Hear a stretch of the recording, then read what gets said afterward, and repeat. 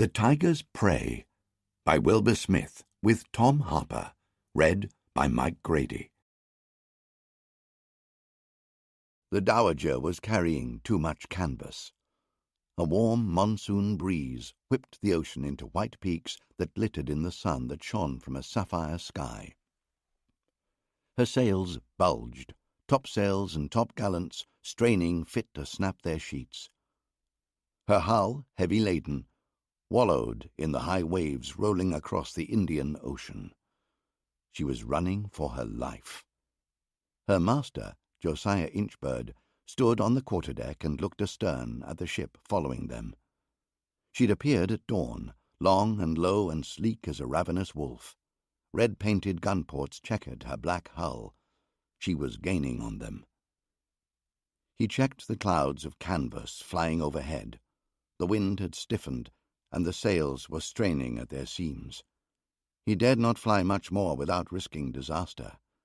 On the other hand, disaster was certain if he did not take that risk. "Mr. Evans," he hailed his mate, "all hands to set staysails." Evans, a hollow-eyed Welshman in his late 30s, glanced up at the sails and frowned. "In this breeze, sir? She can't take much more. Damn you, Mr. Evans, but you'll get those sails bent on now. I'll hang our laundry from the yards if it'll get us another half a knot." Inchbird had spent 20 years sailing these oceans, working his way gradually up to command, while lesser men with better connections had overhauled him at every turn. He'd survived voyages when half the crew had been buried over the side in their hammocks, in the pestilential ports of India and the Spice Islands.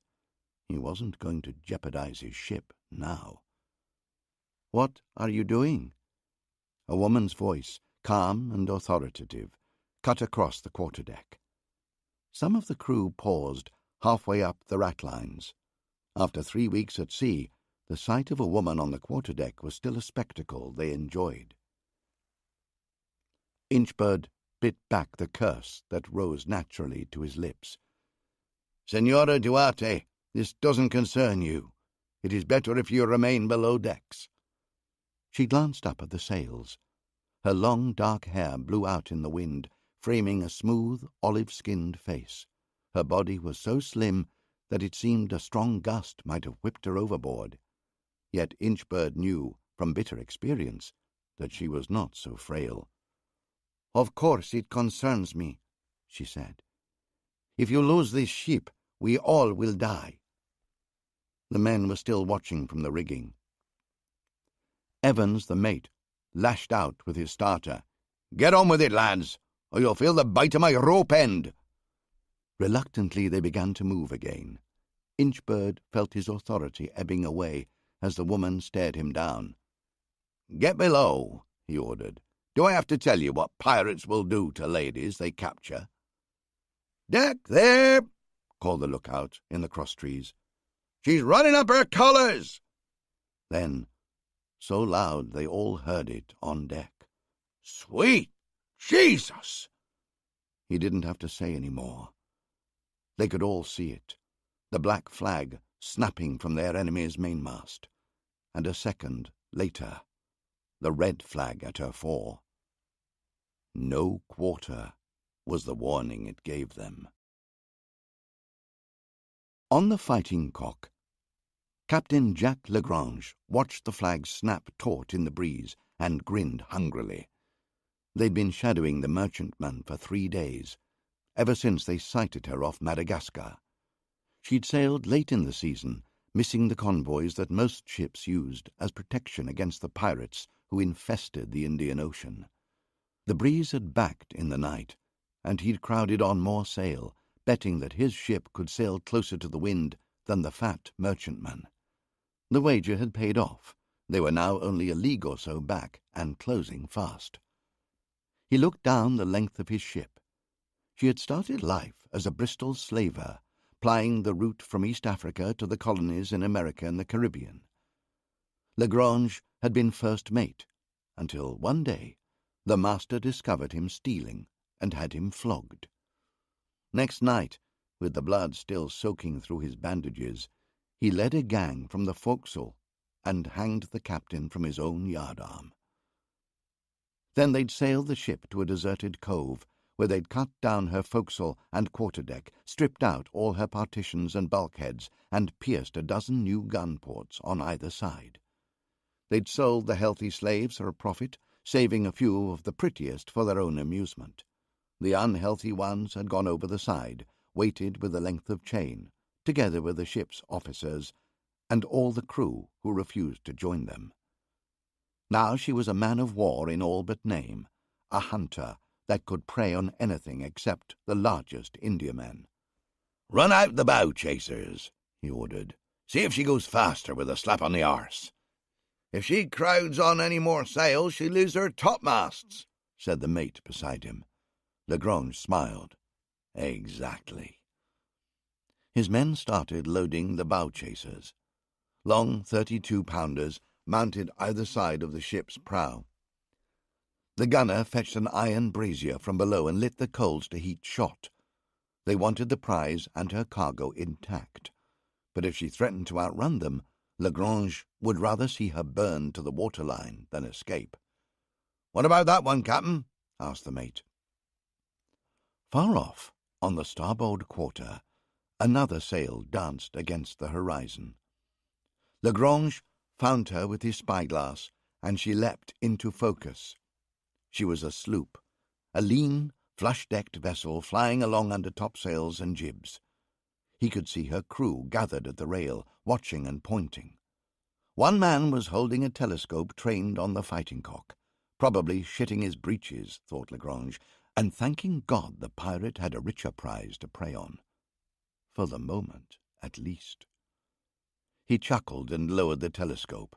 "We'll finish our business with the Indiaman first. Then we'll catch up with that sloop and see what trade she has on board for us. But she won't trouble us for now." Tom Courtney lowered his telescope. The pirate ship, with her black and red flags billowing from her mastheads, receded to a diminutive shape on the horizon. "The merchantman is piling on more sail," he observed. "She might outrun them yet." Light flashed from the pirate's bow. A second later they heard the dull clap of cannon fire roll across the water. "Still out of range," said the man standing beside Tom, as a plume of water rose a few cables back from the merchantman's stern.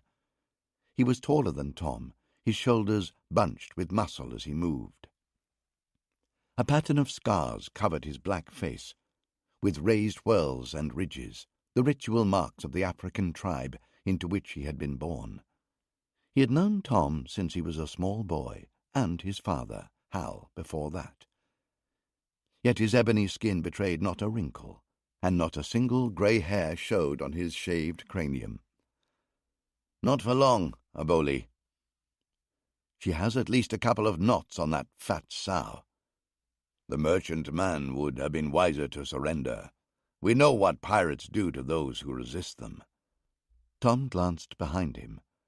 Two women sat under the awning on the foredeck, making no attempt to hide the fact they were listening to every word the men said. "I suppose we ought to leave the merchant to her fate," he said, dubiously. Aboli knew what he was thinking. 40 guns to our 12, he warned, and at least twice as many more men. It would be foolhardy to get involved. One of the women on the foredeck stood and put her hands on her hips, her blue eyes glinting. She was not conventionally beautiful, her mouth too wide, her chin too strong, and her flawless skin had been tanned a golden brown by the tropical sun. But there was a vivid, living quality to her, a lithe energy in her body and intelligence in her face that had smitten Tom the first moment he laid eyes on her. "Don't be a ninny, Tom Courtney," she declared. "You really aren't going to leave those poor blighters to be murdered by pirates?" She snatched the spyglass from Tom and put it to her eye. "I do believe there's a woman on board. You know what will happen to her if the pirates take the ship?" Tom shared a glance with the man at the helm. "What do you think, Dorry?" Dorian Courtney frowned. The two men were brothers, though few would have guessed it. His skin had been tanned deep brown by years spent in the Arabian deserts. He wore a green turban wound about his red hair and a pair of loose sailor's trousers with a curved dagger stuck in the belt. "It doesn't sit well with me either." He said it lightly, but they all knew the bitter experience that lay beneath his words. At the age of 11, he had been captured by Arab pirates and sold into slavery. It had taken Tom 10 years to find him again, 10 years in which he had believed him dead. Meanwhile, Dorian had been adopted by a benevolent prince of Muscat and become a warrior in his household. When Tom and Dorian finally met again, in the wilderness of East Africa, Tom had not even recognized him. They had come within inches of killing each other. "It will not be easy, Klebe," warned Aboli. Klebe was his nickname for Tom. It meant hawk in the language of his tribe. Aboli had his own reasons for hating slavers. Some years earlier, he had taken 2 wives from the Lozi tribe, Zita and Falah, who had borne him 6 children. While Aboli was away on a trading expedition, Arab slavers had fallen on the village and captured its people. They had taken as slaves Ziti and Falah and his 2 eldest sons and killed all the infants. 4 of Aboli's baby sons and daughters had had their brains dashed out against a tree trunk, for they were too young to be worth taking on the forced march to the slave-trading ports on the east coast. Aboli and Tom had hunted them across Africa, following the trail beyond exhaustion. When they overtook them, they freed Zeti and Falah with their 2 surviving sons and took savage vengeance on the slave traders. The boys, Zama and Tula, were now grown almost to manhood, as imposing as their father, though as yet without his ritual facial scarring. Tom knew they were desperate to earn the right to wear them. "That merchantman's heavy laden," said Dorian, as if it had only just occurred to him. "That's a good cargo to collect a salvage fee on." Aboli was already priming his pistol. "You know what your father would have said." "Do good to all men, but at the end remember to collect your fee," Tom laughed. "Nonetheless, I do not like going into battle with the ladies aboard." Sarah had disappeared below decks. Now she reappeared, carrying a gold-hilted sword with a blue sapphire sparkling in the pommel. "Are you going to wear this, Tom Courtney, or must I do so myself?" she demanded. The crash of another shot rolled across the ocean. This time they saw the ball tear a piece of carving off the merchantman's stern. "Good God, Mrs. Courtney, I think the pirates would rather abandon all the gold of the great Mughal's treasure fleet than defy your wishes. What do you say, Yasmini?" He addressed this to the lovely, slow-eyed Arabian girl standing behind Sarah. She was Dorian's wife, dressed in a simple, full-length dress and white headscarf. "A good wife obeys her husband in all things," she said demurely.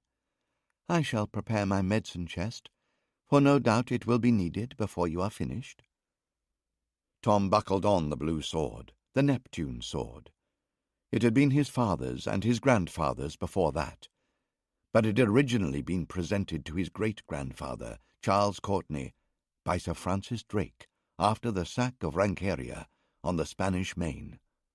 With that sword, Tom had been dubbed a Knight Notonnier of the Temple of the Order of the Holy Grail, like his ancestors before him, and he had used it to send countless men to the deaths they so well deserved. It was made from the finest Toledo steel, and the supple weight of the blade was perfectly balanced by the star sapphire in the pommel. Tom drew the blade from its scabbard and rejoiced in the way the sunlight danced off the gold inlay. "Load the guns, Aboli. Double-shot them with partridge." The small lead balls would spread out in a cloud to wreak havoc on all that stood in their way. "Mr. Wilson, bring her down 3 points to windward." The pirates' bow-chasers roared again. One ball went wide. The other tore off a piece of the stern carvings, throwing up a cloud of splinters. Warm blood rolled down Inchbird's cheek from where one of them had pricked him. "They're aiming for the masts!" The pirate had altered course, fractionally, angling herself so that the Dowager's masts presented themselves all in a row, like ninepins. "That's a difficult target from this distance," the mate demurred. As if to give him the lie, a crack sounded from above. All eyes turned upwards, just in time to see a tangle of wood and canvas plummeting towards them. Men threw themselves aside. Some were too slow. The mizzen topmast struck the helmsman and shattered his skull. The ship started paying off to leeward. The topsail settled over the man's body like a shroud. "Cut it away!" Inchbird shouted. "We must free the steering!" Men ran with axes and started chopping at the shattered spars. Another shot drowned his words, and Inchbird staggered in the disrupted air as the cannonball flew over the deck a foot in front of his face. He could feel his ship slowing as she came off the wind, slewing around. Her hull shivered. Sails cracked and ropes snapped. By the wheel, the crew had cut the sail free and were hauling it away. The canvas came away bright with the helmsman's blood. Beneath it, the wheel lay in splinters where the spar had struck it. It would take hours to rig a replacement, and they did not have that time. Off the port beam, the pirate was closing fast, bearing off to come alongside. So close now, he could see the men gathered on her deck. Some brandished their cutlasses aloft. Others carried long, wicked pikes. Inchbird gritted his teeth. "Stand by to repel boarders!" The Fighting Cock's helmsman brought her alongside the Dowager. The men aloft reefed her sails, while the rest of the pirates massed at her side, balanced on her gunwale and clinging to her stays and shrouds. The ship knocked and rocked as their yardarms touched. Only a few feet of open water separated them now. Lagrange leapt up onto the rail. This was almost too easy, he thought complacently. Looking down onto the merchant's deck, he could see it was deserted. Her crew must be below, frantically trying to hide their valuables. A wasted effort. He'd soon have them screaming, begging to tell him where they'd hidden every last dollar. He raised the speaking trumpet. "Strike your colors and prepare to receive boarders." His men jeered. Lagrange ran his eye along the row of the merchant's guns and saw that all of them had been abandoned. They'd make a useful addition to the Cock's arsenal. Or, more likely, he could refit the Dowager and add her to his flotilla. With 2 ships, all the oceans would be his. He grinned wolfishly at the thought. A flash of color caught his eye, an orange glow like sunlight gleaming on a metal bar near the breech of one of the guns. He peered at it. It wasn't sunlight. It was the flame of a burning, slow match worming its way into the touch-hole. Quickly he scanned the row of cannons, and his blood froze. Every gun was loaded and shotted and aimed at him. "Get down!" he bellowed. The unmanned guns crashed out a point-blank broadside, grape-shot laced with carpenter's nails that pulverized the bulwarks and cut down the front rank of his men in a chaos of blood and pulped human flesh. A cloud of splinters tore through the line of men standing close behind and threw them to the deck. The awful silence that followed was immediately shattered as the Dowager's crew poured out of her hatches and companionway, armed with muskets and pistols, clambering up on her quarterdeck to fire down on the survivors of the carnage. As quickly as the pirates clambered to their feet, musket balls knocked them down again. The Dowager's crew cheered as the ships began to drift apart. Lagrange's prize was slipping away, but the Fighting Cock had carried over 200 men. The Dowager, even at full strength, had fewer than 100. For all the losses the pirates had suffered, they still outnumbered their prey. All they needed was courage. With a howl of pure fury, Lagrange grabbed the dangling end of a rope that had come loose in the broadside. Wrapping it around his wrist, Pistol in his free hand, he clambered back onto the rail. "No! Quarter!" he roared. He swung across the open water, through the smoke that still hung in the air, and landed on the Dowager's deck. One of the sailors, seeing him coming, dropped his spent musket and reached for a sword. Lagrange shot him point-blank in the face, discarded the pistol, and drew another from his belt. Another sailor stumbled towards him. Lagrange shot him too, then drew his sword. All along the Dowager's side, grappling irons and bare feet thudded onto the deck, as Lagrange's men followed him aboard. Splashed with the blood and guts of their shipmates, they swung out of the smoke that choked the air. The Dowager's crew was almost immediately overwhelmed. Even after the broadside, the pirates still heavily outnumbered them, and they were in a savage mood for what had just overtaken the rest of their crew. One by one, the Dowager's crew were cut down until only a small knot remained herded below on the poop deck. Some of the pirates, seeing the battle won, ran below to begin the looting. The rest surrounded the Dowager's men at the stern, prodding them with their cutlasses, but making no effort to kill them. They knew their captain would want to take his time, to exact slow revenge for the defiance they had showed in resisting.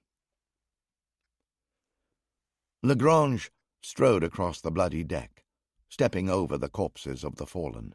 "Which of you is the captain?" he demanded.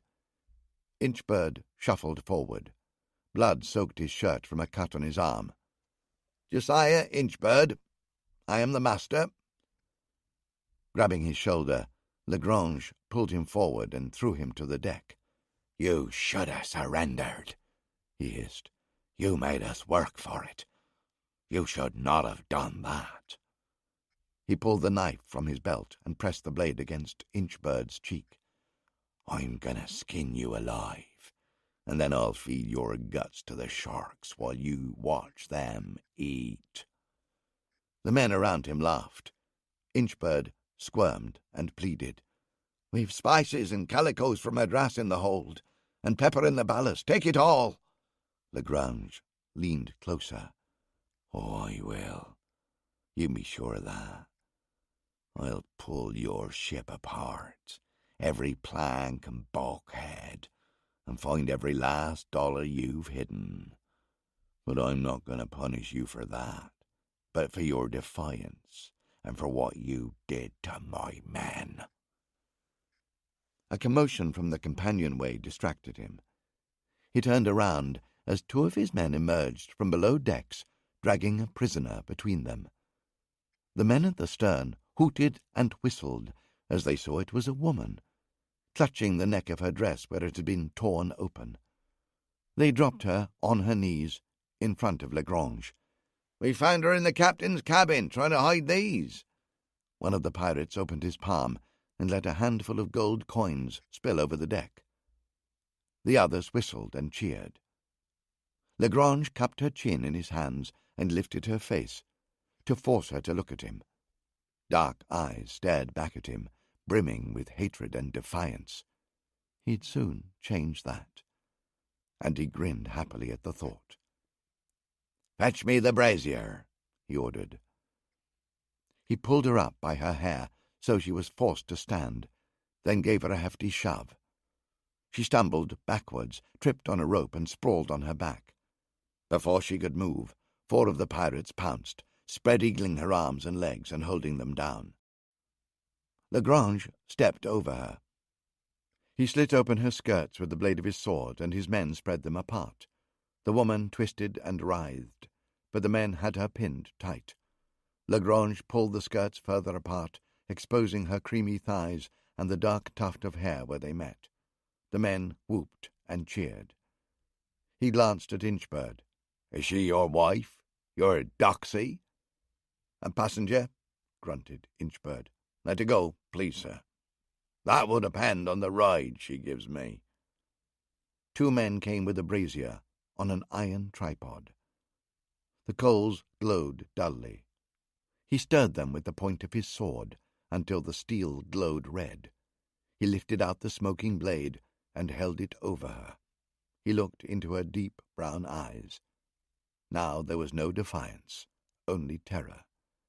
A thin smile curled his lips. He lowered the blade towards the junction of thighs, letting it hover inches from her womanhood. She'd gone very still, not daring to struggle for fear of touching the sword. Smoke rose from the glowing steel. He darted it at her, and she screamed, but it was a feint. He'd stopped the blade a hair's breadth from her parted genital lips. He laughed. He hadn't had this much fun since the last of the slave girls had died from his attentions. "Take it," she pleaded. "Take the cargo, the gold, anything you want." "I will," Lagrange promised her. "But first I'll take my pleasure." The tip of his sword had cooled. He plunged it back into the brazier until it glowed hotter than ever, then held it in front of her eyes. Sweat beaded on her forehead. "You see this? It won't kill you, but it'll make you hurt more than you ever thought was possible." "Go to hell, where you belong," she hissed at him. Her defiance only whetted Lagrange's appetite. He liked a woman with spirit, so much more satisfying when she finally broke down. He licked his lips and tasted blood. From below decks he heard shouts and the clash of arms, but he was too caught up in his sport to pay it any heed. Probably his men quarrelling over the loot. He would deal with them later. He wiped his mouth with the back of his free hand and said softly, "I'm going to burn you, woman. I'm going to burn you, and then I'll have you, and then I'll give you to my man to finish any way they like." "Ship your oars," Tom ordered quietly. All 8 dripping oars slithered inboard as the Centaurus jolly boat came under the pirate ship's black hull. Tom eased off the tiller. He didn't look up.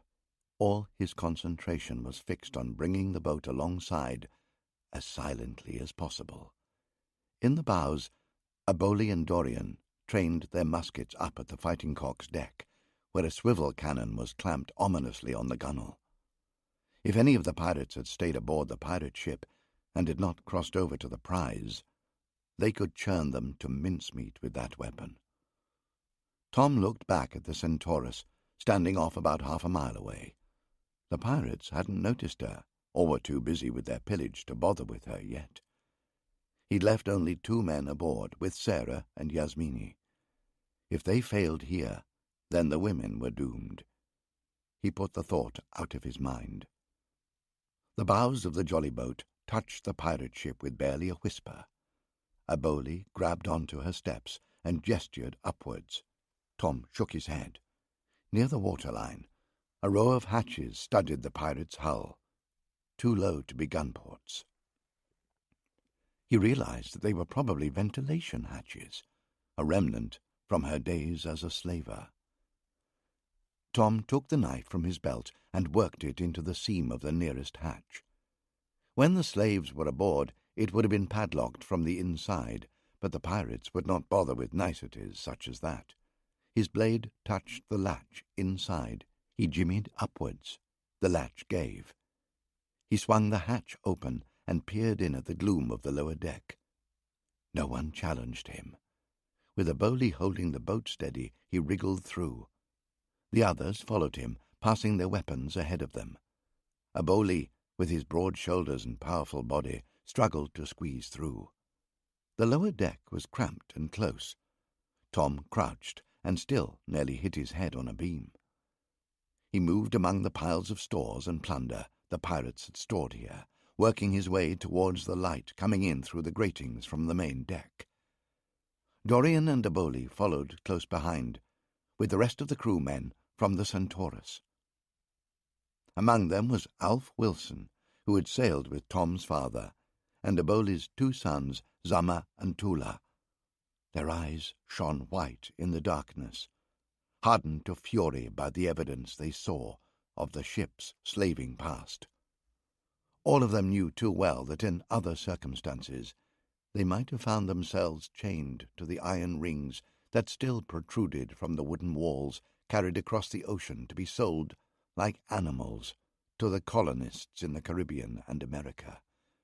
Always supposing that they survived the voyage, they fancied they could still smell the residue of suffering and human misery leaching from the planks. Tom shinned up the aft ladder and cautiously put his head through the hatch. He'd come under the quarterdeck, near the mizzenmast. Out in the burning sun, only dead men lay sprawled across the main deck. All the living had gone across to Dowager to plunder her. Tom beckoned for his men to follow him up onto gun deck. He pointed to one of the long guns, its muzzle protruding out through the open port and pressing right up against the other ship's hull. He snapped an order. "Run that in!" Zama and Tula leapt to the tackles that held the gun to the ship's frame. Alf Wilson and the other men joined them, and together they hauled it back. It rumbled in on its trucks, leaving the gun port an open square of light. Tom stuck his head through. The two ships moved together, their hulls knocking when they touched. A thin strip of clear water sparkled between them. He unbuckled his sword belt. "Anchor me, Aboli." With Aboli grasping his legs, he wriggled out through the gunport until he could touch the other ship's side. This far back, she had no gunports. He found himself opposite her stern windows, looking into the captain's cabin. He could see figures moving around inside behind the glass, ransacking the interior to carry off anything valuable. He froze, but they were too intent on their work to notice him in the deep shadow between the vessels.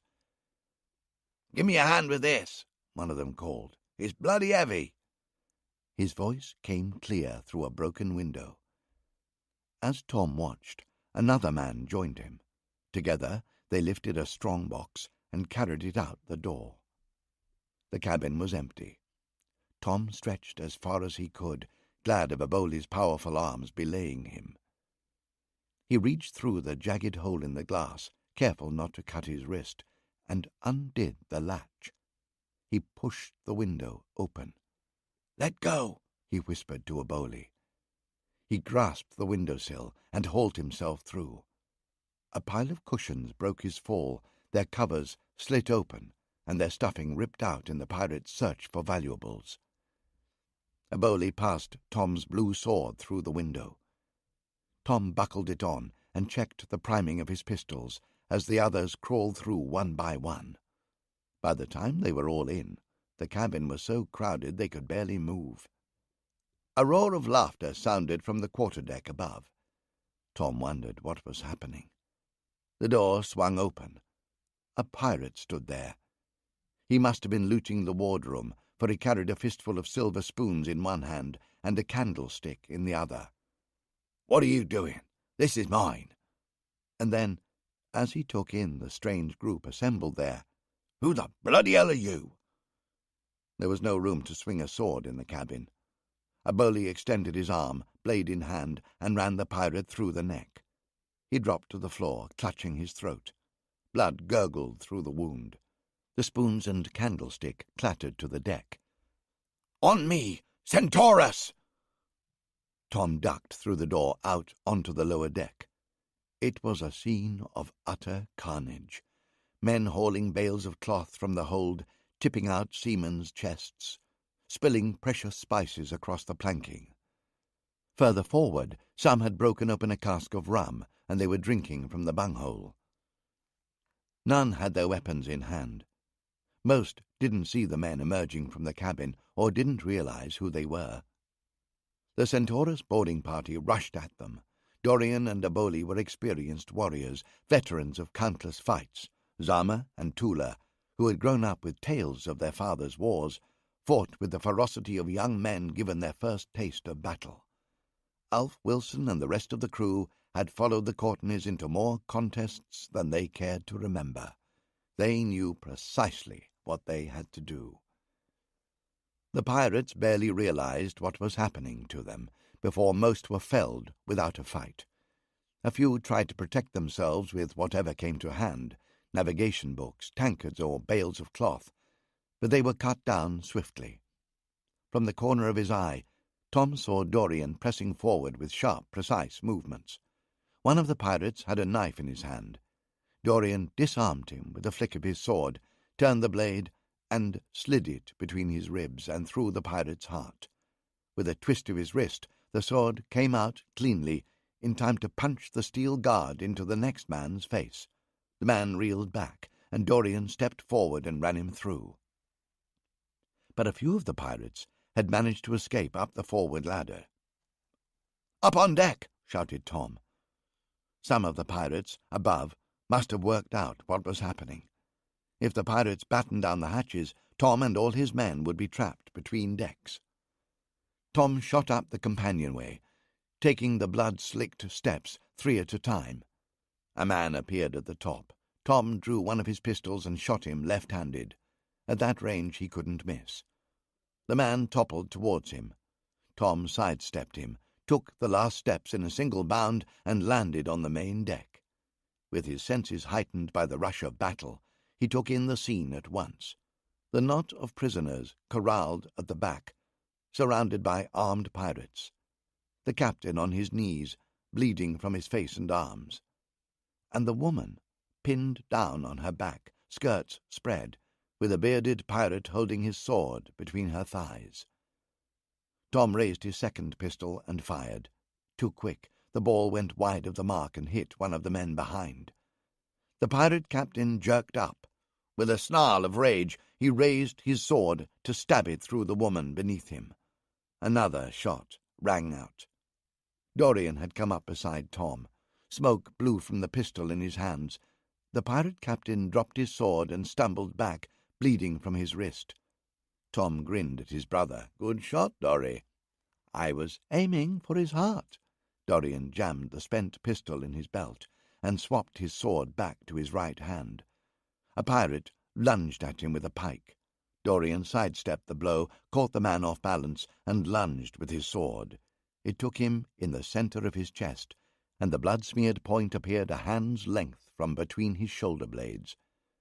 A bully had already cut his way back onto the quarterdeck. Tom followed him up the ladder. Another fierce melee boiled across the ship's stern. With the cry of "Huzzah!" and "Dowager!" the merchant's crew had turned on their captors. They were unarmed, but the pirates were off guard.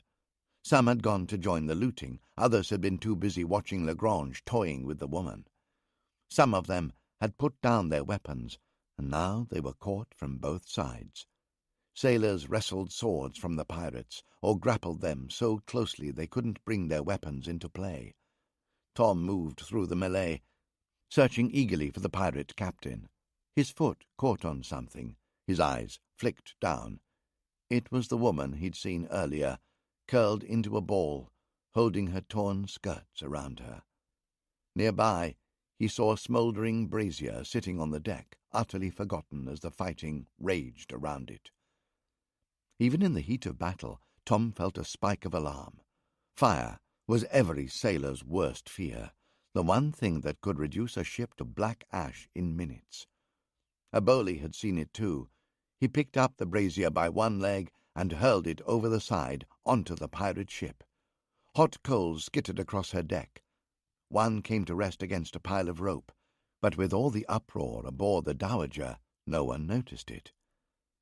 Tom stood over the woman, threatening off anyone who came near, still scanning the throng for the enemy captain.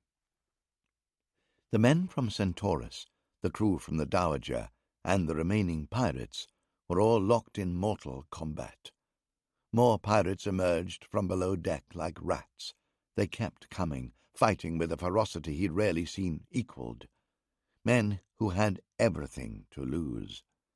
And then, like a shift in the wind, the pirates started to give way. Space opened in front of Tom, space to lunge and strike. He advanced, cutting down men as they ran from him. For a moment he didn't realize why they were running. Then he smelled it. It was not the acrid tang of gunpowder that had stampeded them, but the powerful, choking scent of burning wood and tar. Caught between determined foes and the burning ship, the pirates raced to get back, to put out the fire that was sweeping through their own ship. Tom skewered one just as he made to leap from the Dowager's side. He toppled into the gap between the ships and was crushed between their hulls. Tom looked across. Black smoke billowed out of the fighting cock. Flames licked over her gunwale and started running up her stays. "Cut her loose!" Tom yelled. If the fire jumped across to the Dowager, they'd all burn and drown. Zama started cutting away the grappling ropes with his boarding axe. Two of the Dowager's men grabbed cutlasses that had fallen on the deck and joined him. The flames ran higher. Still the ships remained locked together. Looking up, Tom saw the Dowager's yardarms caught in the pirates' rigging, forming a high bridge between the two ships. "Give me that axe." He grabbed it from Zama and ran up the ratlines. Dorian followed him. He swung himself around the futtock shrouds and out onto the yard. As master of his own ship, he rarely went aloft any longer, but he had not lost the knack. He ran to the end of the yard and started hacking away at the tangle of lines and shrouds that had snagged it. The fire burned beneath him, jumping so high it looked as if the flames were licking the soles of his boots. Smoke made his eyes water. Dorian joined him, kneeling on the yard to cut away a block that had jammed on the clewlines. Still the ships stayed fast in their mutual embrace. "Why won't she go?" Dorian pointed to a piece of tackle that had wrapped itself in the braces. He took the boarding axe from Tom and moved towards it. Something struck the yard. Tom felt the vibration even before he saw the hole gouged in the side of the spar, just by Dorian's foot. Down through the smoke, Tom saw the pirate captain lowering the musket he had just fired. "He means to kill us both," he thought. Without hesitating, he ran to the very end of the yard and leapt across onto the fighting cock's shrouds, swung around and grabbed for a stay. He slid down so fast he burned the skin of his palms, bracing himself as he landed hard on deck. In the smoke and chaos, no one noticed him. Her crew rushed about with buckets, trying to put out the blaze. Others were trying to lower her longboat, which hung cock-eye on its moorings. Lagrange was reloading the musket. Tom hurled himself at him. They both went down, the musket trapped under Lagrange's body. Lagrange bucked and tried to throw him off, but Tom's weight pinned the pirate down while he reached for the knife in his stocking. Under him, Lagrange reached out blindly, scraped his fingernails across the deck, trying to find a weapon. They closed around a handspike, lying forgotten under the carriage of one of the cannons. With all his strength, he swung his arm back and slammed the iron spike at Tom's head. Tom saw the movement just in time. He rocked back so that the spike glanced off his shoulder, but that gave Lagrange all the space he needed to free himself. He rolled out from under Tom and came to his feet. He snatched up the fallen musket and aimed it at Tom. He pulled the trigger. The flint struck sparks from the steel. Tom flinched, but the musket had misfired. With a howl of fury, Lagrange reversed the musket and came at Tom again, swinging the weapon by its barrel. Wind whipped the smoke away. Behind Lagrange, Tom saw that the two ships were drifting apart. Dorian had cut the Dowager free. He had to get across to her, but Lagrange was blocking his way, brandishing the musket like a club. Tom edged backwards, ducking to avoid the pirate's furious blows. The fire was taking hold. Most men had abandoned any attempt to fight it, and were instead trying to save themselves. Still Lagrange came on, too quickly to allow Tom any chance to pick up a weapon from the littered deck. Tom took another step back, and came up short against the ship's side. He vaulted up onto the gunwale, just avoiding another wild swing of the musket. Balanced on the narrow ledge, he darted a glance at the water below him. The ship was drifting downwind. If he fell, he realized that he would be pushed under her hull and cut to ribbons by the razor-sharp barnacles that coated her bottom. That was if the sharks did not get to him before that happened. Lagrange knew it too. He paused a moment, to savour the situation.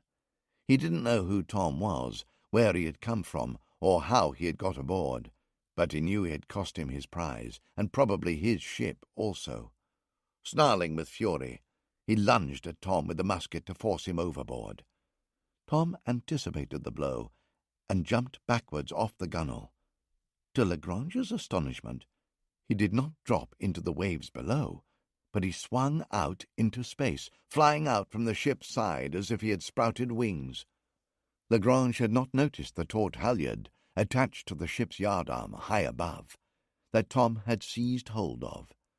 Tom reached the limit of his arc and started swinging back, gathering speed as the ship's hull rolled and gave him impetus. He pulled his knees up onto his chest and then shot them out as he swooped back at Lagrange. Both his booted heels slammed into the pirate's forehead, driving his head back so hard that clearly Tom heard his vertebrae snap. Lagrange staggered backwards, with his legs giving way under him. He fell into the leaping flames that were sweeping across the deck towards him. They engulfed him instantly. For a second, Tom had a hellish vision of Lagrange wreathed in fire, his beard, hair, and clothes alight, and the skin of his face blistering and shrivelling. Tom swung out over the water on the halyard, and when he reached the limit of its arc, he released his grip and dropped into the water. With powerful overarm strokes, he covered the distance to the Dowager easily before the sharks could scent the blood on him. Dorian was waiting on the bottom rung to give him a boost aboard. "Where are Sarah and Yasmini?" Tom gasped, before he had fully recovered his breath. Desperately he scanned the waters around the Dowager, and then exhaled with a great sigh of relief as he saw her well clear of the burning hulk of the Fighting Cock. Tom switched his attention back to the pirate ship. Pillars of fire engulfed her masts and ran along her yards, devouring the canvas and outlining her in flame. Men hurled themselves into the water, flames leaping from their backs. The pirates who had been trapped aboard the Dowager fared no better. The crew were in a savage mood. They'd been given no quarter, and they offered none now. "We should lower a boat," said Dorian, pointing to the pirates floundering in the ocean. Screams rang out across the water as the sharps closed in on them. It would be no mercy, rescuing them so they could be hanged in Cape Town, Tom pointed out. Just then an enormous explosion sucked the air out of their lungs, then blew it back in an angry breath. A huge wave rocked the ship and sent the men staggering across the deck. Burning debris rained down on the roiling waters, but the Fighting Cock had vanished. All that remained were charred timbers settling on the water. Tom pulled himself upright. There was no point searching for survivors now. Any men in the water would have been knocked unconscious and drowned by the force of the blast. Her powder magazine must have caught. A weather-beaten man joined them at the ship's side. He lost his coat, and he was bleeding from his arm and an open wound on his cheek. Even so, Tom recognized the air of command that was imprinted on his face. "Are you the master of the Dowager?" "Josiah Inchbird." The man nodded at the remnants of the Fighting Cock, the wide field of flotsam spreading across the water. "Good riddance to her and the thieves that sailed in her." Tom waited for him to pass comment on the battle, to acknowledge the help he'd received, but Inchbird said nothing further. "It was lucky we were in sight when you were boarded," he said pointedly. "We saved your ship." Inchbird took his meaning at once. "You'll get no salvage," he warned sharply. "Your ship was overrun by pirates. You'd surrendered," observed Dorian. "I never surrendered." "Then you gave a convincing impression of doing so. If you want to press the matter, you can take it to the Admiralty Court in London." Tom swallowed. He had left England 15 years earlier as a fugitive from justice, wanted for the killing of his eldest brother, Billy. A black-hearted man, quick to fury, Billy had tried to kill Tom in a midnight ambush on the Thames docks. Tom had killed him in self-defense, not recognizing him in the dark. But that would count for little in an English court. If he went back, all he'd face would be the hangman's noose. Inchbird couldn't have known that, but he sensed Tom's weakness. "If you wish to pursue the case, I will gladly give you a passage to London aboard my ship." "I've risked my life to save your ship." An excited chatter arose from the sailors on deck. The Centaurus had come alongside, and Aboli was helping Sarah and Yasmini aboard. "I risked my crew, my ship, and my family," Tom insisted. Inchbird softened his tone. "You must understand, sir, my hands are tied. If I concede anything now, without consulting my owners, I will never see another command. For myself, I would gladly give you everything aboard for what you did, but for that you will have to ask the supercargo."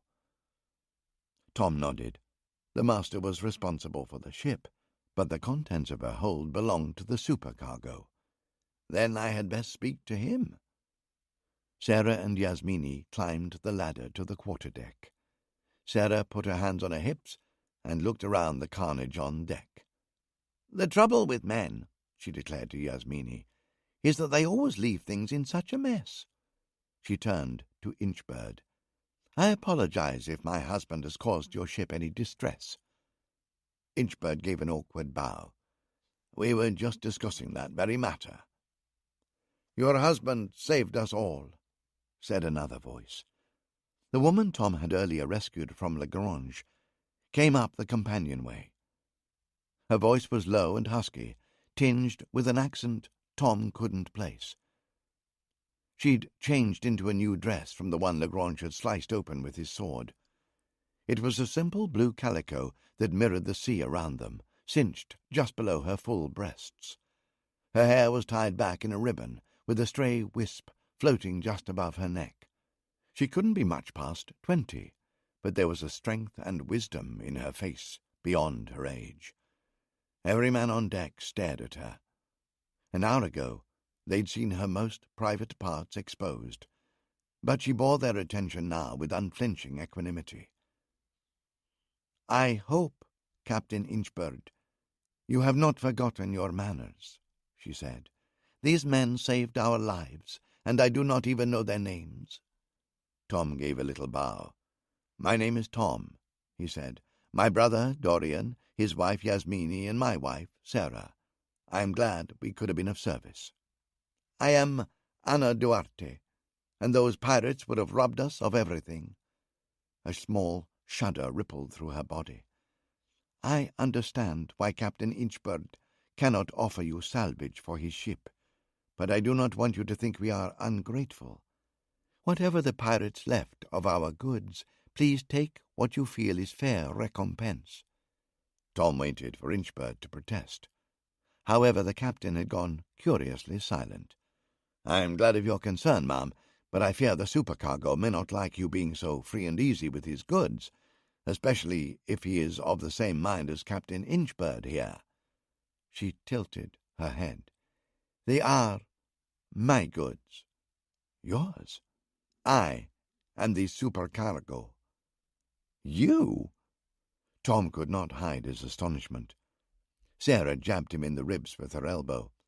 "Tom Courtney, you great booby.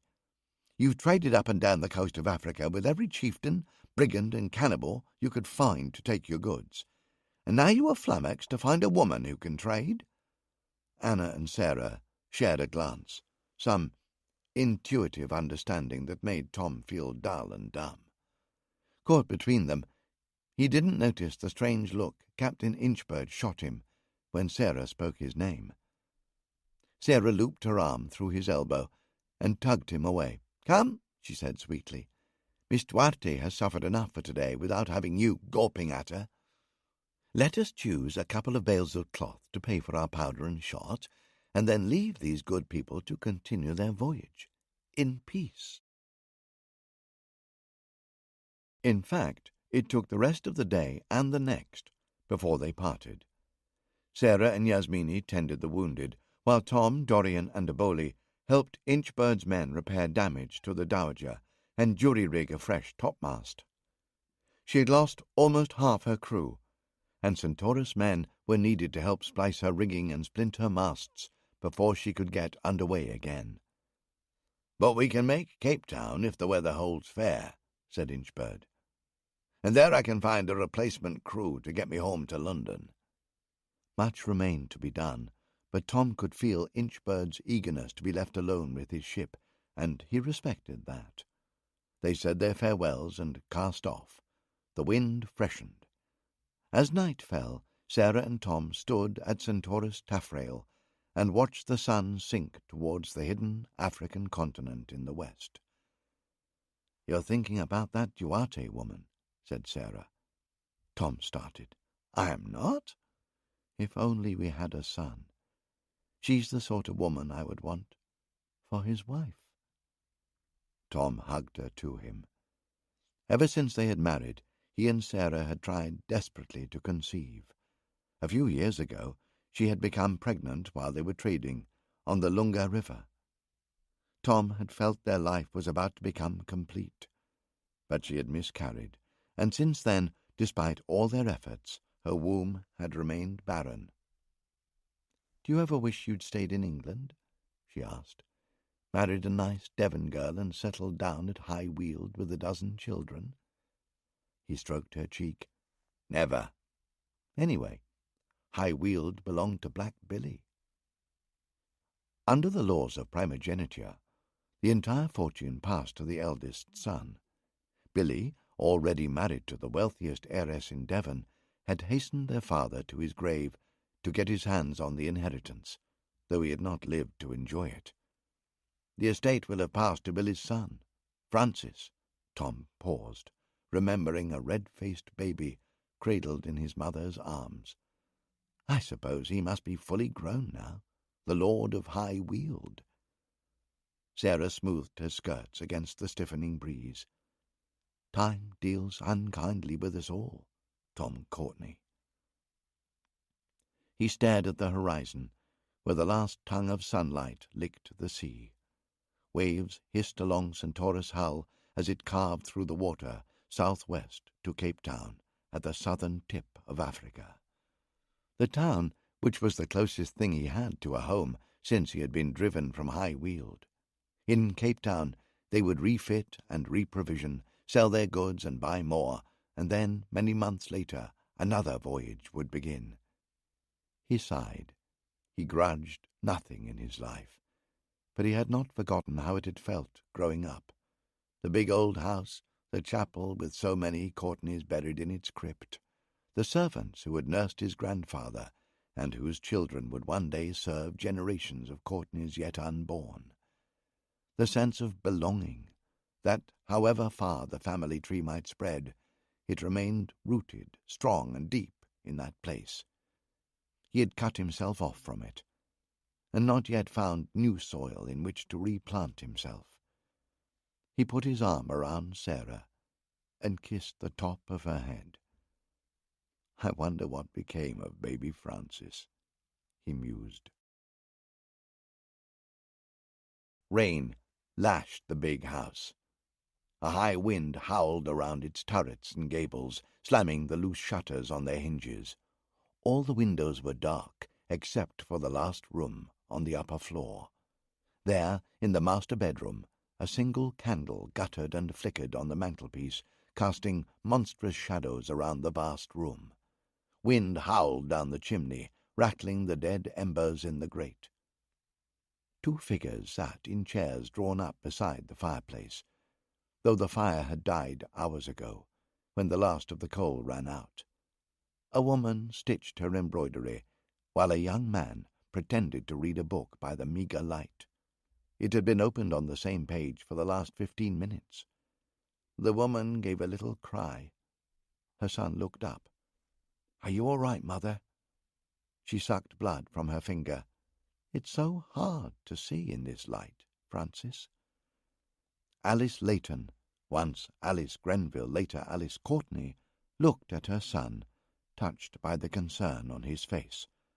Not yet 18, his body was fully grown, big and strong, but there was a softness in his heart that made her worry for his future, out there in the wide and wicked world.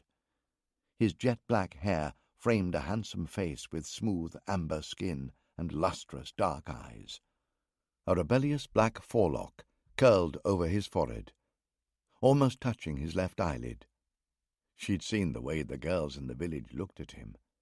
It was the same way she'd looked at his father, once upon a time.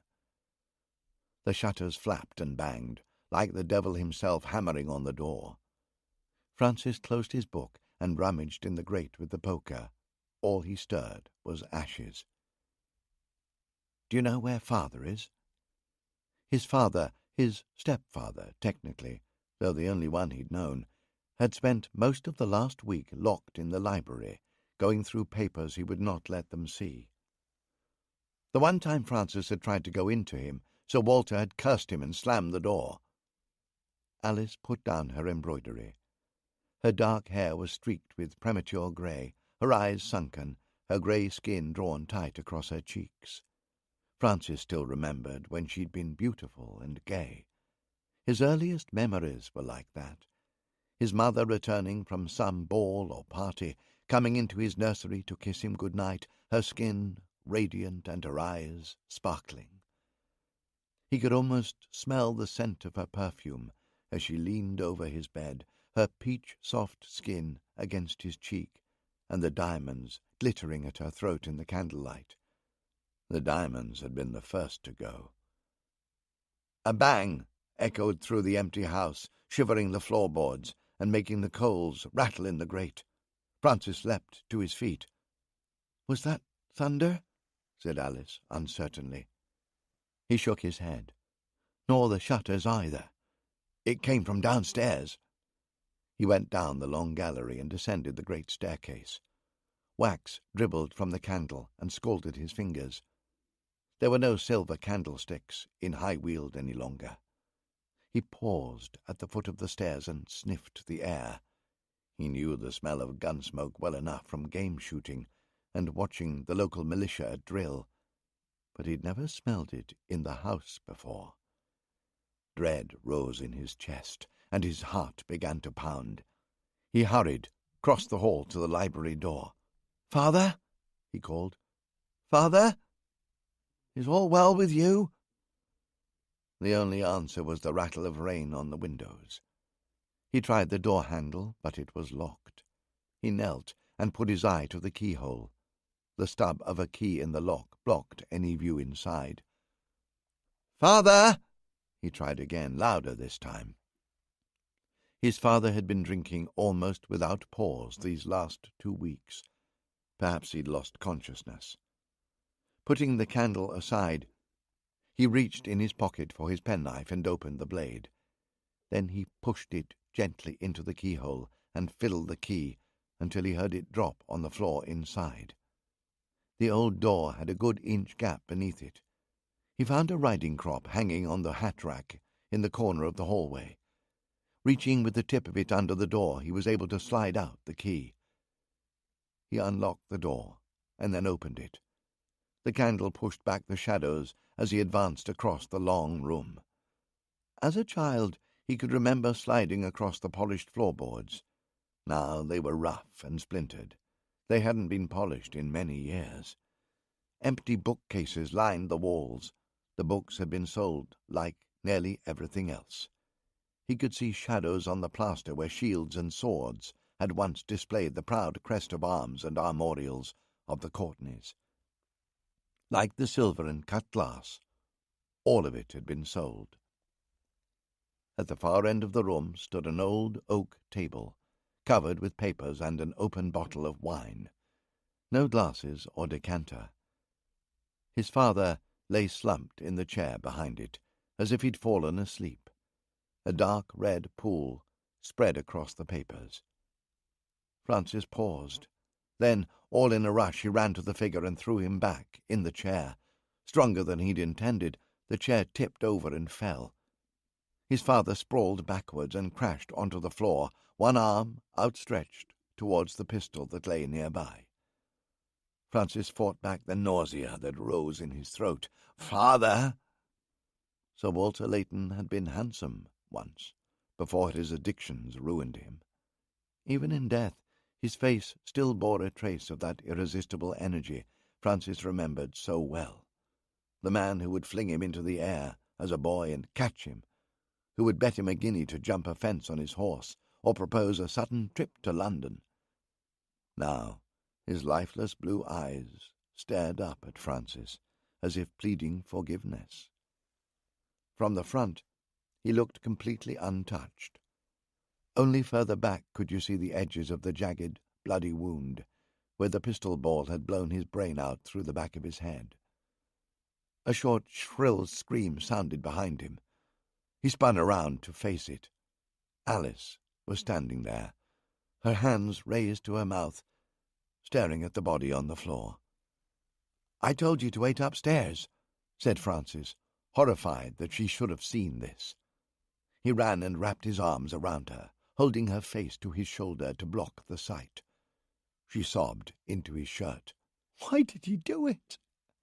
Francis steered her to one of the leather wingback chairs and made her sit down, where the desk top hid the body from her. She pulled her shawl tight around her and didn't try to follow when he went back to the table. Francis grabbed the topmost paper from the pile and held it up to the light. It was a letter from a solicitor, a firm in London he'd never heard of. He read through orotund legal phrases, struggling to understand. One paragraph leapt out at him. "If you fail to discharge these debts by midnight on the 19th of October, I shall have no alternative but to send bailiffs to seize the said property, including all fixtures and furnishings, in satisfaction of the same." "They are speaking about High Weald," Francis realized. "That's tonight." He looked at the clock on the mantelpiece. It was later than he'd thought. The steeple bell in the little chapel on the hill would already have struck 11, though he hadn't heard it over the storm. Horror dawned on him. "They'll be here within the hour." He looked down again at his father's corpse. Anger rose inside him, driving out the sorrow he'd felt. It had been so long he couldn't remember when he first realized his father was a compulsive gambler. The way silver disappeared from the chest without explanation, only to reappear equally mysteriously some months later. The card parties in the drawing-room he was never allowed to enter, that went on so late he could hear them still going when he awoke the next morning. His stepfather's swings of mood, drawn and silent for weeks at a time, then bright and merry and bringing presents into the house for Francis and Alice. The strange men who arrived on the doorstep at all hours, watched by Francis from behind the banisters on the upstairs landing. The rows afterwards, Alice screaming at him behind the closed bedroom door. But he'd never realized it was this bad. A frantic banging erupted from outside, and for a moment he thought the bailiffs had already arrived. But it was only the shutters again. A glance at the clock said he had 15 minutes left. "We have to go," he cried. He pulled his mother to her feet and led her upstairs again, locking the front door as they passed. Her face was pale, her hand cold as glass. "Get your things together, whatever we can carry." Listlessly, she went to her wardrobe and pulled out some dresses and petticoats. Francis went to his room and filled a bag with his few possessions. He could almost hear the seconds ticking past. He ran back to his mother's room and found her sitting on the four-poster bed surrounded by her clothes. "Come on," he said fiercely. "They'll be here any minute." He started stuffing her clothes into a bag. "If only my father—" "Don't call him that," she whispered. "Sir Walter was not your father. I know that, but you always said I should call him—" "I was wrong. I married him because I was a widow and you needed a father. After William died, my family disowned me. They didn't even attend his funeral. My father hated me for marrying a commoner, even from a family as rich as the Courtneys. Then the circumstances of William's death, the scandal that attached to it, he never forgave me." "You never told me." "You were an innocent child who had already suffered too much. Sir Walter Leighton was loving and charming, and he made me laugh. I didn't recognize his true character, just as I didn't know your father, until it was too late. But you always said my father, my true father, William Courtney, was a good man, a kind, noble man. Her face crumpled. Oh, Francis, those were all lies. I could not bear for you to carry the sorrow of knowing what sort of man William Courtney was. A black-hearted brute who almost danced a jig when his own father died, who beat me black and blue, and would have beaten you too if he'd lived. He almost killed his own brother, Thomas. Francis' legs felt weak under him. He sat down hard on the bed.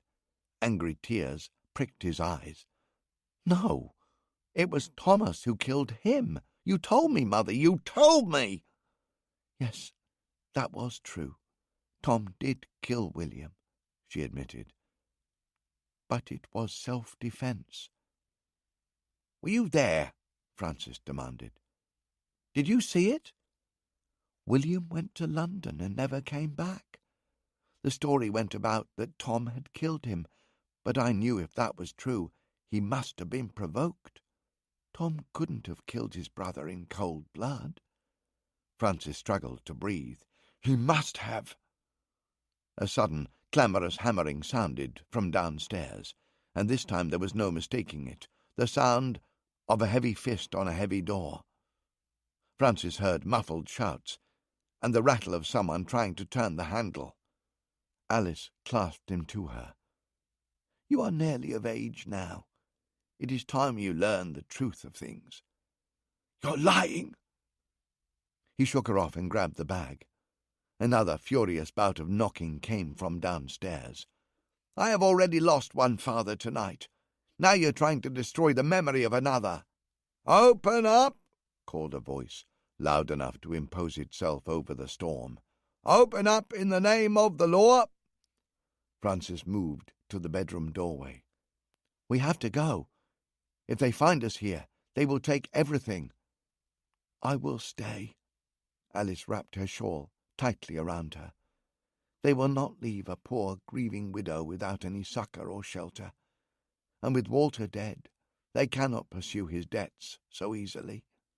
As for this house, let them have it, excepting you, my darling. It has brought me nothing but misery and loss. He stared at her. Emotion choked his thoughts. He wanted to speak, but no words would come. Open up! Shouted the voice below once more. Francis ran. He slipped down the back stairs, through the silent kitchens and into the stable yard. The grooms and stable boys had all been dismissed. The thoroughbreds he had ridden as a boy had long since been sold to new owners. Only one horse remained, Hyperion, the chestnut gelding his stepfather had given him on his 13th birthday. Alone in his stall, he whinnied as he heard Francis approach. Francis lit a lamp and saddled him, working quickly. It wouldn't be long before the bailiff's men worked their way around to the back of the house, looking for a way in. He grabbed an oilskin cape from a hook on the wall and led Hyperion out into the yard. A figure stood there waiting for him. Mother? His anger melted away at the sight of her, a grey apparition in the stable-yard. Her soaking dress clung to her slender frame, like a little girl lost in the rain. She held a small velvet bag. I couldn't part from you without saying goodbye. He hugged her. Goodbye, Mother. Where will you go? She had to shout in his ear to make herself heard over the rain. He hadn't thought about it until that moment, but the moment he did, he knew the answer. The only family I have left in the world is my Uncle Guy in Bombay. I will go to the East India Company in London and ask them for a position and passage in one of their ships. He glanced back at the great house, so pregnant with memories. Perhaps I will make my fortune and return one day to reclaim High Weald. She twisted the drawstring of the little velvet bag in her fingers trying to hide the pain in her heart at the thought of her only son going so far away. "It is a good plan, but be careful with your Uncle Guy. Strange to say, when you were 2 years old, you were the largest shareholder in the East India Company outside of its court of directors. Your grandfather Hal had amassed more than 20,000 shares, and when William died so soon after his father, they all came to you. They were to be held in trust, but Guy advised us to sell them. I followed his advice, but since then I have always wondered if he dealt honestly with us. If we had kept those shares in a trust, Walter could never have touched them. Once we converted them to cash." She sighed. Whatever William's faults, he had left her one of the richest widows in England. In the 15 years since, her second husband had turned that inheritance into nothing but debt and regret. How could she ask Francis to stay? There was nothing for him here, so Walter had seen to that. "Take this." She handed him the velvet bag. Rain had soaked the fabric, but he felt something hard and heavy inside. He opened it. After the poverty of the past months, it was like a vision of heaven. By the light of the stable lamp, he saw that it was a large golden medal depicting a lion with a shaggy mane. It was holding in its paws the globe of the world, with diamond stars shining in the blue enamel heaven above. "What is this?" "The Order of St. George and the Holy Grail. The Courtneys have worn it for more generations than I can count. Now it belongs to you." "But—" He struggled to take it in, like a starving man confronted with a banquet. "This must be worth a fortune. The diamonds alone. If we sold it, we could keep high-wheeled." "No," she held his gaze. "This is the honor of the Courtneys. Wherever you go, whatever you do, never lose it." Shouts sounded nearer, around the side of the house. She folded his hands around the bag and kissed him. "Go. The man to see in London is Sir Nicholas Childs. He was a friend of your grandfather's, and he is still a powerful man in the East India Company. If there is any man alive who can help you, it is he."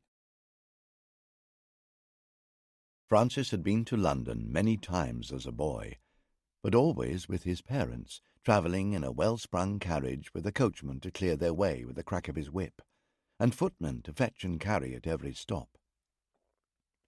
Now, the journey took almost a week, long, slow days, struggling against boggy roads and relentless autumn weather.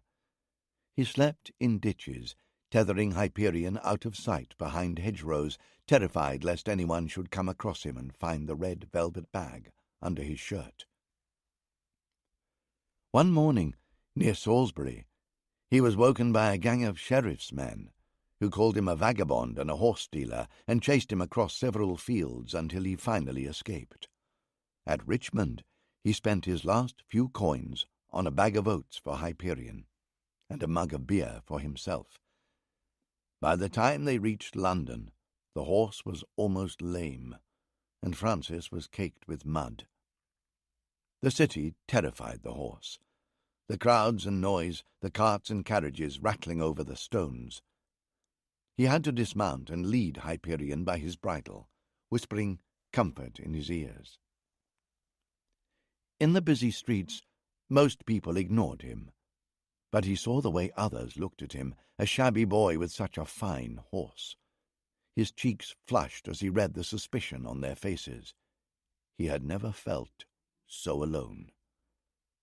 At last he found a livery stable. The ostler gave Francis one look and declared he must pay in advance. The fee would be 5 shillings. Francis patted his pockets. "I have nothing."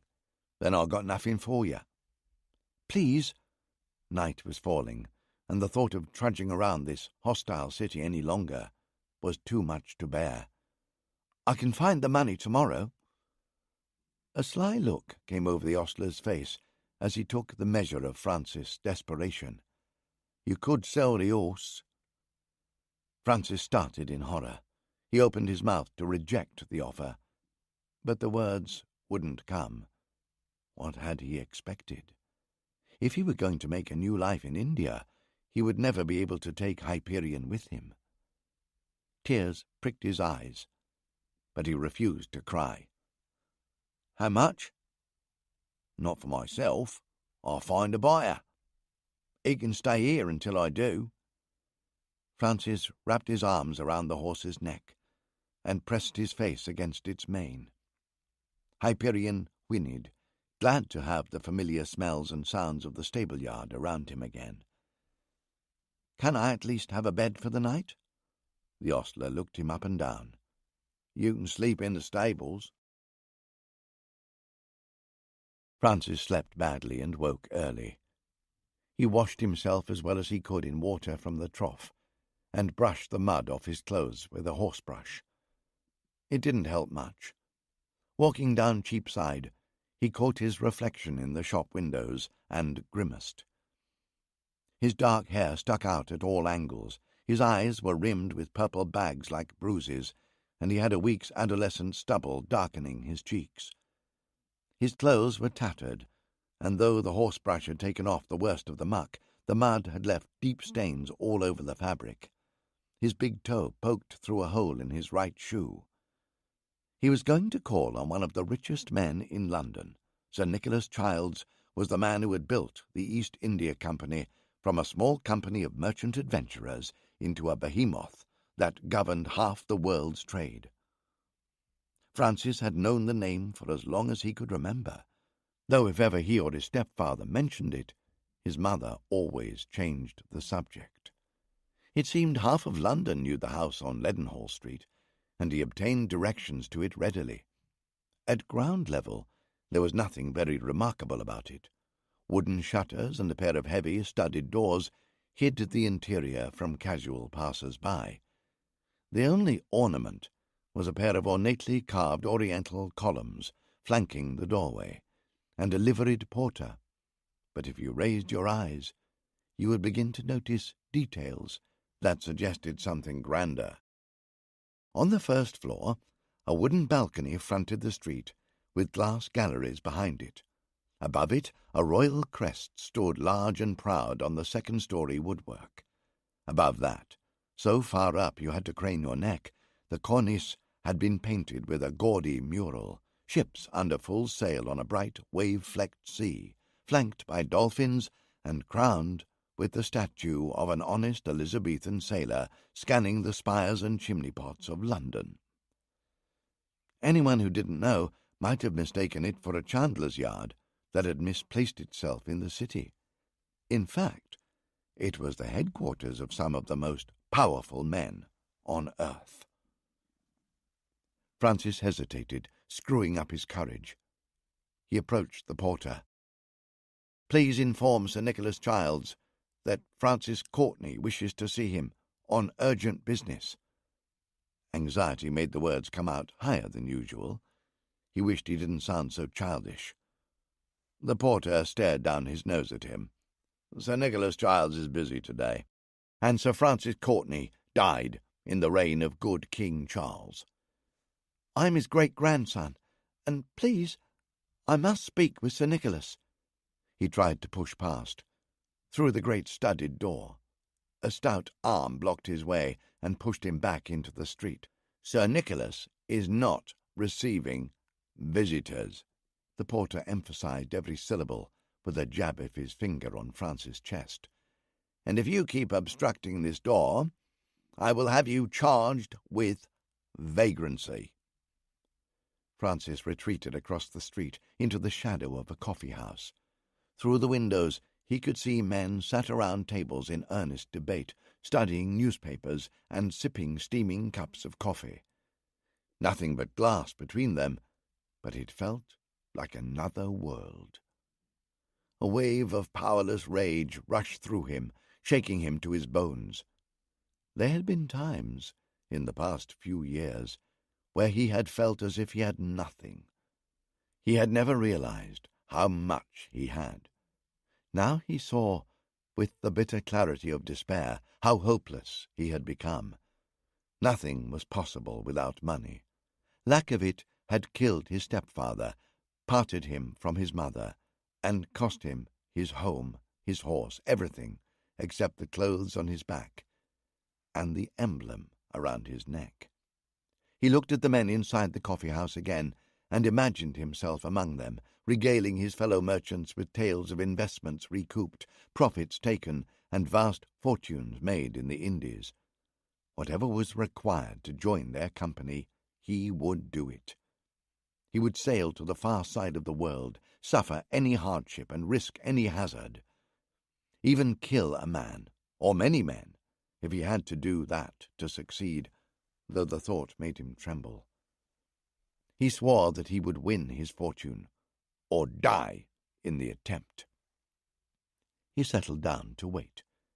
Every time the door to the coffee shop opened, the smells from inside made his mouth water. As the morning wore on, people began to walk past carrying steaming meat pies and hot pastries. He felt faint. The bag around his neck weighed heavier and heavier. So valuable, but he could not think of selling it.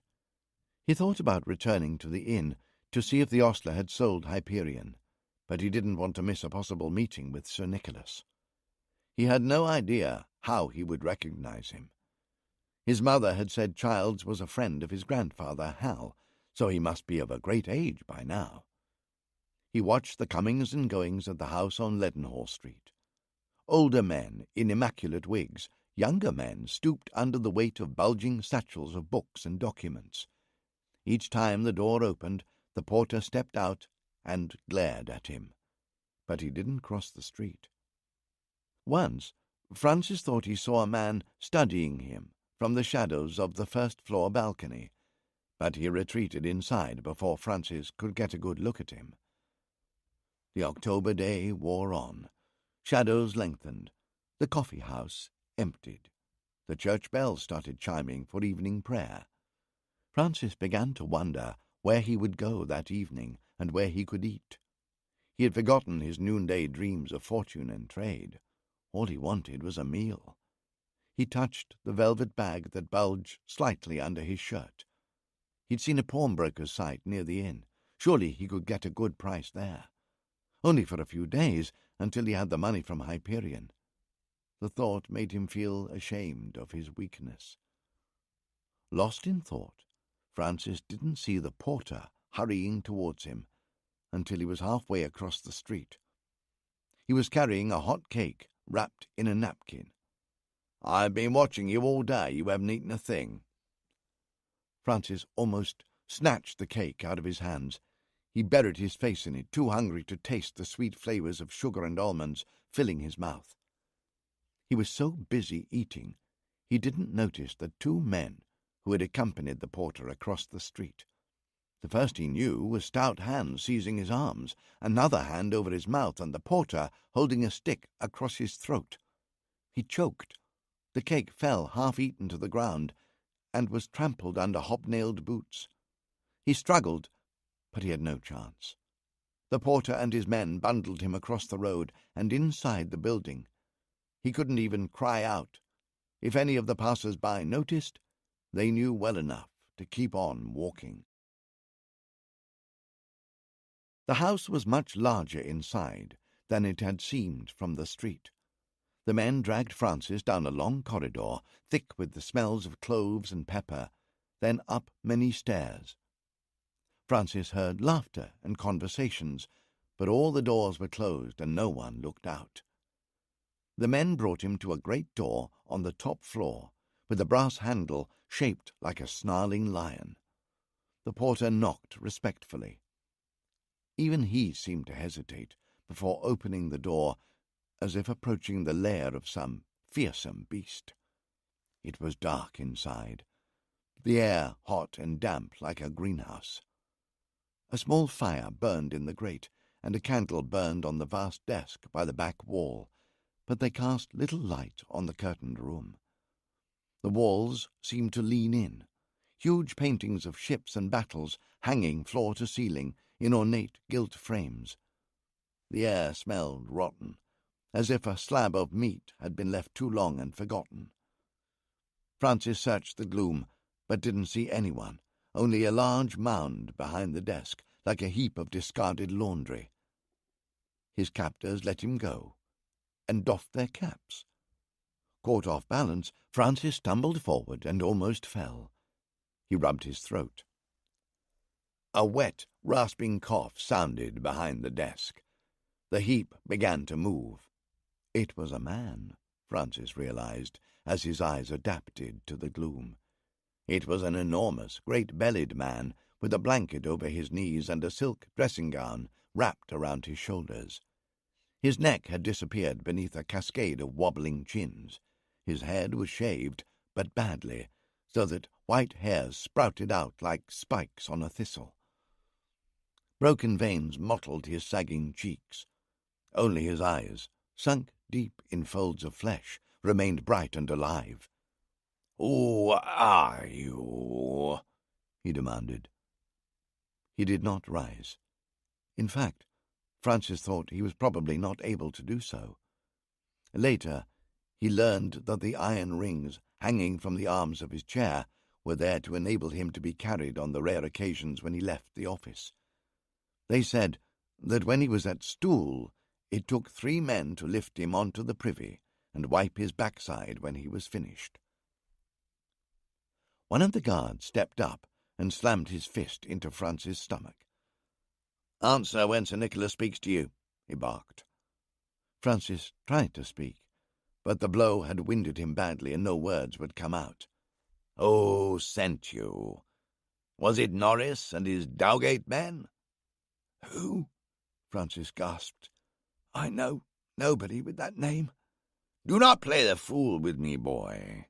Sir Nicholas twitched his head, and another blow struck Francis hard in the guts, doubling him over. "You have been watching this house all day. Who were you spying on?" "I'm not." "Was it those damned interlopers? They know the consequences if they attempt to steal my trade. I will burn their ships and see them rot in an Indian prison if I catch them." "Please," said Francis, as another blow jabbed into his kidneys. "I am Francis Courtney. My mother sent me." Sir Nicholas' face was crimson with rage. "What impudence is this? Sir Francis Courtney died near 50 years ago." "My great-grandfather." Francis fumbled for the velvet bag inside his shirt. The guard saw him and thought he was reaching for a weapon. He kicked Francis' legs from under him, dropping him to the floor, and aimed a kick at his ribs. Francis pulled out the bag. The guard snatched it from him. He jerked the drawstring stretched open, and the golden medal of the lion, holding the globe in its paws, fell out onto the floor. The guard had raised his fist again. "Stop!" called Sir Nicholas. "Give me that." 2 of the men held Francis, while the porter retrieved the golden lion and laid it on the desk. Sir Nicholas held it up, letting the candlelight sparkle on the inset rubies and diamonds. "Where did you get this?" he demanded of Francis. "It belongs to my family. My father left it to me." Sir Nicholas turned the emblem in his fingers. He waved his men to let Francis go. "Who are you?" Sir Nicholas said again, but more thoughtfully this time. Francis drew himself up, determined to ignore the pain that shot through his body when he moved. He'd rehearsed the words all day, though he'd never imagined delivering them in such circumstances. "I am Francis Courtney, son of William Courtney, and grandson of Hal Courtney, Baron Dartmouth and Notonier Knight of the Order of St. George and the Holy Grail. 20 years ago, my father gave his life defending your company's shipping from pirates. Now, all I ask is some preferment, an opportunity to join the company's service and prove my worth." Childs stared at him as if he were a ghost. "Leave us," he ordered his men. They withdrew. Childs studied the boy. For decades now, he had governed the East India Company as his personal domain, stretching out his tentacles from this office in Leadenhall Street to the furthest corners of the globe. Kings and parliaments had come and gone, some of them claiming the company was too powerful, that its monopoly should be withdrawn. He had seen them off, broken his competitors, and outlived them all. Courtney's, too, had come and gone. For a time, they had been useful servants and helped him build up the company fortune. When that ceased to be the case, he had dispatched them as easily as he had done his enemies, and never a prick of conscience. From his home at Bombay House, he had sent Tom Courtney to be murdered by his brother William. To his surprise, Tom had sprung the trap and turned the tables on William, but that had not troubled Childs. Tom had fled, a wanted murderer, and William's 7% holding in the East India Company had passed to his infant son. Childs had had little difficulty persuading the widow to sell it to him on the most advantageous terms, cementing his control still further. He had all but forgotten young Francis Courtney. Now the boy stood before him, grown almost to manhood. A livid welt coloured his neck where the men had choked him. His face was pale, but firm with the unyielding pride Childs had seen 20 years ago in his grandfather, Hal. He thought that this was a lad who could be useful or dangerous. My boy. He adopted a more kindly and avuncular tone. Come closer where I can see you better. It was an act. His body might be failing, but his blue eyes remained as clear and sharp as his mind. Francis took a few hesitant steps forward. I am sorry you were so roughly handled, Childs said. My enemies have many spies, and will stop at nothing to thwart me and this noble company. I trust you are not seriously hurt. Francis rubbed his side. He could already feel the skin tightening as the bruises formed. I am a little hungry, your lordship. Of course, of course. Childs rang a handbell that stood on the corner of his desk, and bellowed for the servant to bring food. Now, my boy, take a chair and tell me everything. How do you come to be here? If you had written, I could have given you a kinder reception. Francis lowered himself painfully into the chair. My stepfather died last week. He left me nothing but the golden lion. Childs mopped his brow with a handkerchief. I am sorry to hear it. Your mother probably never told you, but I always took a keen interest in your upbringing.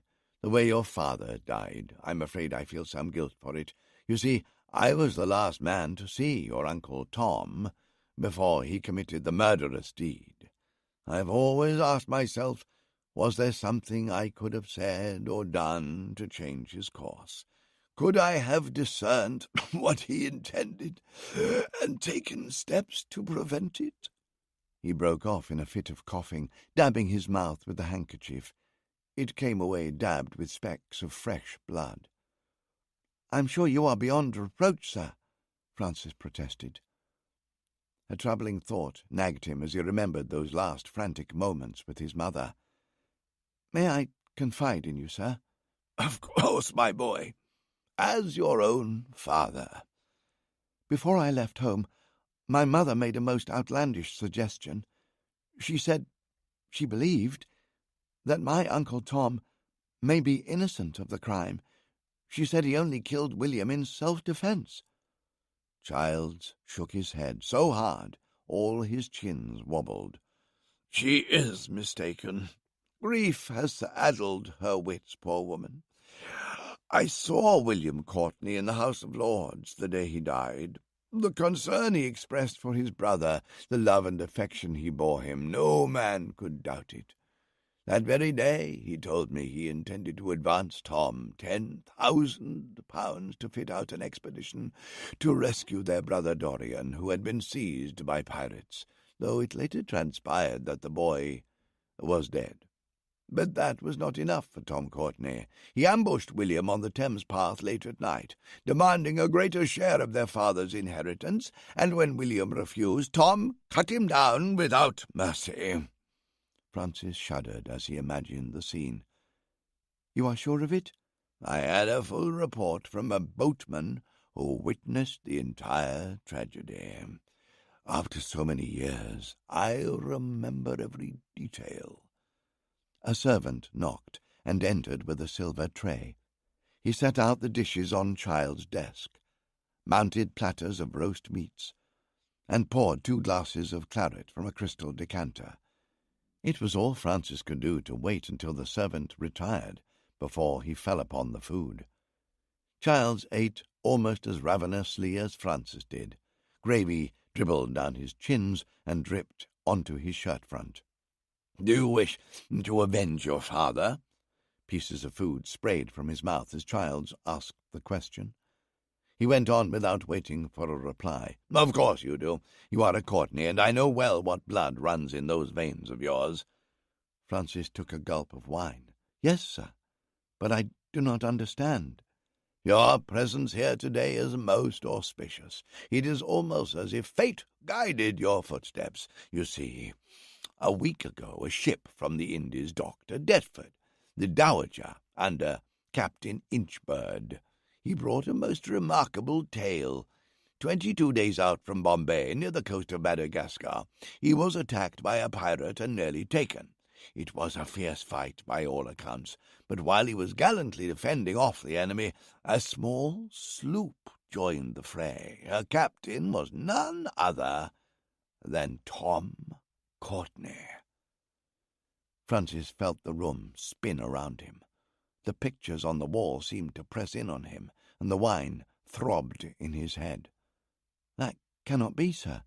Tom Courtney died in Africa while I was a child. My Uncle Guy confirmed it." "Your uncle was wrong. Tom Courtney is alive and well, trading along the coast of Africa. Inchbird believes he resides in Cape Town when he is not at sea." Childs put down his knife and fork. "You asked me for a position in the company. For the love I bore your grandfather and our long association with your family, I will gladly give you a clerkship with your Uncle Guy in Bombay and free passage on one of our ships. But I can give you more. The vessel will call at the Cape en route to Bombay. It may be there some weeks, provisioning and watering. If you wish, you will have time to disembark. You could find your uncle, if he is there." Francis chewed a piece of pork, struggling to take in this latest intelligence. Childs leaned forward. Wine stained his lips the colour of blood. "When Tom Courtney fled England, we offered £5,000 for his capture. I personally guaranteed the reward. It still stands. £5,000, Childs repeated. A princely sum for any man, let alone a youth of your age just starting to make his way in the world. And if you invested wisely in Bombay, you could double or triple the sum by the time you return." Francis tried to imagine that much money. He imagined returning to High Wheel in a coach and four and taking possession of the house, establishing his mother in her own apartments, scrubbing off the years to make it the bright, happy place he remembered from his youth. The wine was hot inside him. He knew he should not drink so fast on a famished stomach, but he couldn't resist. He felt sure there was more he should ask, important questions about Guy and Tom and his inheritance, but Child's tone brooked no discussion. When he poured more wine, Francis drained it gratefully. "This is the revenge you have waited for your whole life," said Childs. "A chance to settle unfinished business for both of us." The St. George medallion still lay on the desk, half hidden under a sheaf of papers. Francis lifted it up, missing the flash of disappointment that crossed Child's face. He stood unsteady on his feet after so much wine. "Upon my father's honour," said Nicholas, "I will find Tom Courtney and bring him to justice." Tom and Dorian sat outside the tavern, nursing their drinks and looking down at the ships anchored in Table Bay. Tom was drinking a sweet muscadel wine, but Dorian was true to his adopted religion and eschewed all alcohol. He was drinking diluted orange juice. Behind them, the top of Table Mountain ruled a flat line across the sky, while the lesser summits of Devil's Peak and Lion's Peak reached out to enclose the bay in a natural amphitheatre. Below the forests on the lower slopes, 100 or so stone-built, whitewashed houses dotted the landscape, running down to the sea where warehouses and taverns lined the shore. At the northern end, the Dutch tricolour blew over the 5-pointed fort that left no doubt as to where the power in the colony lay. An Indiaman was beating into the harbour. From her colours and the state of her rigging, Tom saw she must be fresh from England. He made a quick calculation of what her arrival would mean. Ivory prices would rise as the English merchants sought supplies to take to India. In return, they would want to trade knives and steel goods from England. The ship was late in the season, and most of the ivory stocks had been sold, but Tom had kept back a few good tusks from their last voyage for such an eventuality. He smiled as he thought of the profits to be made. Soon he and Dorian would return to the boarding-house where they lodged during their interludes in Cape Town. He had some £10,000 deposited at the offices of an Amsterdam bank here, though he had never used it to buy his own home. The Dutch authorities laid ferocious restrictions on foreigners owning property in the colony, but a few rix dollars in the right palms might smooth the way around that. He had never tried.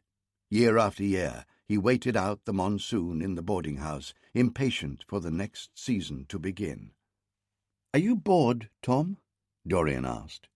In reply, Tom swept his arm in a full circle, taking in the mountains and the sea, the cotton-fluff clouds and the sun sinking towards the horizon. "How could I ever be bored with all this to enjoy?" "I know you too well, brother," Dorian chuckled. "We haven't fired a gun in anger since the day we rescued the Dowager from that pirate Lagrange, and that was almost a year ago." The past ivory hunting season in the African interior had been a quiet one. Tom and Dorian had taken an expedition almost 200 leagues up the Zambezi River, but found none of the slavers he had warred with in the past. Even the hunting had been less bountiful than past years. Centaurus had returned with her hold only half full of ivory.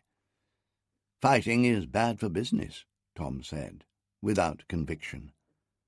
Then he blinked with astonishment as he saw out on the far horizon, where the last rim of the sun was slipping away, a sudden flash of the most brilliant green he could ever imagine. It startled him. Although he had heard of the phenomenon before, this was the first time he had actually witnessed it. "Did you also see that?" Tom demanded, as both of them jumped to their feet in amazement, staring at the distant horizon. "Yes, indeed." Dorian was as excited as he was. Neptune's wink. It was one of those mysteries like St. Elmo's fire that you would seldom see unless you lived your life on the wild oceans of the globe. "I have heard tell that the man who sees it acquires special wisdom," Tom enthused as they resumed their seats. "Bully for you," Dorian teased him. "You can certainly use all the wisdom you're able to lay your hands on." In retaliation, Tom grinned and poured the dregs of his wine over Dorian's head. "For such impertinence you can buy me another glass of wine," Tom told him. When Dorian returned from the bar with Tom's glass topped up, they settled down again in companionable silence to enjoy the last of the sunset and to watch the Indiaman drop anchor in the bay. As its anchor splashed into the darkening waters, the bumboats from the beach swarmed about the ship, as eager as lambs for the teat. "They won't bring their cargo ashore until morning," Tom decided. We can wait until then to see what we can sell them." He left a coin for the drinks, and together they went back up the slopes of the mountain, following Die Herengracht, the gentleman's walk, that ran between the parade ground and the company gardens. Deep in conversation, they didn't notice the woman in the blue dress coming down the path towards them until she was almost abreast. "Tom Courtney?" she said, and he looked up in surprise. "Anna Duarte?" he responded, and her face flushed with pleasure. "You remember me?" "How could I ever forget you? In fact, my brother and I were just this instant recollecting the day we met, but I did not know you were here in Cape Town. My sheep arrived 2 days ago from Madras." "I hope you had an easier crossing than the last time." She touched a silver cross that hung at her throat. "Thankfully, yes." Suddenly Tom thought of the green flash. Though he was not superstitious, he wondered if perhaps it had portended this unexpected meeting. "You must dine with us," put in Dorian. "Sarah and Yasmini would be delighted to see you again." "I would like that very much," she smiled. "In fact, I was hoping for it. I have a proposal for you." The Courtney's boarding-house was at the far end of town, just under the walls of the Dutch East India Company's garden. The Malay housekeeper, Mrs. Lai, kept it spotless. The food she cooked was simple yet delicious, a unique blend of spices from the Indies with the flavours of the English recipes Tom insisted on. Tom poured wine from a decanter. Dorian, as usual, drank only fresh fruit juice. "No wine for you?" Anna noticed. "I'm a Muslim." "Are there many Muslims in England?" "It is a long story." "But a good one," put in Tom. "Then I would be glad to hear it," said Anna. So Dorian explained how he had been captured by Arab pirates as a boy of 11, enslaved, bought by a prince of Oman because of the red colour of his hair, the same as the Prophet Muhammad, and raised in his household as an adopted son. Anna urged him to tell her more, so he told her how he had grown to manhood as a warrior of Islam, and how finally he had embraced that faith. Anna listened in total absorption to the story of his life. When he was done, she asked quietly, "Is there a man around this table who does not have a price on his head?" Tom started. "How do you know?" "I have many contacts with the East India Company factors in Madras. From them I learned that the governor of Bombay was a man named Guy Courtney, so I followed up and learned that you are related." Tom and Dorian exchanged a look that was fraught with meaning. "Guy is our brother," Tom admitted. "So far as he knows, Dorian died in Oman, and I disappeared somewhere in the African wilderness. You have not informed him that you are both very much alive?" "That news would give Guy no great pleasure. Frankly, he would prefer us both dead." Anna sipped her wine, as if this news was the most natural thing in the world. "I will not ask what came between you," she murmured. "It was a woman," Dorian said flatly. "And the woman was my sister," said Sarah, speaking up for the first time. "We were passengers on that fateful voyage when Dorian was captured by pirates. I was still a child, but my elder sister Caroline was in full flower. Silly thing. She was much too free with her charms. She went to Tom's bed only too willingly." "I believe it was actually the powder magazine," said Dorian with a grin. "It was the only place on the ship they could find privacy." "It was my fault," said Tom, embarrassed to have his history raised in front of Anna. "I should have realized that Guy was in love with her." "Guy was not in love with Caroline," said Sarah flatly. "Guy wanted only to possess her, like he would a horse or a cargo or a chest of gold. As soon as he had married her, she no longer was of any value to Guy. You forget, I lived with them as Guy's ward for years, after they were husband and wife. I saw the way he treated her." She closed her eyes. "He did not love her, God knows." "Yet even though he married her, he could not forgive you?" Anna asked Tom. It was more than that. There was— Tom broke off. There were some things he could not discuss with Anna. What have I done? He asked himself. One brother I killed, and another wants me dead. The two greatest mistakes of my life, and there is nothing I can do to atone for them. He thought again of the green flash on the horizon the night before. God, grant me wisdom. Anna nodded gravely. All families have their secrets. I think you're very brave, Sarah told her, lightening the mood with her bright voice, coming to dine with these two wanted scallywags. You saved my life, all of you, said Anna, addressing the whole table. You were in no danger. Your ship could have sailed on and left us to our fate. 99 men out of 100 would have done that. 99 men out of 100 do not have Yasmini and Sarah telling them what they must do, grinned Dorian. The choice was not ours. The conversation moved on.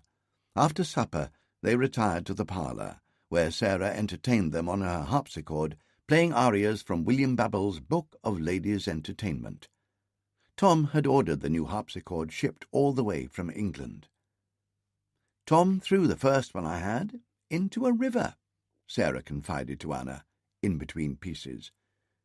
In fairness, you should mention we were stuck on a sandbank in an overloaded ship, pursued by an army of Arab swordsmen who wanted to murder us, and I was near to death, said Dorian, sitting on the floor, on an ornately embroidered cushion. I am sure Miss Duarte could not conceive it could have been otherwise, said Yasmini. Sarah played some more, ending with a flourish. The others applauded. Sarah took a seat next to Tom. Miss Duarte, Tom began, when we met yesterday, you said you had a proposal for us. She smoothed her skirts. She was the youngest person in the room by at least a dozen years, but she carried herself with calm assurance.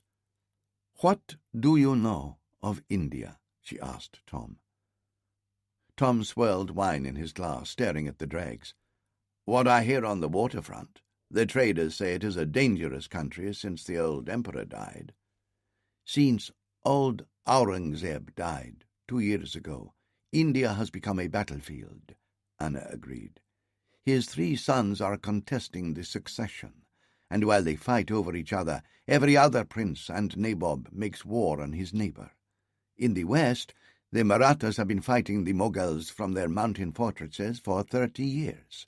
On the Malabar coast, the pirate Angria has established his own kingdom, ruled from the impregnable fortress of Tiracolo. In the south, the Nawabs are in open revolt. The Mughal Empire is tearing itself apart. Bad for trade, said Dorian. Tom waited while Anna hesitated, as if unsure how to proceed. Before I explain my proposal, I must tell you something of myself and my family. My father was a Portuguese merchant from a family that had settled in Goa. My mother was Indian, the daughter of a local mansabdar.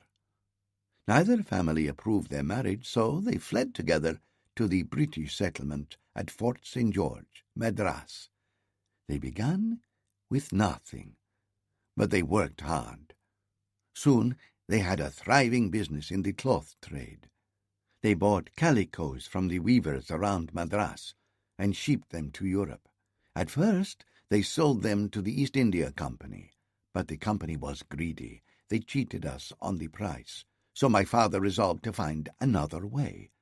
He contracted with a Danish sea captain to carry his cargo. Guy Courtney, the president of East India Company, learned of this.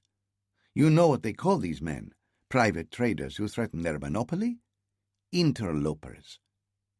She almost spat the word out. The East India Company believe these private traders are nothing more than snakes in the walled garden of Eden, which they imagine they have built. So the president informed the pirates when our ship would be sailing. They fell upon her near Cape Cormoran. There were no survivors.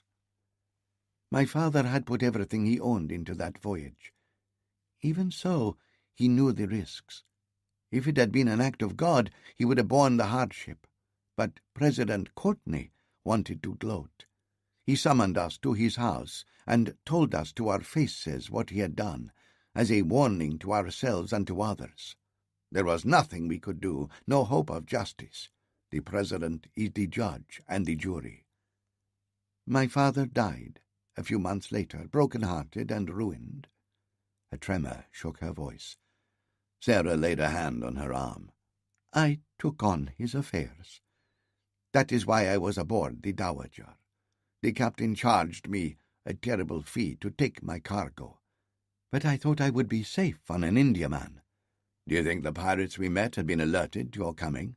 No, that was just a stroke of bad luck. She pressed her fingertips together. This is my proposal. I am a merchant like you. I want to transport my goods to the market at the least cost, to sell for the best price. To pass safely from Madras to Cape Town, you need a pass from the British, a pass from the Dutch, a pass from the pirates, and a pass from the Mughal Emperor. Even if I bought my own ship, I could not afford to defend her. The crew to man the guns, the protection money I would have to pay, it is impossible. You want us to carry your trade? This is not just for myself. The Indian Ocean is crawling with pirates. The East India companies, the Dutch and the English, they can afford the ships to see them off, but they make their suppliers pay for the protection they give them. But there are other merchants, syndicates and traders in London, Amsterdam, Ostend, a dozen cities I have never seen, who could finance the trade and offer better terms, if only they could manage the shipping. The East India Company has a monopoly on the India trade, Tom pointed out. Lord Childs has threatened to hang any man he finds breaking it. It has a monopoly on the out-and-back trade, from England to the Indies. The country trade between the ports of the Indian Ocean is open to all. Divide the journey in two by transshipping the cargoes in Cape Town, and the monopoly does not apply. That is how I persuaded Captain Inchbird to carry my cargo. The European merchants would pay you handsomely to bear the risks of the Indian Ocean, while the factors in India would sell their best wares to you because you would pay more than the company and still make a handsome profit. The VOC, the Dutch East India Company, controls all the trade in Cape Town, and they will smile on any venture that weakens their hated English rivals. That would still mean we had to contend with the pirates, mused Tom. I have seen how you deal with pirates, and why just India? She turned to Dorian. You said your adopted father was the Caliph of Oman. There must be men in the Arab ports, at Lamu, Muscat, Mocha, and Gombrun, who trust you. You speak their language, and you pray to their God. The old Caliph was my adopted father. The new Caliph is my adopted brother, and he hates me every bit as much as Guy hates Tom. Dorian stroked his red beard. But there are other men I know. If you go about it in the right way, you could own the trade of a whole ocean. The proposition hung there, dangling between them. We will think on it, Tom said. Tomorrow, I will give you our answer. Dorian walked with Anna to escort her back to her lodgings. From the veranda of the boarding-house, Tom watched them descend the hill. He had eaten and drunk his fill, but it had not dulled his mind. He needed air and space to think. I'm going to take a turn in the gardens, he told Sarah.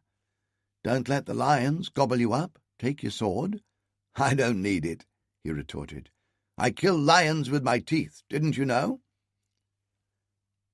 Leaving the house, Tom didn't notice the single figure lurking in the shadows of the cottage across the road. He walked briskly, whistling Spanish ladies softly to himself, and reached the nearest gate into the botanical gardens of the VOC. The gate was purely ornamental. On the other 3 sides, the gardens were open, with only a low ditch to keep wild animals out as the ground rose towards the slopes of Devil's Peak. Sarah's quip about the lions had not really been a joke. The VOC had built the gardens for the pleasure of the residents of Cape Town. They had spent heavily when laying them out, but recently they had been neglected. The further Tom went, the more derelict they became. Hedges soared 20 feet high, blocking the moonlight and overhanging the paths, which were overgrown with weeds. The sunken ponds had fallen in, becoming slimy holes filled with mud and rubble. The few flowers that had survived grew in sparse, sporadic clusters. But Tom ignored his surroundings. Anna's proposal had set his mind on fire. 20 years ago, he would have agreed to it right there in the parlour. Now, older and wiser, he knew enough of himself to pause before leaping in. But why not? The Courtneys were a restless family. It was their nature to move on to new lands, new adventures. "We have been ploughing the same old furrow much too long," he thought. "This is the opportunity I have been waiting for. Why not?" Out in the night, he heard the crazed giggling of a pack of hyenas, scavenging in the colony's rubbish heaps. "Because of Guy," the more cautious part of his mind answered him.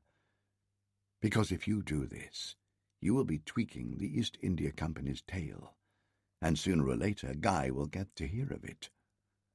Because the last 2 times you met, he tried to kill you, and if you meet a 3rd time, you know one of you will probably die." Gravel crunched on the path behind him. Tom spun around. A figure stood behind him. Shadows from the wild hedges hid his face, but enough light seeped through to gleam on the naked sword in his hand. Tom was unarmed. "Are you Thomas Courtney?" said an English voice. "I am he." Tom began to relax. He stepped forward, but the man lunged at him with sword in his right hand. The morning after the Prophet anchored in Cape Town Bay, Francis Courtney took a bumboat ashore. He stood in the bows and gazed at the high peaks cradling the bay, the rolling surf, and the few houses clinging to the fringe of this great continent. As a child, he used to pull out the old charts in the library and pore over the strange names and distant shores. In his school books, he would draw his own maps and imagine exploring those undiscovered countries. And at last, now, he was here. He went to the harbour-master's office to register his arrival. "Name," said the clerk. Ink dripped from his pen. He reached into his coat pocket and produced the false papers that Childs had given him. "My name is Frank Leighton." From the harbour-master's office he walked along the shore to the fort. It stood about a musket shot from the town, commanding the harbour and the landing areas. Francis stared at it, trying to imagine his great-grandfather labouring in the heat. Growing up in High Weald, Francis had been surrounded by the memories of his ancestors, their effigies in the chapel crypt, their coats of arms in the stained glass, their portraits lining the walls. One by one, those portraits had disappeared. He remembered the first time he'd run down the long gallery and seen a gap on the wall, and the ache each time another painting disappeared to cover Sir Walter's debts. Yet here he was. His great-grandfather, the man in the portrait with the stern face and great mane of black hair, had stood on this very ground. So, according to the stories his mother told him, had his grandfather, Hal. He imagined them now as they must have been, no longer flat on oil and canvas, but as living, breathing men. A tremor went through him. He felt the presence of his ancestors, as if all the portraits in the long gallery had come alive, stepped out of their frames, and crowded around him, impressing upon him the full weight and expectation of the Courtney name. If he killed Thomas, would he be any better than the man he killed? A man who murdered his own family. "I owe it to my father," he told himself, trying not to think of the reward of £5,000 Sir Nicholas Childs had promised him. It seemed a mean motive for an act of such enormity. He realized the sentry at the castle gate had started to take an interest in him. Francis turned and hurried back to the waterfront, where he found a tavern. This early in the morning it was almost deserted, but he needed a drink. The beer was deep red in colour, flat and sour. Francis took one sip and thought of the mornings he had come downstairs to find his stepfather already halfway through a bottle of wine. A woman came over and sat on a stool at his table. She had bright red lips and almost enough powder on her cheeks to smooth out the wrinkles that lined them. "Looking for something, dearie?" She played with the ribbon that laced the neck of her blouse. "I can help you with whatever you want." Francis blushed furiously as he realized what she was offering. For a moment he could hardly speak. Growing up in High Weald, rarely venturing far, he had never encountered such a person, though he had occasionally heard of them in whispered speculation with other boys. "I'm looking for Thomas Courtney," he mumbled, and then, seeing the recognition light her eyes, "Do you know him?" He put a coin on the table. The woman snatched it up. She polished it on her skirts and then slipped it into a pouch which she tucked inside her bodice. Francis waited. "Well?" "Aren't you going to buy me a drink?" she wheedled. "A proper gentleman always buys a lady a drink." Awkwardly, Francis called the barmaid, who fetched the woman another glass of beer. She gave Francis a pitying look as she put it on the table. "First time, dearie?" said the prostitute, slurping her beer. "A big handsome lad like you? I don't believe it."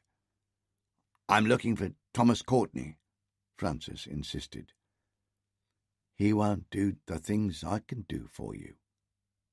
Under the table, her foot rubbed against his calf. Francis hastily pulled it away. She grinned at his discomfort.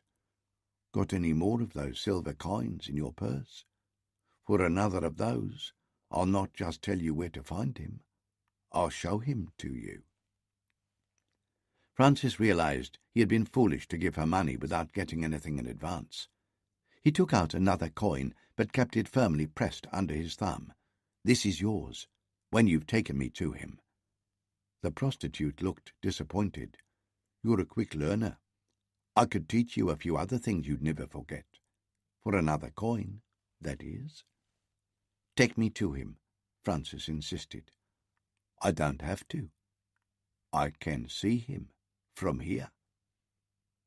She pointed out the tavern's window, smeared with lamp soot and salt spray. Beyond it was the harbour front, and the wooden jetty extending out into the bay. The Prophet's boats had moored alongside, and a gang of black stevedores was unloading her cargo. In the midst of the bustle, 3 men stood talking, studying a bill of goods. Francis recognized the first 2, the Prophet's captain and the harbour-master. The third was the tallest, standing over 6 feet with shoulders as broad as any of the porters working around him. He wore his thick black hair pulled back in a sailor's queue. He was smiling as he talked, but his hard features said this was a man who would yield to no one. "The tall one is Tom Courtney," said the prostitute, with more than a little admiration in her voice. Francis felt as though the blood was freezing in his veins. For so long, Tom Courtney had been an almost mythic figure, the demon who stalked his nightmares. Now he stood a few yards away, talking and joking with the other men, utterly unaware of the vengeance that awaited him. The prostitute read the look on Francis' face. "You hate him," she mused. "You want to kill him, yes?" she asked. Then, as Francis started to protest, "Do not argue. I have seen the look that is in your eyes before, though mostly on men who had drunk a good deal more than you." Francis couldn't take his eyes off Tom. What of it? Tom Courtney is no stumbling sailor still on his sea legs. He's the most dangerous man in the colony. The stories they tell of him. She shook her head. His stepfather had failed in many things, but he had made sure Francis knew how to fight with sword and fists. More than once, Sir Walter's debts had led him to the duelling field at dawn. He knew how to account for himself.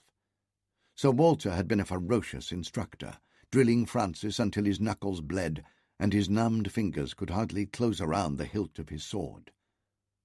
"One day, this will save your life," he had insisted. "I can defend myself," Francis assured the woman stiffly. "Of course you can, lovey," she leered. "But why take the risk? Do you even have a sword? You are not the only enemy Tom Courtney has in Cape Town. There are others, I know, who would be only too willing to help you." Reluctantly, Francis dragged his gaze away from the window and looked at her. "What are you offering?" "Buy me another drink, and I'll tell you." As darkness fell, Francis climbed the hill. The sword in his belt slapped against his thigh, and he put his hand on the hilt to steady it. Its solid presence reassured him. This was how he would kill Tom Courtney, not the distant, anonymous death of a musket or pistol ball, but the intimate end of a blade through the heart, the same way Tom had killed William. He cast a nervous eye at the men around him. They were dark figures, their skin grey in the moonlight. Long, straight-bladed cane knives swung easily in their fists. Behind Francis, Jacob de Vries strode up the hill, swatting at the flowers by the roadside with his cane knife.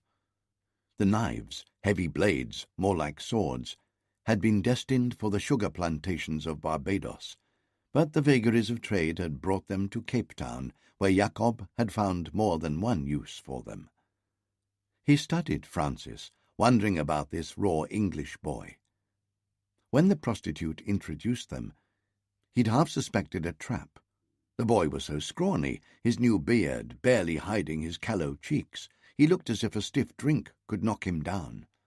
But Jacob had put him through his paces with the blade he had found for him, and discovered he was a more than adequate swordsman, quick with youth, always aware, and with a few moves that had surprised even Jacob.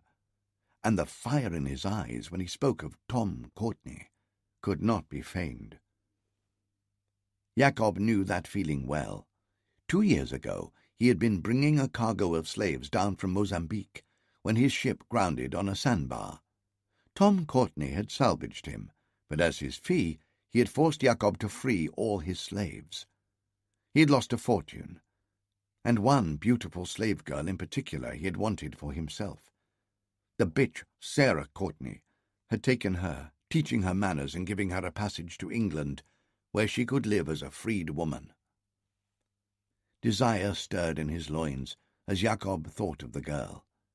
She'd been completely naked when she'd come aboard, high-breasted and hair plucked after the fashion of her tribe, leaving nothing to the imagination.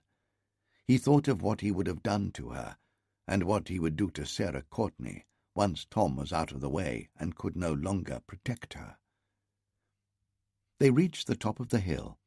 There were a few houses here, but one was empty. The owner had gone to Amsterdam and wouldn't return for months. Jacob and his men hid in the shadows of the garden wall, watching the boarding-house opposite.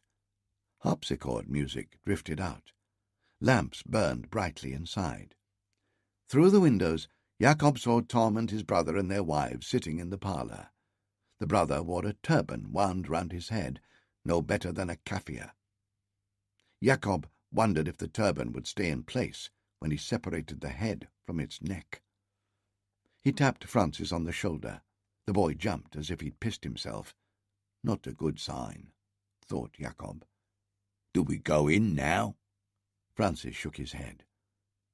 Jacob wondered if he was having second thoughts.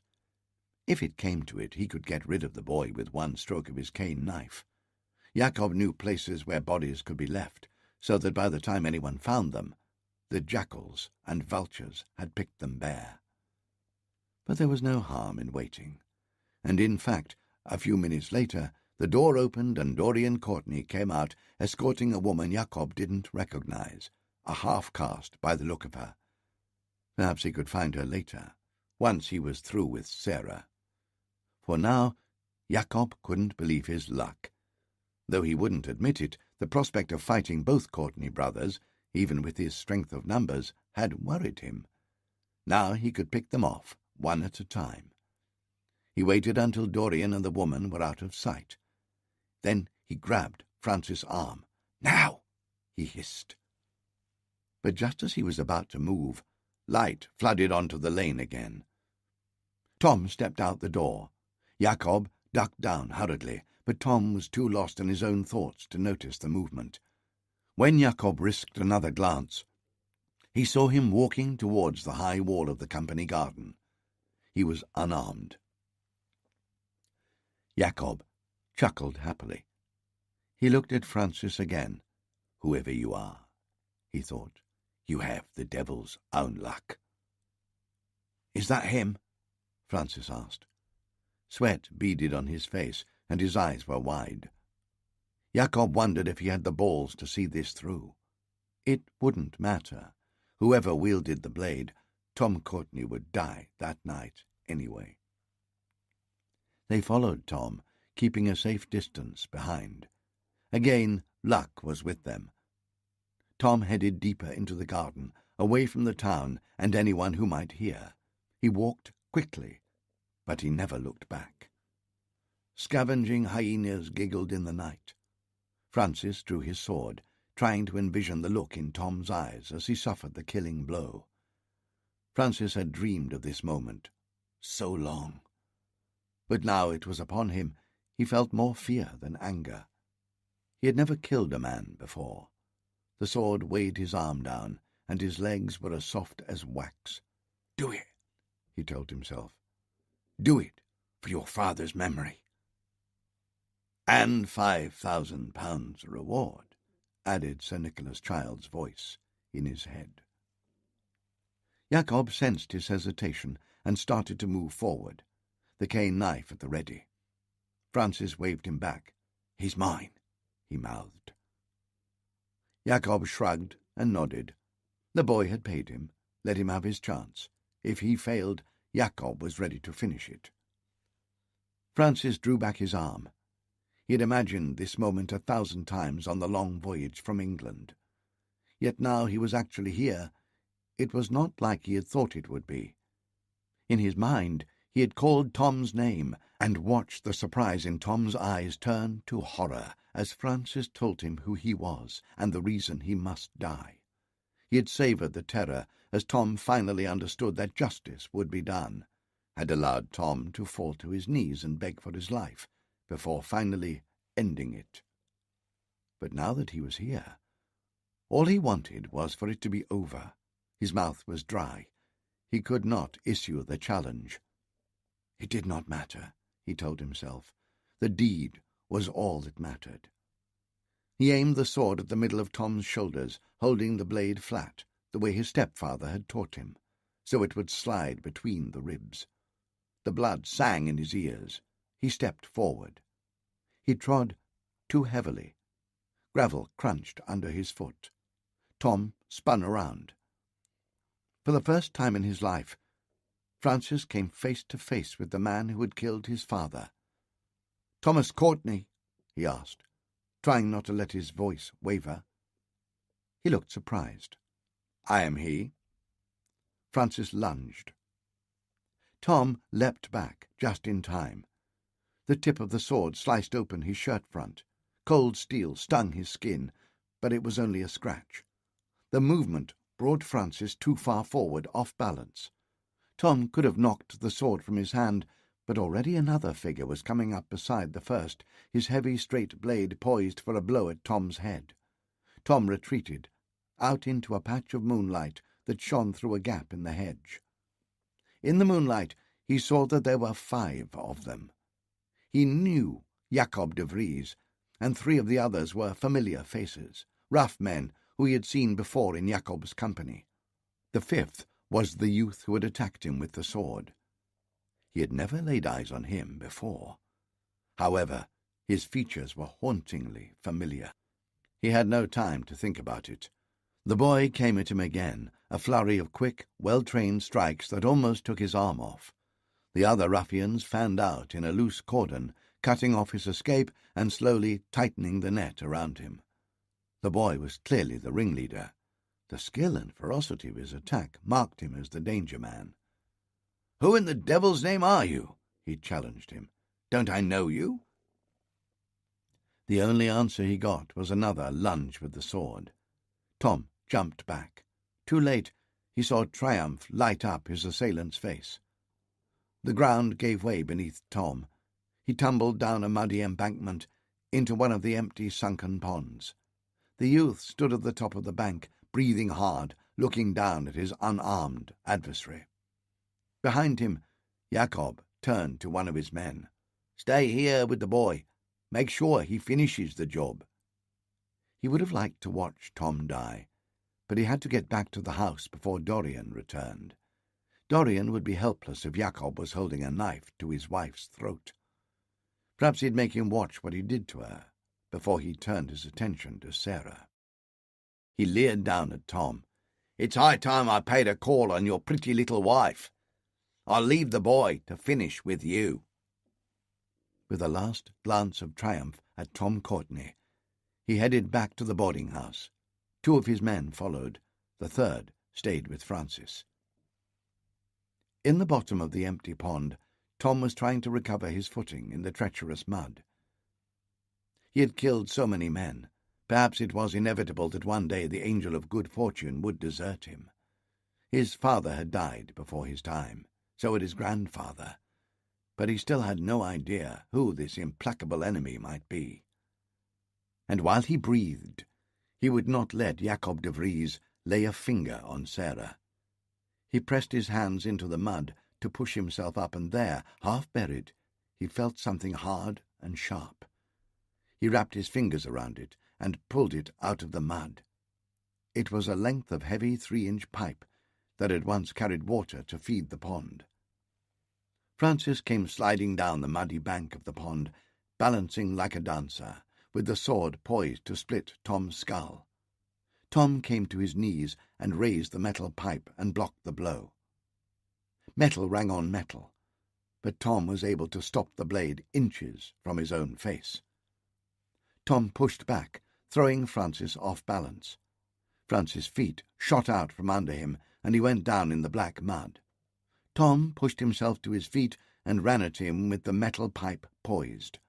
But before he could reach him, one of the other men charged down the bank, brandishing a cane knife.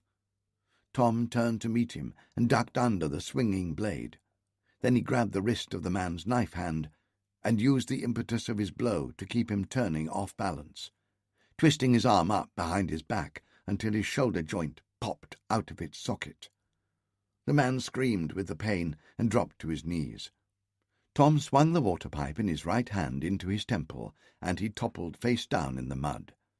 Tom snatched up the cane knife from where it had fallen from the man's hand and turned back to face Francis.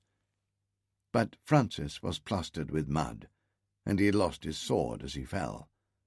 Now he refused to meet Tom again, and he staggered back up the bank, sobbing with terror and shame. Tom hurled the water pipe after him, and it caught him in the middle of his back with a hefty thump. Francis screamed with pain, but kept running.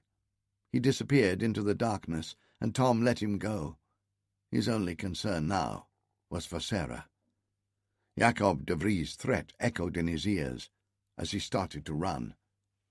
"It's high time I paid a call on your pretty little wife." Tom raced out of the gates of the garden and down the path that led to Mrs. Ly's boarding house. Two of de Vries' henchmen stood on guard at the open door to the boarding house. They saw Tom coming, but in the darkness they did not recognize him, and with the cane knife in his hand they took him for one of their gang. "You took your time, Hendrik," greeted one of them. "Jakob's already getting started on the Courtney bitch." A high-pitched, feminine scream echoed from the house, and the two guards laughed and turned to peer back through the door. One of them died without seeing the stroke of the cane knife that killed him. The second guard heard the blow and the sound of the falling body and began to turn, but he was too slow. Tom's cane knife chopped into the side of his neck, cutting through his vertebrae, so that his head, still partially attached to his shoulders, flopped forward onto his chest. As Tom jumped over their bodies and ran through the doorway with his heart pumping wildly, a pistol shot rang out ahead of him. He did not pause, but burst into the sitting room. Sarah stood across the room facing him, veiled in a thin cloud of gun smoke. Behind her crouched Mrs. Lai, sobbing with terror and clinging to Sarah's skirts. In her right hand, Sarah held her tiny flintlock Derringer pistol, still fully extended at arm's length. On the floor at her feet was the spread-eagled body of Jacob de Vries. He lay face down. The back of his skull had been blown away by the exit of the bullet. His buttery yellow brains were splattered over Mrs. Lai's colourful Chinese carpets. Sarah and Tom stared at each other for the 100th part of a second. Then Sarah dropped the empty pistol and ran into his arms. "Tom Courtney," she cried, and her voice was half a sob and the other half hysterical laughter. "You promised to love, honour and protect me, but where were you when the chips were on the table? Oh, my darling, my beloved darling." He dropped the cane knife and hugged her to his chest. "I shall never leave you again. Never. Never." Now they were both talking at the same time. Then there was a fresh hubbub at the front door, and Dorian came through it, shoving a dishevelled and mud-soaked figure ahead of him. "Sarah! Tom!" Dorian shouted with relief. "Thanks be to Allah you are safe. I heard a pistol shot, and then I saw this creature running down the hill." He gave his captive a kick in the back of his knees, which dropped him to the floor. "I thought he was up to no good, so I grabbed him." Tom saw that it was the youthful swordsman who had attacked him in the botanical gardens. "Yes, he is one of the gang, if not the ringleader," Tom said grimly. Still with one arm around Sarah protectively, he came to stand over the man on the floor. "Who are you?" he demanded, in a murderous tone. "Give me a good reason why we should not kill you the way we have done with your henchmen." The man on the floor looked up at him, then with an obvious effort managed to control his terror and scowled. "Yes, Thomas Courtney, you are a natural-born killer. You murdered my father. Why not do the same to me, his son?" Tom flinched at the accusation, and the ferocity of his expression faded into uncertainty. It was a few seconds before he could gather his wits. "Tell me, then, who was this person that you accuse me of murdering?" he demanded. "My father was William Courtney, your half-brother, and my father." "William?" Tom gaped at him. "You cannot mean that Black Billy was your father?" "Yes, sir. William was my father." "Then that must make you Francis Courtney." Again Tom remembered the green flash of the mermaid's wink, a soul returning from the dead. He stooped and took Francis by the wrist and pulled him to his feet. "It seems that you and I have much to discuss." His tone was mild, but tinged with remorse. "At the very least, I owe you an explanation." When Francis awoke, he was lying in a feather bed. After months at sea, cramped in a narrow cot, it felt like heaven. For a moment he thought he was back in High Weald, waiting for the servants to bring his breakfast. He rolled over. A spasm of pain went through his side, and he remembered everything. He wasn't at High Weald. He hurt all over, he realized. He opened his eyes. A coffee-skinned woman sat beside him, a shawl drawn over her hair. Behind her, a huge black man with a scarred face guarded the door. "Where am I?" "In the house of Tom and Dorian Courtney," said the black man. Francis jerked upright, too quick. Another bolt of pain shot through his head. He tried to get out of bed, but the agony was too great. "Tom Courtney will kill me if he finds me here," he gasped. "Tom Courtney has spared your life. Who do you think had us bind your wounds and treat you like the gentleman I doubt you are?" "Drink?" said the woman. She pressed a cup of some foul-tasting concoction to his lips. Francis tasted it, gagged, and pushed the cup aside. The scar-faced black man stepped to the bed. He pinched Francis' nostrils to force him to open his mouth. "Miss Yasmini says you drink, so you drink." The woman tilted the cup between his lips, and Francis took the easy option. He drank. The effect was swift. The pain of his injuries abated miraculously, and was replaced by drowsiness. The bed was so soft. He closed his eyes. Yasmini had cleaned his wounds. They were superficial. She had dressed them with ointment that she had prepared from wild herbs she collected with her own delicate hands. With Allah's grace, they would heal cleanly. "Is he really Dorian and Tom's nephew, I wonder?" Yasmini asked. "If he is not, then he has come a long way for a lie." Aboli shook his great shaven head. "I knew William Courtney from the day he was born. This boy is his spitting image. Also, there is this." He showed her the decoration that sat on a dresser, a golden lion with ruby eyes, holding the world between diamond-spangled heavens. "This belonged to Klebe's father. The boy was wearing it beneath his shirt. It proves beyond a doubt that he is who he says. But they say that Tom killed William, his brother. That is why he can never return to England. Tom never forgave himself for what happened with William. He will not make the same mistake with the son," said Aboli. A knock sounded at the door. Tom peered in. "How is the patient?" "You did not manage to kill him," said Yasmini tartly. "If you can keep yourself from assaulting him again, he will live." Tom went to the bed and looked down at Francis, who was sound asleep. He had his father Billy's dense and coarse black hair, but his features were soft, almost girlishly pretty. Not at all like his father's had been. Tom hoped that his nature was also different. Black Billy had been hard, domineering, and cruel. Tom counted back the years since he had last seen the squalling baby Francis on the stairs at High Weald. The boy must be 17 now, the same age Tom had been when he left home. Or rather, when he had been forced to leave home and never return to High Weald or to England. A wanted man with his brother's blood on his hands and on his conscience.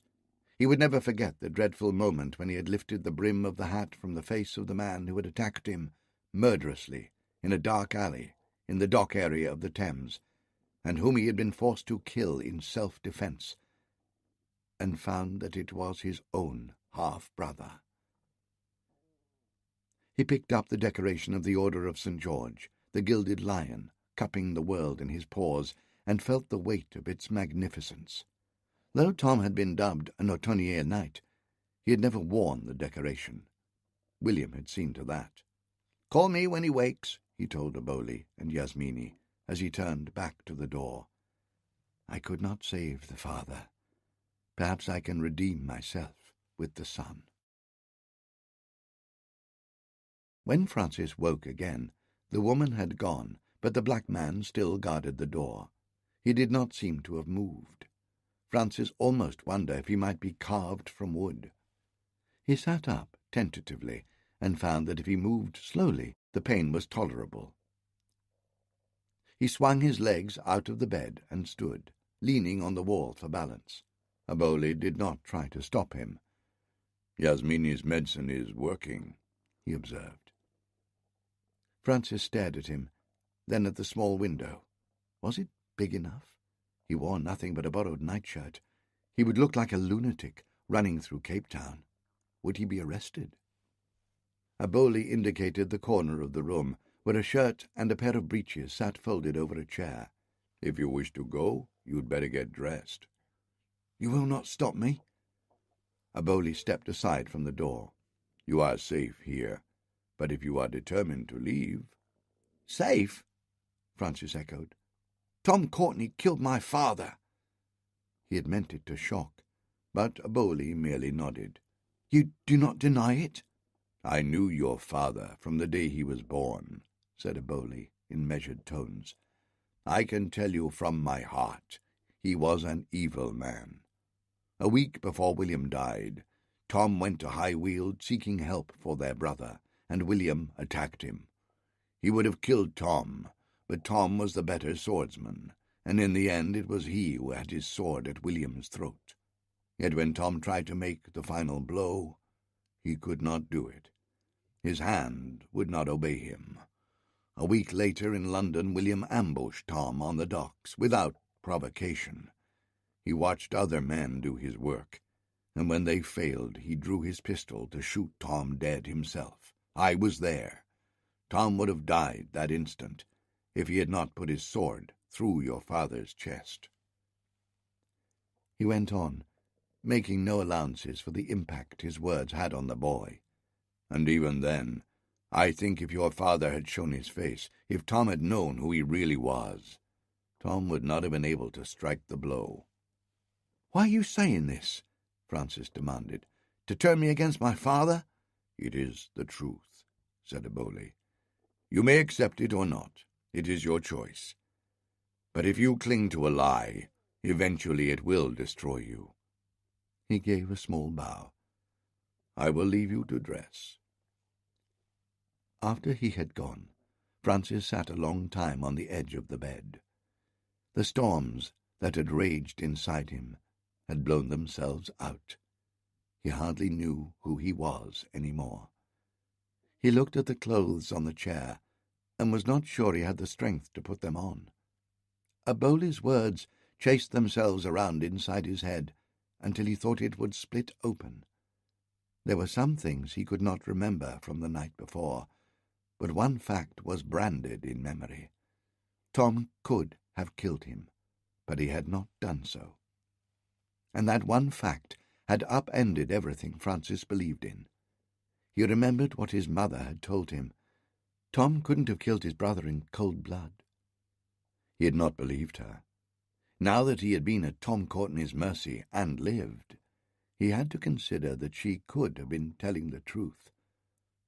Sitting there, he saw himself with new eyes, consorting with thieves and prostitutes, trying to murder a member of his own family. What had he become? And in return, Tom Courtney had repaid him with mercy and kindness. If you cling to a lie, eventually it will destroy you. But did he have the strength to let it go? When Francis came down, Tom was in the parlour sitting in his chair and staring at the Order of St. George in his hands. Francis had dressed in a pair of Dorian's breeches and a shirt of Tom's which hung off him like a mainsail. He paused on the stairs. Tom thought he might flee at the very sight of him, but Francis knew he could not put this off. He swallowed his fear and continued down. He reached the bottom of the stairs. The two men stared at each other, uncertain of what to say. Tom broke the silence. "Sometimes it's easier meeting a man with a sword in your hand," he said gruffly. "You don't have to think what to say." Francis nodded. Then all of a sudden, words burst out of him. "I am grateful to you for your care. You would have been within your rights to send me to the authorities, or worse." "I am glad we can meet on more tranquil terms," said Tom. He stared at the boy, as if he might disappear into thin air. "Are you really Billy's son?" Francis straightened. "I am." "Then how did you come to be in the company gardens with scum like Jacob de Vries?" "We met in a tavern. A whore introduced us." Francis looked shamefaced. "Perhaps I should tell you the whole story." Tom called Dorian and Aboli to join them. Francis stared in wonder at the two men, Aboli with his scarified face and Dorian in his turban and Arab dress. His real shock came when he learned who Dorian was. "Is everything I was told a lie? I always believed you were dead." "It is a long tale," said Dorian, "which you shall hear in its turn. But first I think you were about to tell my brother how you came to find us here." Sitting on the torn cushions, Francis told them everything. Tom paced. He cursed audibly when he heard how Sir Walter had ruined High Weald. "Poor Alice! Everything stems from the day I killed Billy." "She would have been no happier with William," said Aboli. "You saw how he treated her, the way he beat her. He might have killed both her and Francis. No," he added, seeing Tom's protest, "the boy must know the full truth about his father." "I know it already," said Francis. "Before I left, my mother told me about my father and the way he treated her. She said you acted to defend yourself." He shook his head, embarrassed. "I did not believe her." "Aye," said Tom, remembering that infernal night. "But it was not all Billy's fault. I am certain he would not have known where to find us had Lord Childs not arranged it." Francis' face paled with shock. "Sir Nicholas Childs? Then I am doubly forsaken. It was he who sent me, who told me where I might find you. He promised me £5,000 if I killed you." "For £5,000 even I might have considered it," said Dorian, turning it into a little joke. But Tom continued seriously. "You would never have seen the money. Childs is a spider, spinning webs that reach the furthest corners of the globe. He sits in his lair, his office in Leadenhall Street, and devours any man who threatens so much as a penny of his fortune.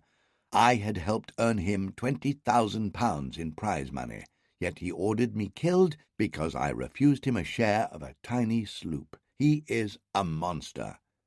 "I see that now." "Wiser men than you have been snared by his schemes. Even your father, Billy, I think, did not realize he was but a pawn in Childs' machinations. Billy wanted to kill me, but it was Childs who gave him the means. No doubt had Billy succeeded, Childs would have found ways to use his guilt against him." Francis frowned. "Then what shall I do?" "Lord Childs gave me letters of introduction to my Uncle Guy at the company factory in Bombay, but—" He broke off as he registered Tom's reaction. "What is it?" "Guy is another story entirely." "But Francis is a Courtney, and he should know the truth of our family," said Dorian gently. "It is these secrets and half-truths that drive us apart, and give men like Lord Charles the leverage to use us against each other." Before Tom could answer, there was a knock at the door. Anna Duarte came in. "Am I interrupting? I thought we had agreed to meet this morning to discuss my proposal further." And then, taking in the presence of Francis, she asked, "Who is this?" A curious expression had come over her face. Her lips parted. She stared at Francis as if he were the only man in the room. Unconsciously, her hand moved to adjust the neckline of her dress.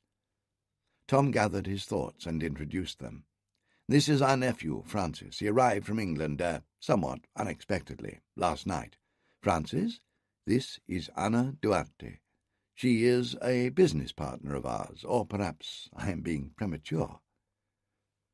Francis nodded as if in a dream, the most lucid dream he had ever experienced.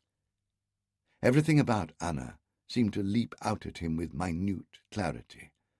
A lock of hair curling from behind her ear, the playful curve of her lips, the depths of her honey-brown eyes, locked on his. The silence stretched out. Everyone waited for him to say something, but he did not trust his voice. "Francis took a blow to the head last night. Perhaps he is not quite recovered," said Tom. Worry clouded Anna's eyes. "Is he hurt?" What happened?" "Tom had to knock him out to stop him trying to murder us," said Dorian. Anna looked between the two brothers. She took in the cuts and contusions on their faces and arms. She had been aware of the smell of burned gunpowder in the air, and the spot of blood on the carpet that all Mrs. Ly's exertions had not managed to remove. "I trust you have persuaded him to reconsider." Dorian peered at Francis. "I believe so. He was under a misapprehension." Francis stood carefully, not sure his legs would oblige. His mouth had gone dry. "I was poorly advised." No, he realized, that was not right. He felt the others watching him, Anna most of all. It was time for him to take responsibility.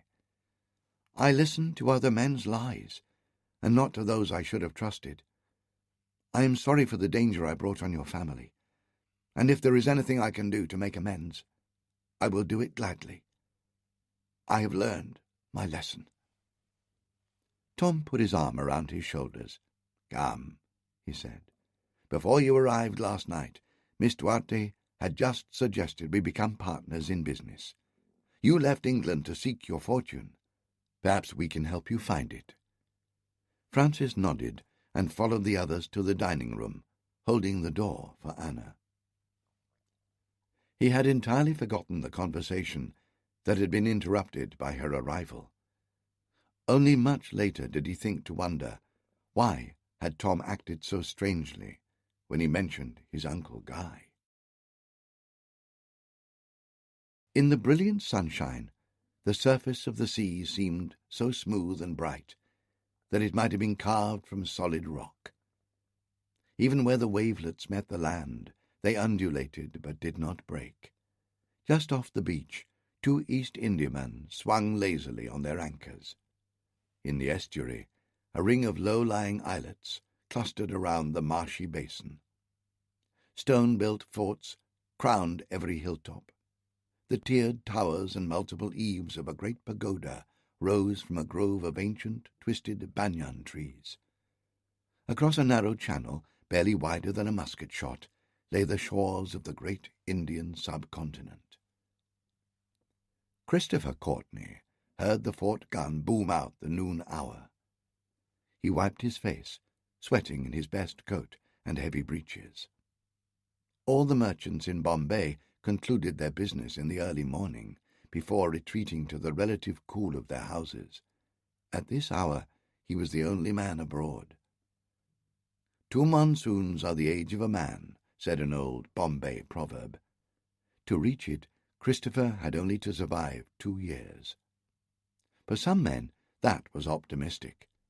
The fetid air rising off the salt marsh, coupled with the noxious stink of the rotted fish the natives used to manure their coconut palms, claimed some arrivals even before they got off their ships. The rest stayed indoors as much as they could, counting their profits and the days until they could escape to England. Christopher had now survived 15 monsoons, his whole life, leaving aside 3 years spent in Zanzibar. Indeed, while other men wilted and died, he had flourished, tall and lean with a firm jaw and deep brown eyes, not a bit like his father, men said approvingly, though never in his father's presence. Despite the heat, he was shivering. A slouching sentry let him through the gate and across the courtyard to the governor's house. It was a relic from the time when the Portuguese had owned the islands, an imposing 3-story building with the Portuguese crest still carved above the door. It towered over the walls of the fort, which had been built around it when the English took over the island. Even though it was his home, Christopher's breath quickened with anxiety as he entered. He climbed the stairs and knocked timidly on the stout teak doors that guarded the governor's office. "Enter!" barked the familiar voice. Guy Courtney sat at his desk in front of 3 tall windows, from which he could look down on every ship anchored in the harbour. Papers were stacked neatly on his desk, letter books and consultation books, manifests and loading bills, all the ink and paper that drove the company's trade no less than the winds that sped her ships.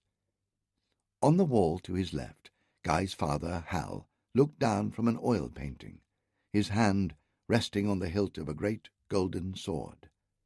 A huge sapphire bulged from its pommel, painted with such lustre it seemed to glow off the canvas. A black servant stood beside Guy, wafting him with a silver-handled peacock feather. Guy didn't look up. "What is it?" he snapped.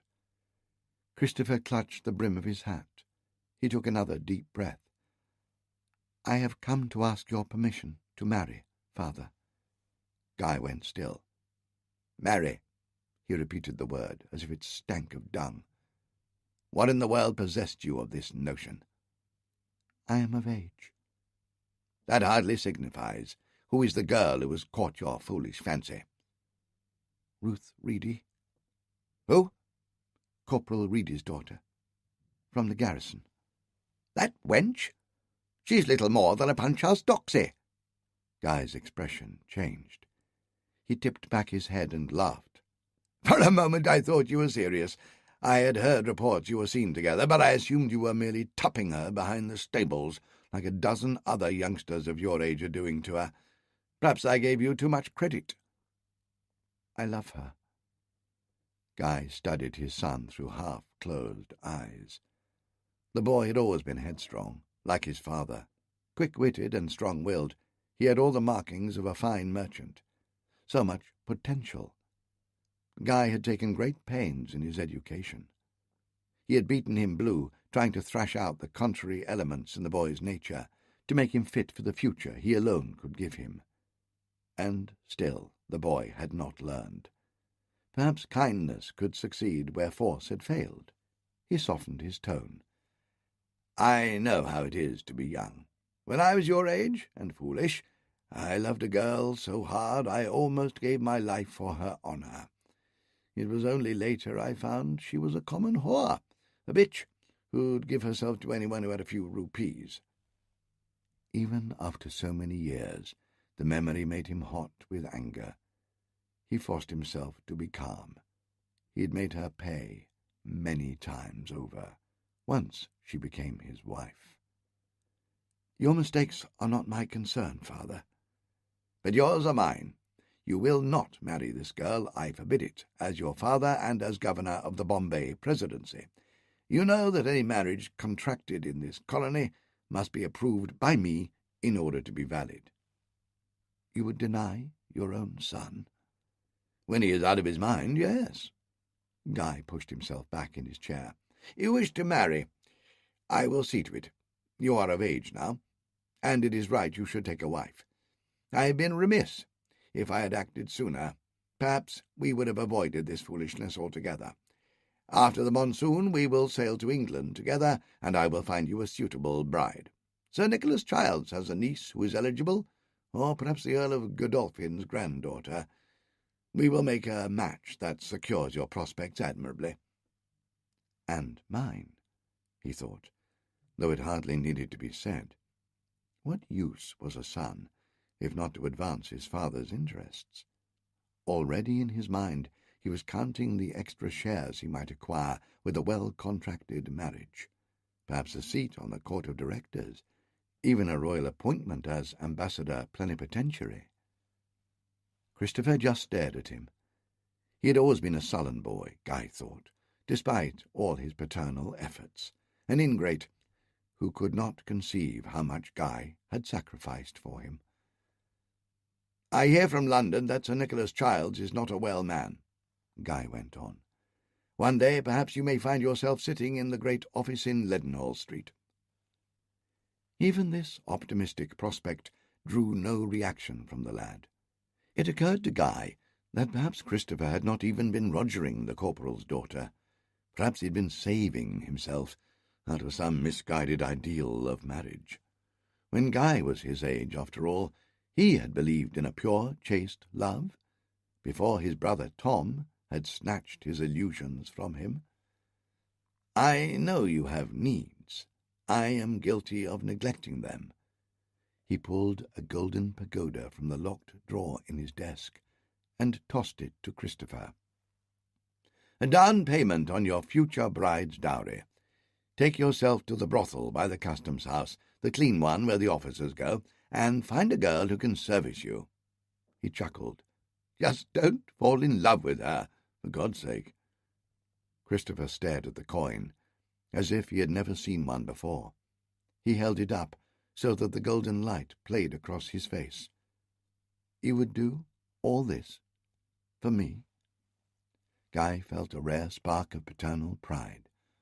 "All I have ever wanted is a great future for you." The coin slipped through Christopher's fingers and fell onto the desk. It landed on its edge, spinning round and round, making a glittering orb. "You are a monster, father.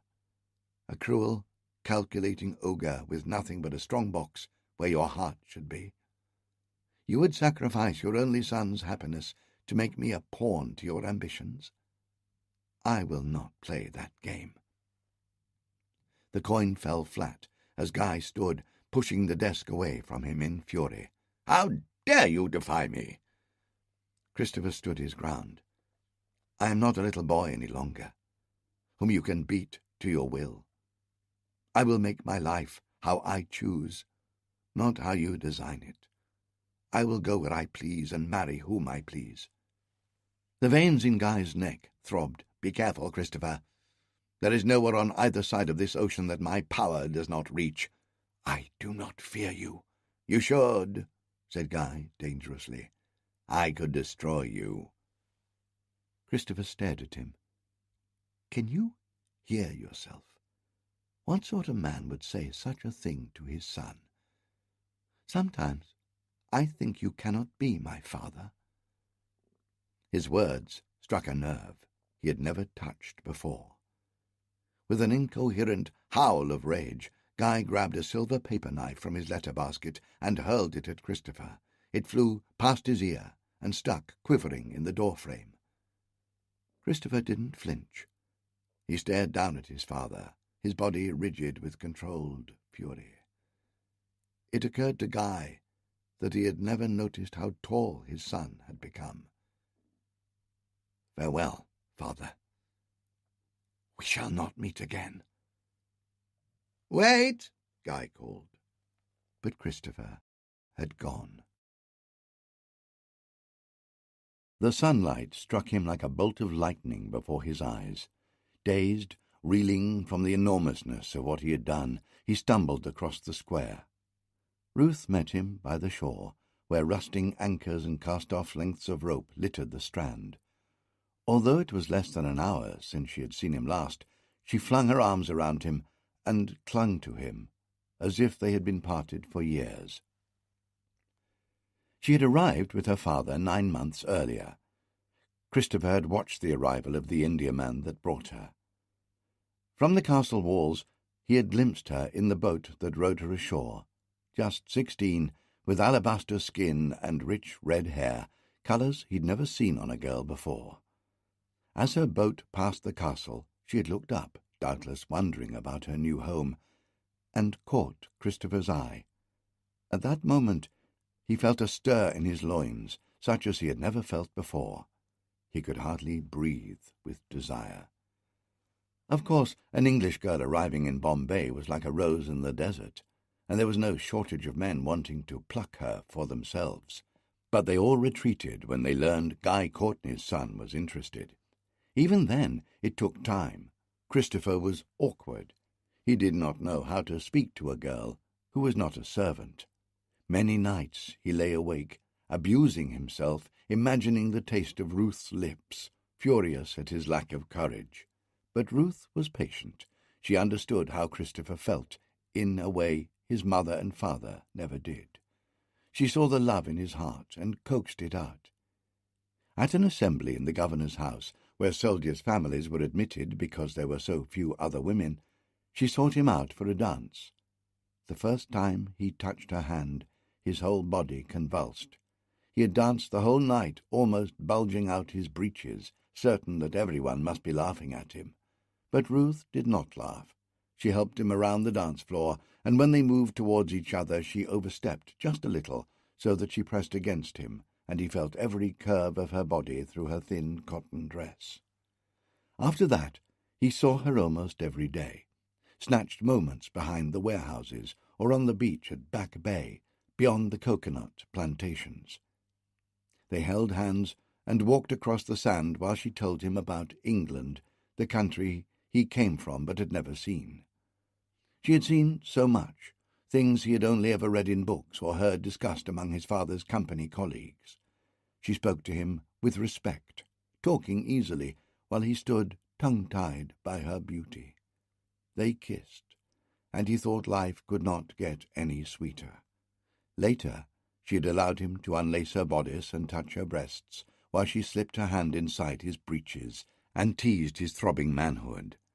But she would not let him go further. "I cannot, until I am married," she insisted, and he buried his face between her breasts and promised, "I will marry you." Now she saw Christopher's desolate expression and cupped his face in her hands. What did he say? "Dear heart, are you ill? Did he give his permission?" He forbade it. Christopher sat down hard on the hull of a rotting boat drawn up above the tide line. A cloud of flies rose off it in protest. Tears clouded her innocent blue eyes. "Whatever will we do? I cannot live without you, my love. I would rather die." Christopher closed his eyes. The blinding light made it impossible to think. He rubbed his temples, replaying the conversation with his father. His love for Ruth was so pure, so true. How could his father deny it? How dare he? For a moment, the futility was so bleak, he contemplated tying one of those rusting anchors to his leg and throwing himself into the harbour. He would end it all, escape the suffocating weight of his thwarted love, and make his father understand. But that would be no victory. "I will leave Bombay," he said suddenly. "Let me come with you." He shook his head. "My father has left me with nothing. I must earn my fortune the hard way, and it will be no place for a woman. Stay here, stay with your family, and wait for me to return." "I cannot." "You must. I know it will be hard, but you must for both our sakes." He stood and hugged her tight to him, breathing in the perfume of her hair. He was alive with desire for her, but even more than that, he longed to prove his father wrong. "Stay here, and let him think he has won. When I return, my victory will be complete, and so will our happiness." She kissed him on the lips.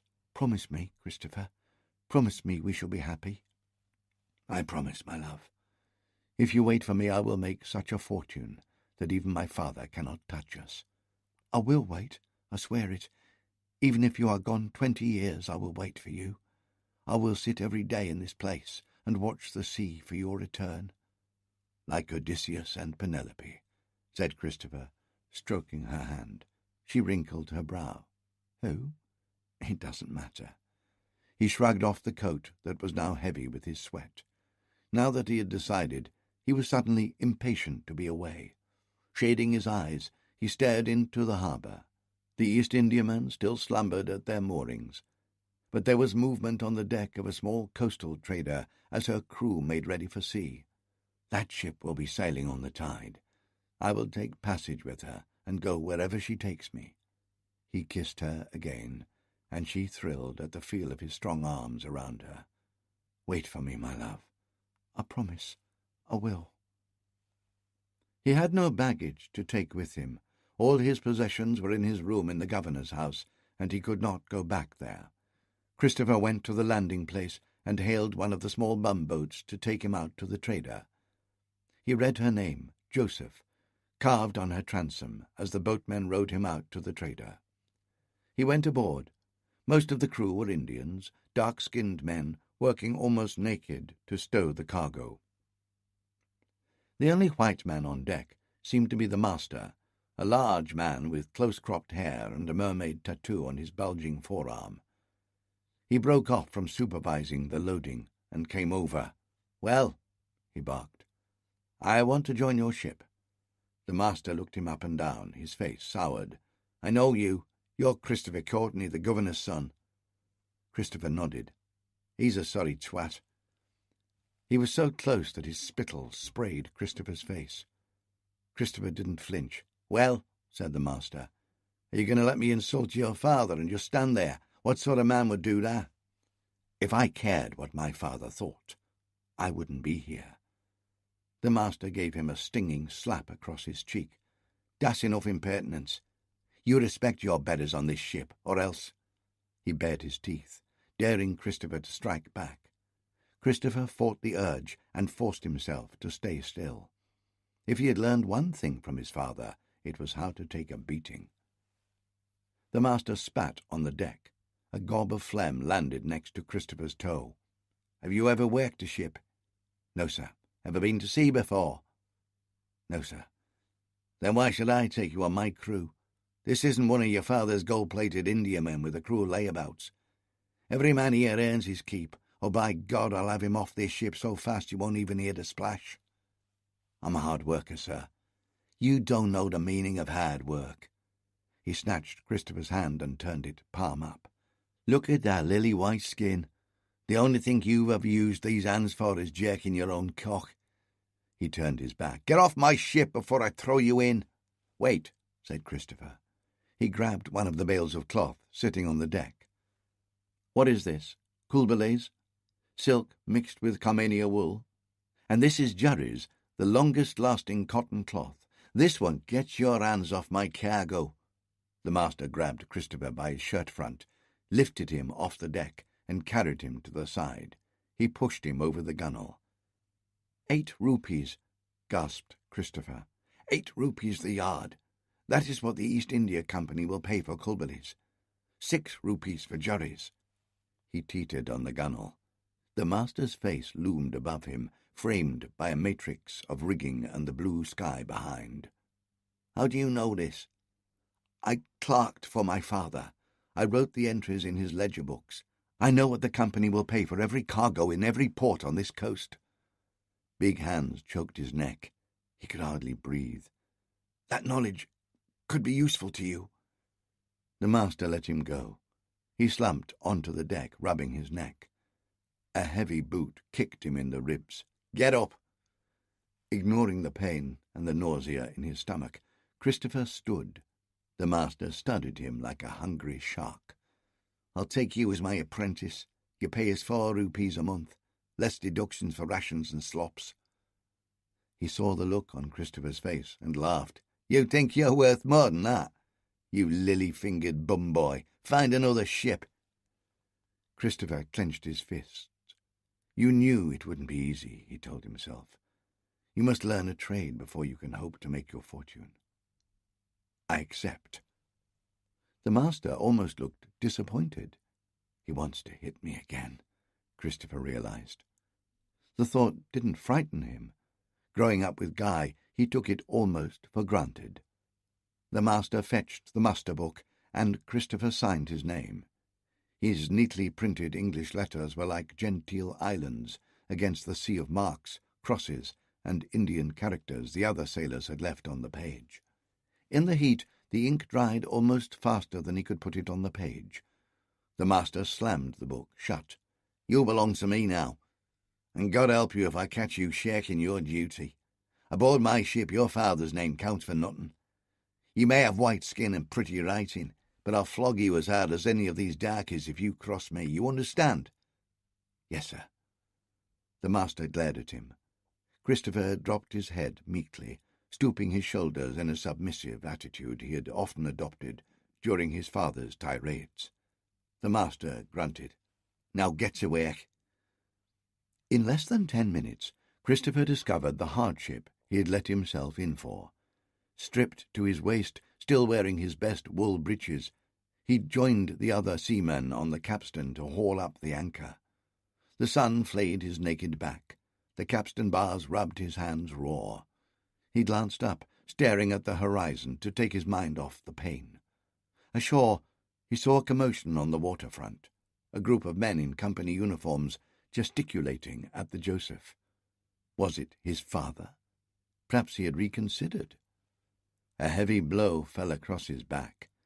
He jerked around and was almost knocked down by the capstan bar swinging into him from behind. He resumed his position at the capstan bar. From the corner of his eye, he saw the master watching from the sidelines. dangling the short length of rope he'd used to strike him. "No second thoughts, Lilians. Desert, and I'll see you keel-hauled." "Don't let him goad you," whispered a voice behind him. He spoke Portuguese, the lingua franca of the Malabar coast.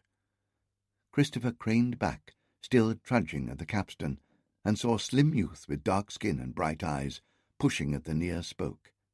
He must have been younger than Christopher, but his hands were calloused and his young body rippled with muscles. "Captain Crawford's a devil," he whispered again, barely audible over the creak of the capstan. "But there are ways to avoid him. The more you fight him, the more he'll try to break you." The anchor came up and was catted and fished.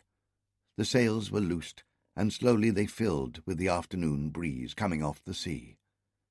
Christopher hauled on the ropes as he was ordered, always with a lick of Crawford's starter rope to encourage him. He refused to look back. That night he made his bed on deck near the bow. He lay on the hard planking, feeling the aches racking his body, and stared at the stars. That morning he'd woken in his feather bed at the governor's house, servants jumping to his every need. Now he didn't even have a blanket to lie on. A dark figure came and sat beside him. White teeth gleamed in the darkness. It was the youth who'd spoken to him on the capstan. "My name is Danesh," he introduced himself. "Christopher, is your father really the governor of Bombay?" "Yes." "You must hate him very much." Christopher remembered the look in Guy's eyes. "Yes, I do." Danesh handed him a blanket. "Before we are finished, you will hate Crawford even more." The next 3 weeks were the hardest Christopher had known in his life. On the second day, Crawford sent him aloft to reef a sail. It was only when he was halfway up the shrouds that he looked down and realized no one had followed. The other men waited on deck, watching him, making wagers among themselves. A gust of wind made the ship heel over, only gently, but to Christopher it felt like a hurricane. He tipped back. The waves seemed to race towards him. The men on deck catcalled and jeered. Crawford shouted something, but he could hardly make out the words above the blood pounding in his ears. His grip started to slip. The ship rolled back. His stomach lurched again. His gaze began to drift down, but he knew that if he looked at the sea again, he would let go and fall. He wrenched his gaze upwards, fixing his sight on the main top, and forcing himself to move one hand at a time, hauling himself up. Each step was pure terror. Each time his hands closed on the ropes again, he gripped them like a baby clutching his mother's finger. At last he reached the top. It was misnamed, for it was only the top of the mainmast. The topmast and topgallant mast rose higher still, but to him it felt as if he'd conquered the highest mountain. Down on deck, no one cheered him. With a shock, he realized they were not impressed with what he had achieved. Rather, they had wanted to see him fall. That was all his life was worth, entertainment to liven up the watch. They might yet get it. His ordeal wasn't over. Now he was up, he had to edge out along the main yard, with nothing under his feet except the thin foot-rope. Reluctantly, the other sailors joined him. They ran along the yard, balancing like monkeys and immune to the roll of the ship. Some jostled Christopher intentionally, treading on his fingers or knocking his shoulders as they passed. "They want me to die." His fingers slipped and fumbled as he struggled to undo the gaskets that bound the sail. The foot-rope swung under him, the thinnest thread that felt like standing on thin air. Then there was the descent. The terror every time he lowered a foot, finding each foothold by touch, because he didn't dare look down. When he finally reached the deck, he clung to the shrouds, not trusting his legs to keep him upright. He nearly vomited over the side, but deep down a small ember of satisfaction glowed inside him. He'd done it. From across the deck, Danesh mouthed, "Well done." The slap of the starter rope across his shoulders scattered his thoughts. He spun around, raw and vulnerable, to see Crawford leering at him. "I didn't order you to come down." Christopher bit back the retort that came to his lips. Automatically, he lowered his head and waited for Crawford's temper to pass. "I want you keeping lookout. There are pirates in these waters. If one of them gets within a mile of us, I'll skin you alive." Christopher flinched as if he'd been hit again. He looked up at the main top, impossibly high. Could he really go there again? Crawford followed his gaze, and an evil smile spread across his lips. "You won't see anything from here. I want you on the cross trees." High above the main top, the cross trees were little more than a wooden grating sticking from the top of the topmast. So small, Christopher could hardly see it from the deck. Even looking up at it made him dizzy. He didn't move. Crawford licked his lips and coiled the rope. He flexed it, testing its strength. "Are you disobeying an order?" Christopher fought back the tears that were pricking his eyes. He would not give Crawford the satisfaction. "No, sir."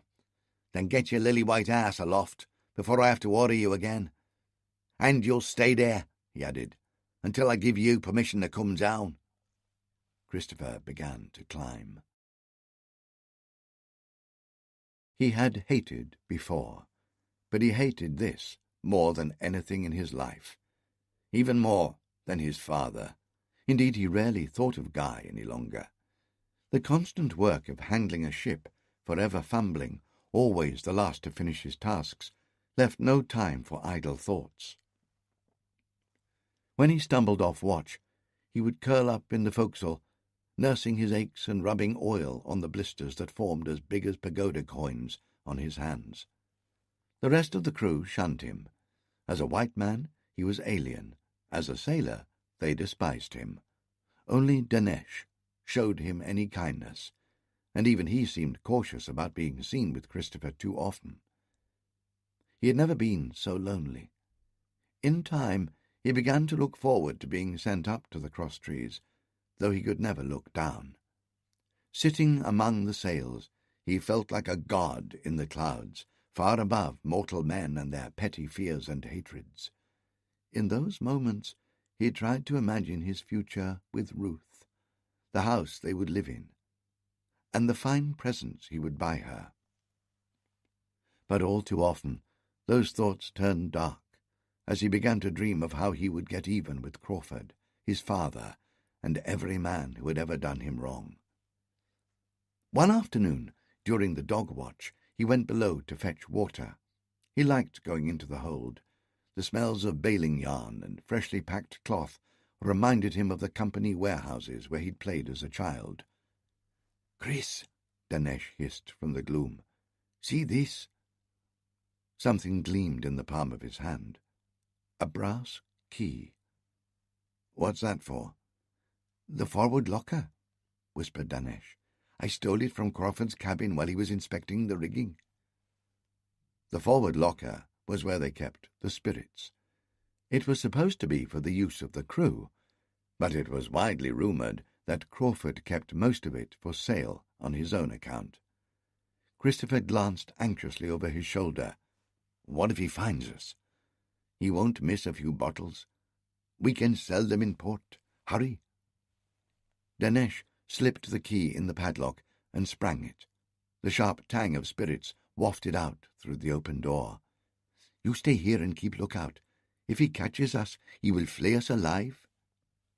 Danesh handed Christopher the key and ducked into the store. Christopher stood there, staring. He knew he should run, leave Danesh to his fate, and display more knowledge if he was caught. It wasn't his idea. But Danesh was the closest thing he had to a friend on the ship. If he lost him, he'd have nothing. Feet thudded on the deck above. The ship's movements made shadows flit across the square of light that came through the hatchway. "Be quick," Christopher called. "I think someone's coming." Danesh reappeared with 4 bottles of brandy cradled in his arms. He laid them on the floor. "Crawford keeps enough to make an elephant drunk," he whispered. "One more load will be enough for both of us."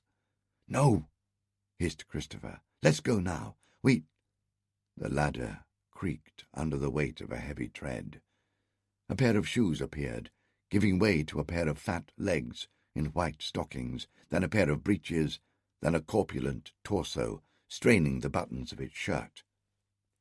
Quick as thought, Danesh dived behind the anchor cable, whose huge coils made a nest big enough for a man.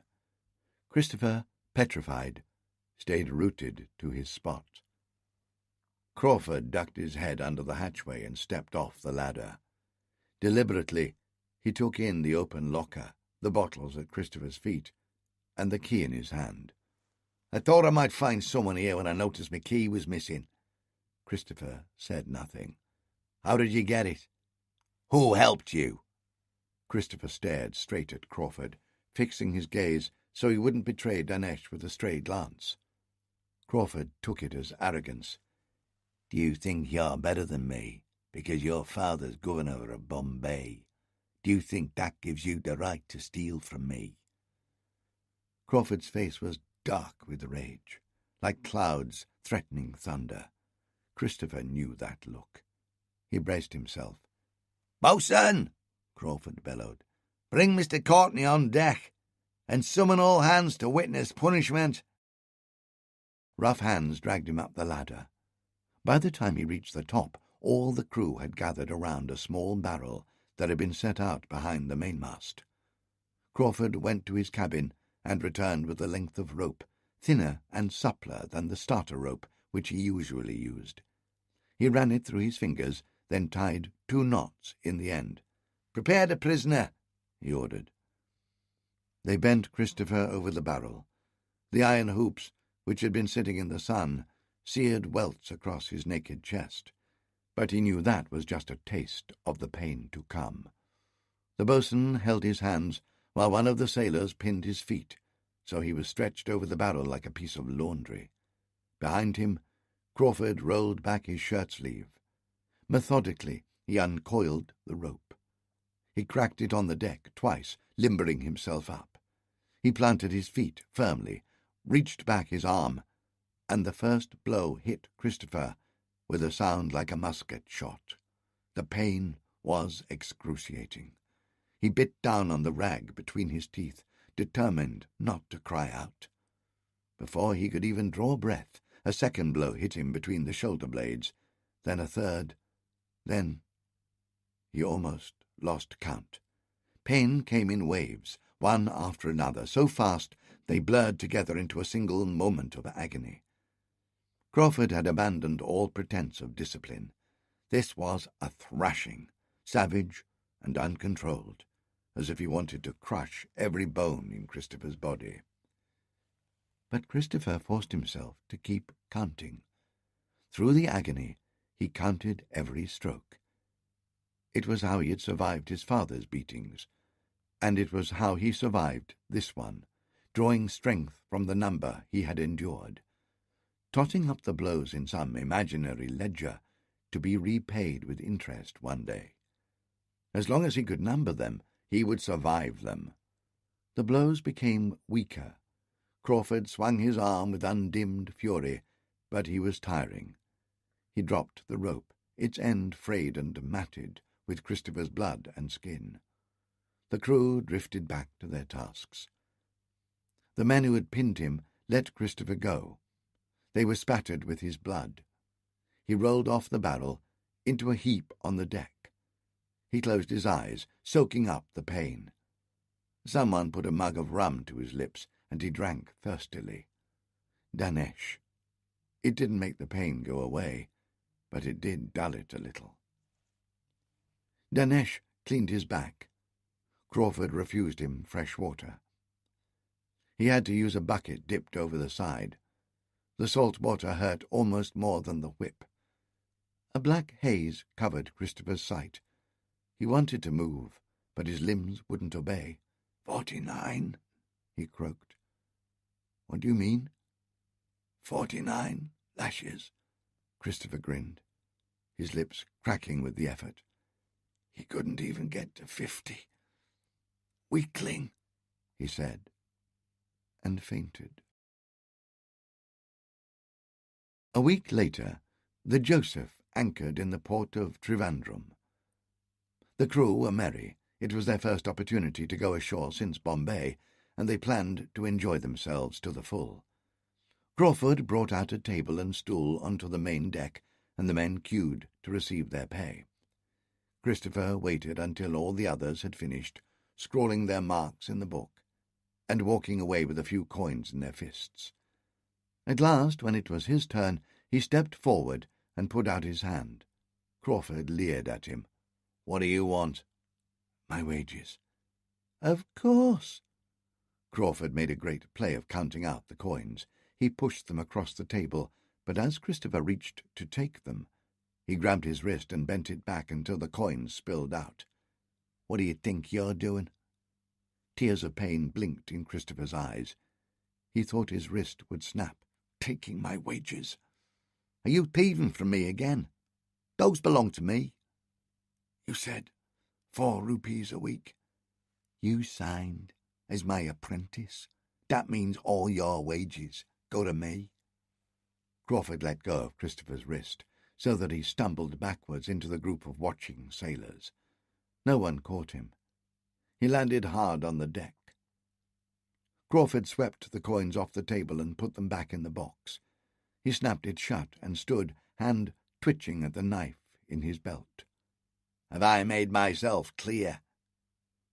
Christopher lay on the deck, clutching his wrist. Hatred consumed him. All he wanted was to stick the knife in Crawford's guts and see him bleed out on the deck. He felt the eyes of the whole crew watching him, enjoying his humiliation, and he hated them too. He pushed himself upright, ignoring the pain that shot through his wrist, and faced down Crawford. The master looked surprised to see him standing. "I understand," said Christopher thickly. He didn't trust himself to say more. Crawford was about to provoke him again, but something made him pause. Even in the few weeks of their voyage, Christopher had changed from the callow youth who had come aboard in Bombay. His shoulders had broadened out, and his arms had become thicker. He no longer stooped as much. But it was in his face that the difference was most obvious. Harder and firmer, with black eyes that unsettled with the intensity of their gaze. Though Crawford would never admit it, they frightened him. He turned away. "Lower the boats," he ordered. "We're going ashore." "Not you," he barked at Christopher. "Stay aboard to keep anchor watch.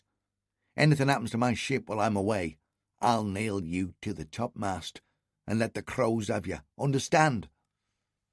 Christopher saw Danesh giving him a sympathetic glance. None of the others even glanced in his direction. All Christopher could do was watch as they clambered into the longboat and rowed ashore. Danesh went too. A group of women waited on the beach to welcome them, dragging each man towards the nearest punch-house. Whatever pay they'd had, it would be gone by morning. That was no consolation to Christopher. He settled down in the shade of the awning, whittling a piece of wood with his knife. He had the ship to himself, and he revelled in the solitude. All his life he had been kept on his own, an only child forbidden to mix with the other children in the settlement because his father deemed them inferior. Of the few he had befriended, most had died or gone back to England. His mother kept to her chamber for fear of rousing his father's temper. He was used to being alone. But he now realized that he would never make his fortune this way. Even if he survived Crawford's bullying, it would be years before he had enough money even to buy himself a new suit of cheap clothes. He could not ask Ruth to wait so long. There was another lesson he had learned from his father. Sitting in the governor's house, quiet and unnoticed, he had watched men come and go from his father's office. In the silent house, conversations carried. He had heard men abuse his father in terms he could not have imagined, and walk out of the office with their heads high, convinced they had won a victory. And he had seen those same men, weeks or months later, boarding ships to England in poverty or disgrace, broken men who had lost everything. One had even been taken aboard in irons, all for having been discovered in an unnatural act with a sepoy drummer boy. Never forget, never forgive, and take your vengeance when it will most hurt your enemy. He had discovered a new axiom. He brooded on this until the sun went down and the land disappeared. The lights in the harbour burned bright against the darkness. He lit the ship's lamps fore and aft, and checked her anchor cable. He went to the galley and helped himself to stew from the pot the cook had left. Rummaging through the stores, he found a bottle of arrack, the local liquor. He gulped down 3 or 4 mouthfuls, delighting in the fiery taste. It gave him courage. "I didn't escape my father to serve another tyrant," he muttered to himself. He slipped through the hatch to the lower deck. Much of the Joseph's cargo was bulk goods, bales of cloth and sacks of rice, too large for his purposes. He scrabbled around until he felt the smooth sheen of a parcel of silk. That would do. This close to the waterline, he could hear the water lapping against her timbers. Every creak of the ship echoed down through the mast. Something knocked against the hull, probably just a wave or a piece of driftwood, but it set him on edge. Sweat prickled his hands. The liquor rose like bile in his throat. He stuffed his pockets with betel nuts from a sack, hoisted the silk bale over his shoulder, and stole up the companionway. The longboat was still ashore, but there was a small jolly boat he could row single-handed. He took out his knife and started sawing through the ropes that held it. "Where do you think you're going?" growled Crawford. He stood, silhouetted against the stern lantern, casting a long shadow across the deck. "Are you stealing from me again? Didn't I beat it out of you last time?" He had come aboard without Christopher hearing. Whether because he did not trust Christopher, or because he had come back to finish the boy without witnesses, Christopher never found out. The captain stepped forward and punched Christopher in the face so hard he flew backwards into the rigging. "You'll have to hit me harder than that," Christopher told him. A dangerous wildness had come over him. "You hit like a small girl or an old woman." With a grunt, Crawford charged. Christopher stood his ground. He put up his hands, forgetting for a moment he was still holding his knife. In the dark, rushing like an enraged bull, Crawford didn't see it either. Instinct took over. Christopher swayed out of the way of Crawford's lunging fist, and as the big man grappled him, he thrust forward. The knife slid into Crawford's belly almost before Christopher realized it. Hot blood gushed out. Crawford screamed and writhed. He tried to pull away, but only succeeded in opening the wound further. His guts spilled out over Christopher's hand. Christopher jerked away, pulling the knife free. Crawford clutched his stomach to hold in his entrails, bellowing like a wounded bull. The sound must have carried far over the water. Surely someone on shore or aboard one of the other boats would soon hear and come to investigate, and find Christopher with a knife in his hands, covered in blood. He had to end it. He had no choice. Christopher tightened his grip, lifted the knife, and plunged it between Crawford's ribs straight into his heart. Crawford dropped, dead. Christopher stared down in disbelief at the corpse that lay at his feet. The knife fell from his hand. He was shaking all over. "You're a murderer," a cold voice like Guy's whispered in his head. He couldn't take his eyes off the body. The thing that had been a man, now simply a butchered piece of meat. "You did this," insisted the voice. But the longer he looked, the more he forgot his guilt. Warmth returned to his veins. He stopped shivering. The man who had flogged him, beaten him, taunted and cheated him was dead. He could not hurt Christopher ever again. "I did this," he told himself. His whole body tingled, like taking a hot bath on a cold day. How did I live so long, cowering, and never realize my own power? He wiped his bloody hands on Crawford's breeches, then rolled the body over and rummaged until he found the man's purse. Coins clinked inside. His coins. He took the purse and stuffed it in his breeches. Something else caught his eye. A key tied to a leather cord around Crawford's neck. Too small to fit the lock on the spirit locker. But he had seen it before that day. It was the key to the money chest, bright with the blood that had spilled from the hole in his heart. Christopher took it, snapping the cord in his haste. He wound it around his wrist and hurried to the cabin. The money chest lay stowed under Crawford's cot. Even with the crew's wages taken out, it still took all his strength to carry it out on deck. A good sign. He ran down to the stores and found a bottle of lamp oil. He splashed it over the bales of cloth in the hold and added powder from the small keg they kept for the swivel guns. He moved quickly, driven by a freedom and an energy he had never known. He told himself it was a sensible precaution to hide Crawford's body, and so that none of the crew ashore would think to look for him. The truth was, he did it from sheer devilish abandon.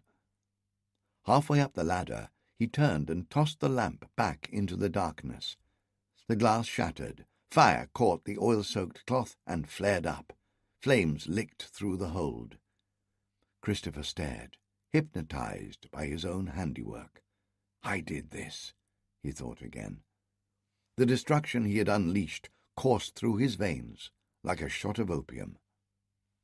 A blast of hot air from the hold below blew into his face, and he knew it was time to go.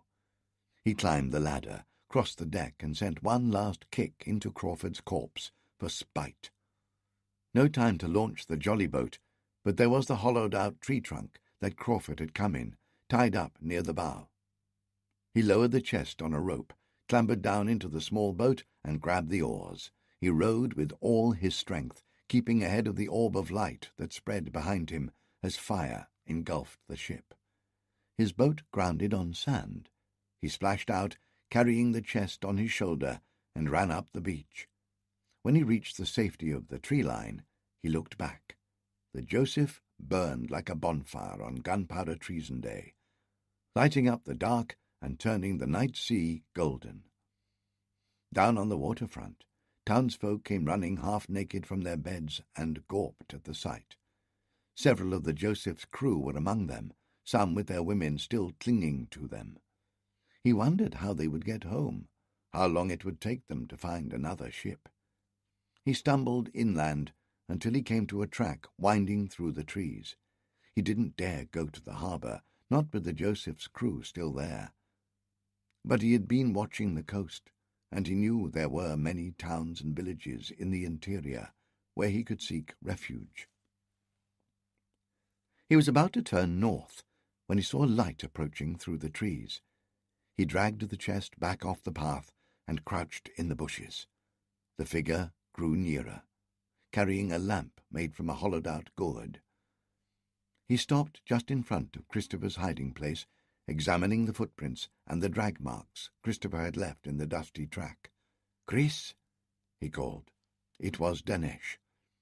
With a wave of relief, Christopher floundered out from the undergrowth. Danesh recoiled in horror, not recognizing him. All he saw was a half-naked demon smeared in blood and dust. "Chris?" he stared. "I saw you come ashore." He took in the blood and the wild look in his eyes. "What have you done?" "I killed him." Saying it aloud was not as easy as saying it to himself. But then he looked at Danesh and fancied he saw new respect in his friend's eyes. "And the ship?" said Danesh. "Gone. I burned it to the waterline." Danesh looked grim. "That ship was our work? Our pay?" "Your pay. Crawford gave me nothing, remember?" He went back to the bushes and hauled out the chest. "But I made him pay. With this, we can buy our own cargo.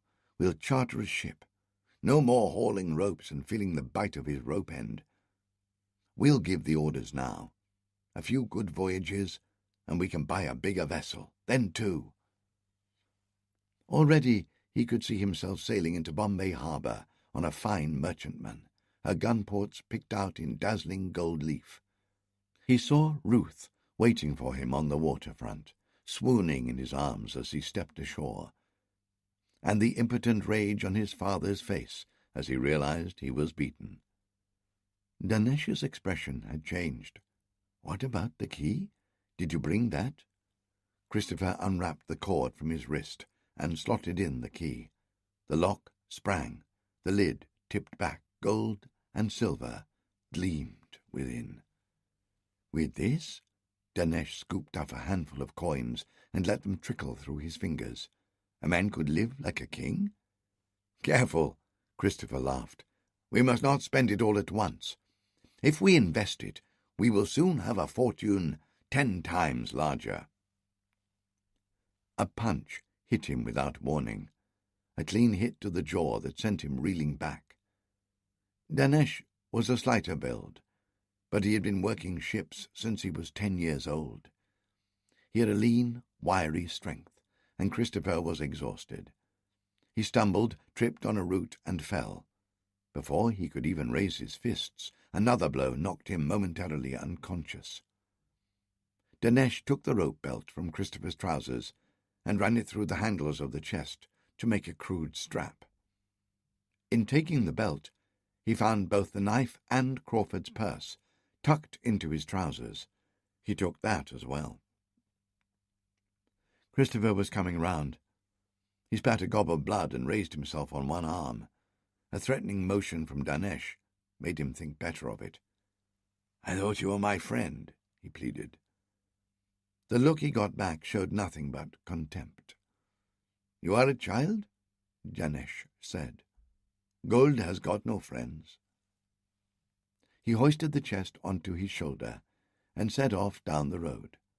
Christopher didn't try to follow. He lay there, watching the light fade, until he was left in darkness. "Are you going to attack me?" Christopher opened his eyes. On the far side of the road, a man leaned on a wooden staff, watching him.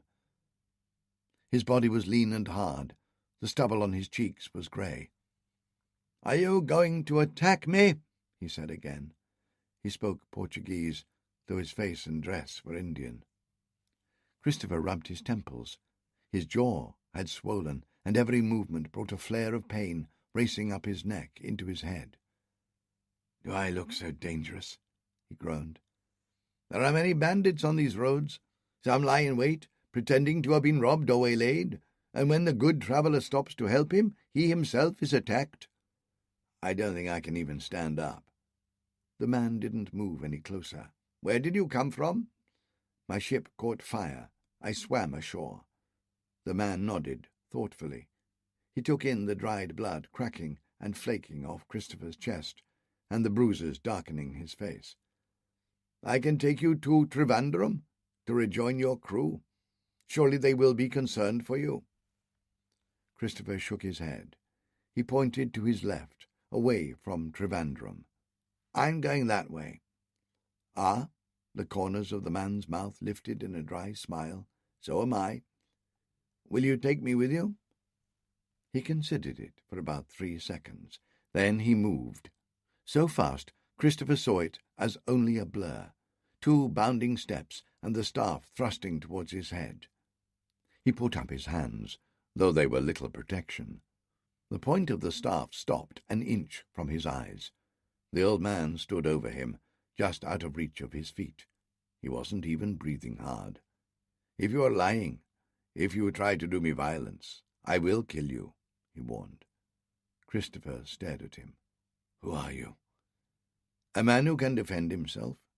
He touched the bruise on Christopher's chin with the tip of his staff. "You, it seems, are a man who cannot."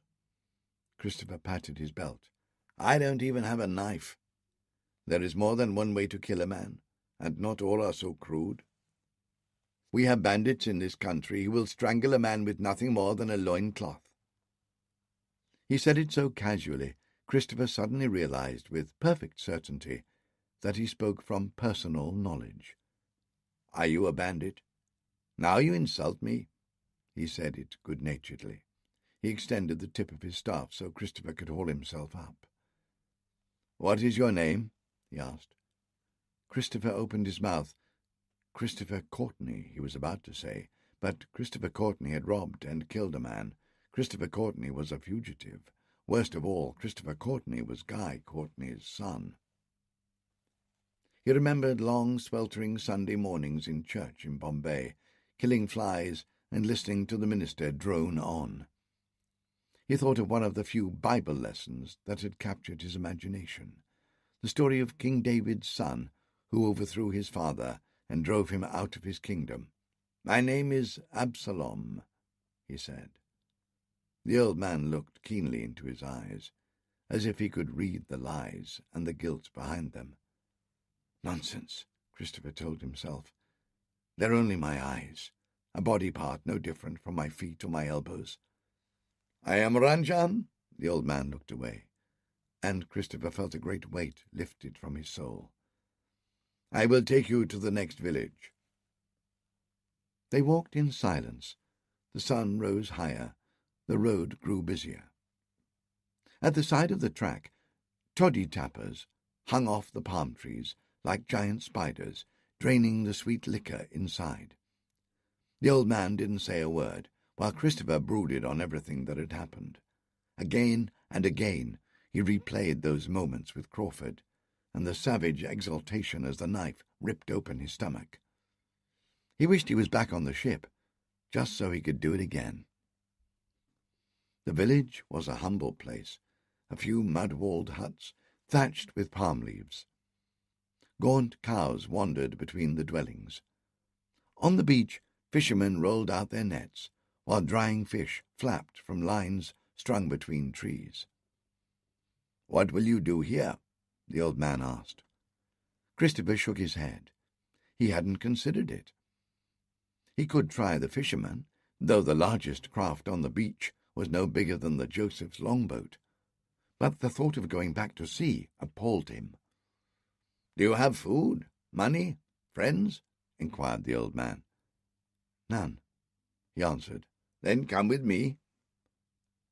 They walked on, many miles more, past fishing villages and pagodas and long sandy beaches. Close to sunset, they reached their destination. This was a sizable town, a little inland, far bigger than the villages they had passed through. There was a large market and many fine temples. Ranjan led Christopher to a compound on the far edge of the town. From the outside, he thought it must be a temple. Ranjan had such an ascetic air about him. He could easily be a monk. A young man, wearing only a simple loincloth, opened the gate. Christopher stepped through and stared about him in wonder. Everywhere, bare-chested young men were fighting. In one corner, they clashed with long wooden staves, very similar to the old man's staff. In another, they wielded sickle-curved swords, whose blades rasped and rang as they twisted together, as though in some intimate mating ritual. A few of the men fought with nothing but their hands and feet, moving so gracefully that the jarring force of their kicks and punches were not readily apparent. "What is this place?" Christopher asked in amazement. "This is the Kalari, a school for warriors. We teach Kalari Payatu, an ancient martial art. Some say the most ancient in the world." "You know this art?" "I am the Asan, the teacher." The movements, quicker than thought, the clash of arms, the smells of sawdust, sweat, and blood, astonished him. He thought of all the beatings he had suffered in his life. His own father, Crawford, and even Danesh.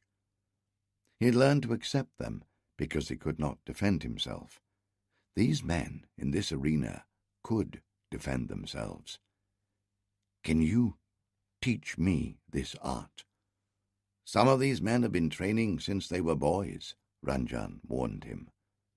"I can learn." Ranjan looked into his eyes. Again, Christopher had the feeling that he saw things Christopher didn't even know existed. "Yes," he nodded thoughtfully. "Yes, I think you can." Life on the ship had been hard. Life in the Kalari was even harder. On the ship, the beatings were incidental. Here, they were the whole purpose. Christopher stopped counting the bruises, the sore muscles, and the cracked ribs that made it hard to breathe. He never complained, and he never missed a day's training. His body changed. The muscles that had started to develop at sea grew stronger, honed to a new level. His stomach tightened. He walked taller and straighter. He was no longer the round-shouldered adolescent who had run away from Bombay, or the bandy-legged sailor who had stumbled ashore.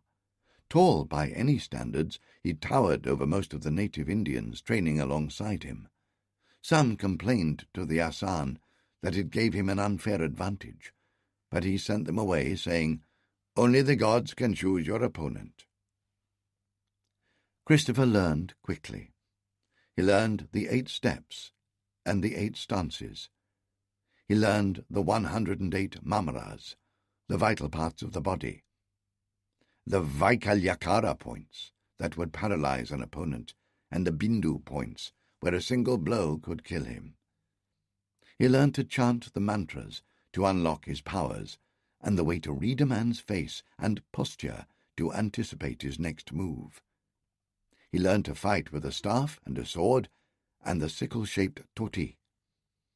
Then, at the end of each day, he learned how to heal himself, how to rub his body down with oil, how to massage the vital places to tease out the hurts and bruises, so that he could fight again the next day. Once a week, all the students gathered in the exercise yard around the raised platform at its center. The best students would fight on the dais, a whirlwind of strikes and lunges that moved so fast Christopher could hardly follow them. Later, as he learned the strokes himself, he began to recognize them. Now, when he watched the fights, his body twitched, copying the moves in his mind, desperate to master them. The other students mostly ignored Christopher, but Ranjan kept a close eye on him. One day he took Christopher to a woodcarver's workshop. The smell of oil and wood shavings was rich in the air. On the benches, half-finished animal gods stared from their blocks, their faces merging with the raw wood. Christopher stood watching, waiting for the Hassan to explain why they had come. The carver tapped with his chisel, each stroke taking off a minuscule sliver of the hard wood. Without looking up, the carver spoke, in a local dialect Christopher couldn't understand. What did he say? "He says the figures already exist in the wood. His job is merely to peel away the outer layers to reveal what is within. With every blow of the chisel it becomes more like itself." He looked at Christopher. "Do you think the wood has feelings?" "No. According to our Hindu faith, every living thing has consciousness. Even the plants can feel. If that is so, do you think the wood enjoys being carved?" The carver tapped the hammer. The sharp blade bit into the wood. "It must be agony. And yet each blow helps it to become itself. The path is hard, Absalom, but the destination." He stroked the face of Ganesh, the elephant god, carved so lifelike Christopher thought its trunk might unfurl and wrap around his neck. "The destination is the truth of who we are." When he was not training, Christopher earned his keep through labor. At first, this involved cutting trees for firewood or tending the gardens where they grew food for the Kalari. Sometimes, when they had too much of one thing and not enough of another, Ranjan sent him to the market to barter. Apart from when he was fighting, these were Christopher's favorite times. He took pains to learn the local language and picked it up quickly, chatting with the merchants who soon came to recognize him. They never smiled when he came to their stalls. They knew he would bargain ferociously, not content until he had squeezed the last possible dam off the price. One day in the market, an Indian approached him. Jewelled rings crusted his fingers. Servants fanned away the flies around him. Christopher moved to get out of his way, but a glance from the Indian made him pause. One of the servants stepped forward, well-dressed, with an emerald-tipped pin in his turban and gold thread embroidering his robe. He was clearly a steward in the rich man's household. His fat lips were rendered even more conspicuous by the red beetlejuice stains around them. "This is my lord, Parashurama," he announced. He kept a clear distance, as all high-caste Indians did, fearful of defiling himself through contact with the foreigner. "He is the wealthiest merchant in this town." Parashurama smiled at him. "I have heard of you. They say you are a fearsome fighter in the Kalari." Christopher bowed. "Other men say you drive such bargains to make merchants weep." "My father taught me there is always a better price to be had." "Indeed, but not all men know how to get it. I could use a man like you."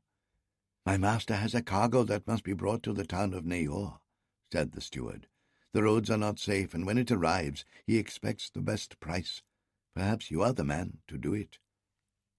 "What is the cargo?" "Salt." "In return," said Parashurama, "I will give you 5% of whatever you sell it for." 20%, said Christopher. The steward scowled. Parashurama laughed. "Truly, your reputation is deserved. Let us agree on 10%.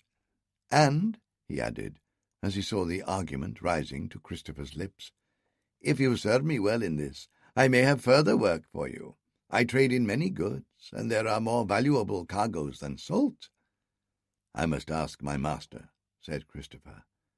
But when he spoke to Ranjan, the old man simply opened his palms in blessing. "I am not your master, and you are not my slave. As long as you choose to stay with me, I will teach you.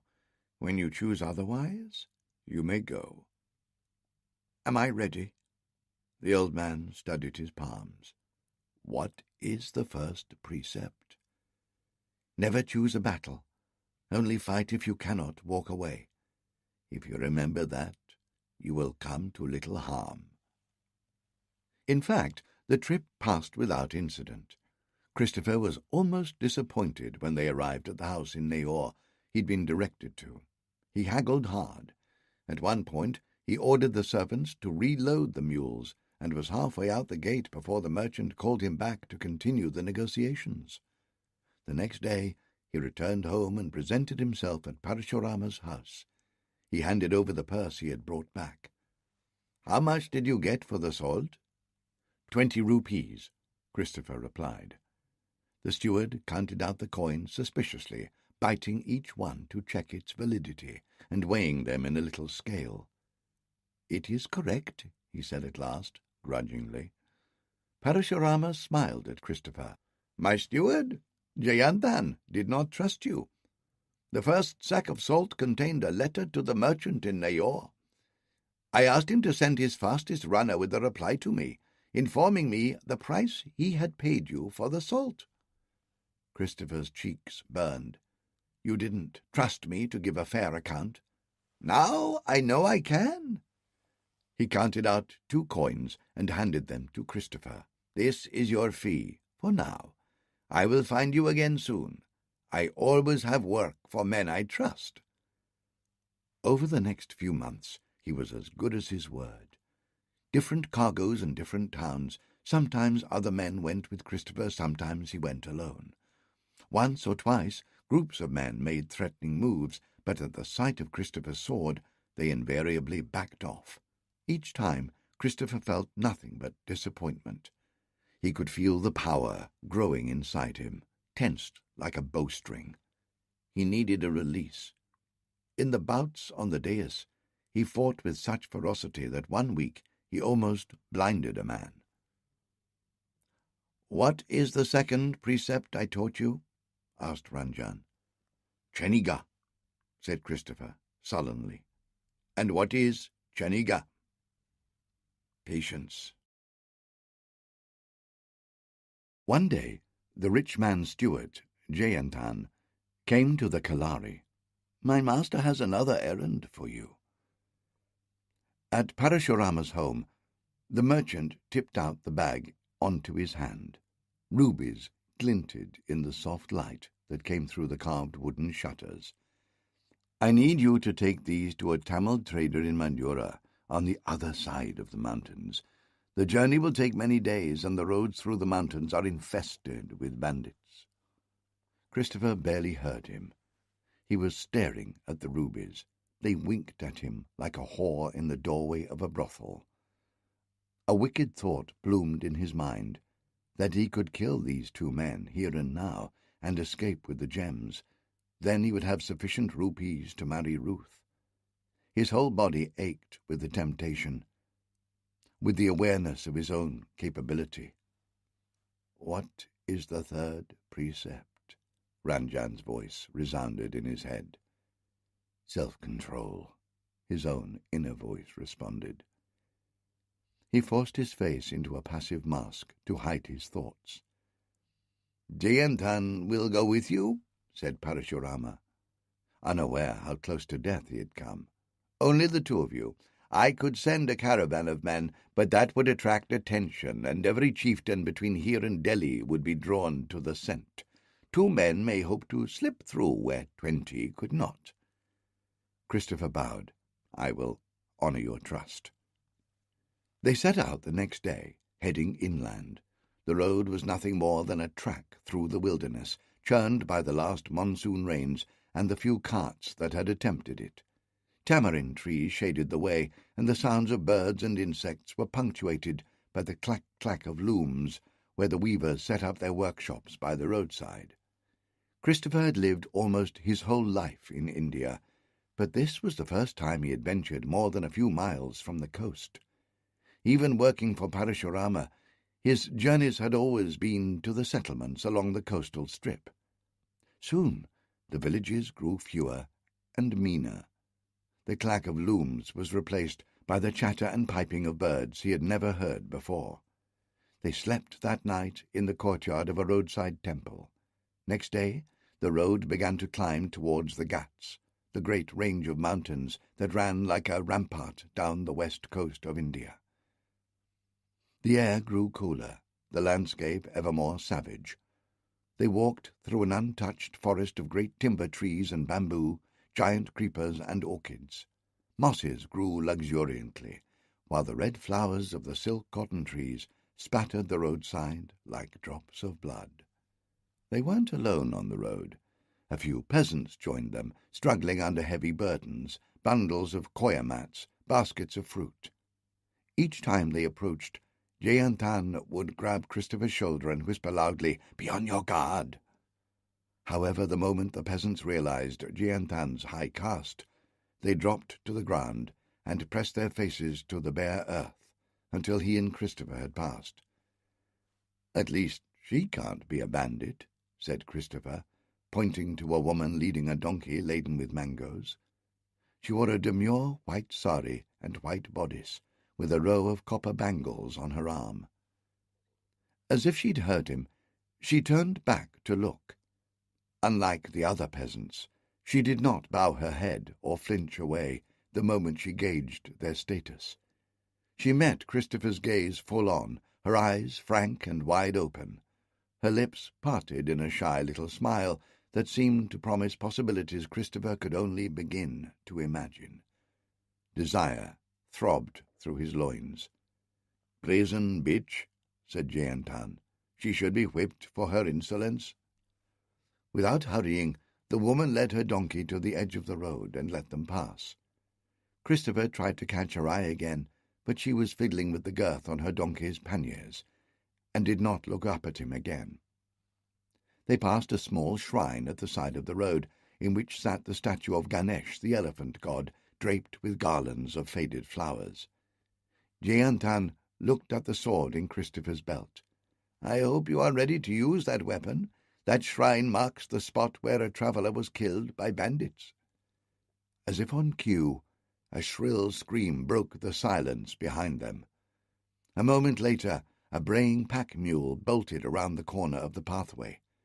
Christopher drew his sword and started back at a run. "Wait!" shouted Jianthan. "Your duty is to protect me." Christopher ignored him. He ran back, feet drumming up clouds of dust. Around the bend in the road, he found the woman he'd seen earlier. She lay on the ground, her skirts pushed up around her hips, the bodice torn from her pert young breasts. A muscular, dark-skinned man held her down with his one hand, as he knelt between her knees, and with his other hand opened the cloth that revealed his erect and burgeoning genitalia.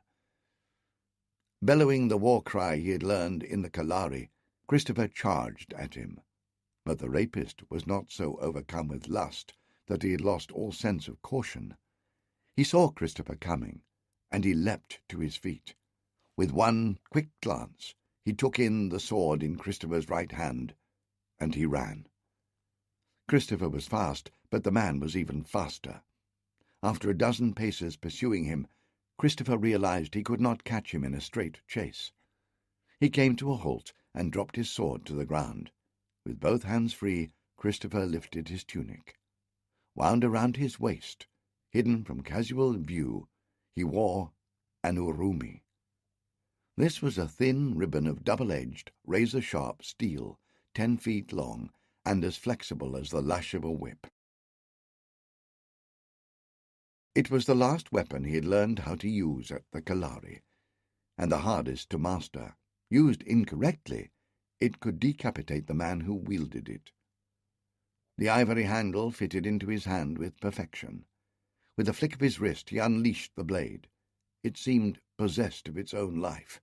It reached out, uncurling as it snaked through the air. The rapist was at the extreme range of the urumi. However, the supple steel tip wound around his bare ankle like a serpent and tightened into a noose. It sliced through skin and flesh and tendons, and then it crushed the bones of his ankle. With a cry of agony, the man fell and sprawled full length. Christopher walked up to where he lay, whimpering. He did not hurry, but took his time, letting the blade of the urumi come back to his hand, slithering through the dust of the path and recoiling itself like a live cobra. He stood over the man's body and smiled down at him. "My friend, I think you know that your time has come. You can bid this world farewell." He spoke in English, which the man did not understand, but the tone and sense of the words was obvious. He whimpered and bleated for mercy, but still smiling, Christopher flicked his wrist, and the urumi uncoiled itself and licked across the man's throat. His flesh opened like a second mouth. The breath from his lungs erupted from his severed windpipe. Almost immediately after it, the blood jetted from his carotid artery, pumping to the rhythm of his heart. It splashed across Christopher's feet, but he made no move to avoid it. He waited until the bleeding shriveled, and then stopped completely, before he squatted down beside the corpse and rifled through his clothing. On a belt beneath his tunic he found a leather purse. He loosened the drawstring and poured the contents of the purse into his open hand. The coins were mostly copper, but with sufficient silver to make him smile again. The woman, who the rapist had assaulted, came up to where he squatted and leaned over Christopher to see what he had found. She was adjusting her clothing and straightening her skirts. Christopher looked up at her. This close, she was very pretty. Her hair was thick and glossy, with the oil with which she had combed into its tresses. One of her breasts was still protruding from her torn blouse. She saw Christopher looking at it, and she smiled as she tucked it away, unhurriedly. "Thank you, Saab. May all the gods smile upon you.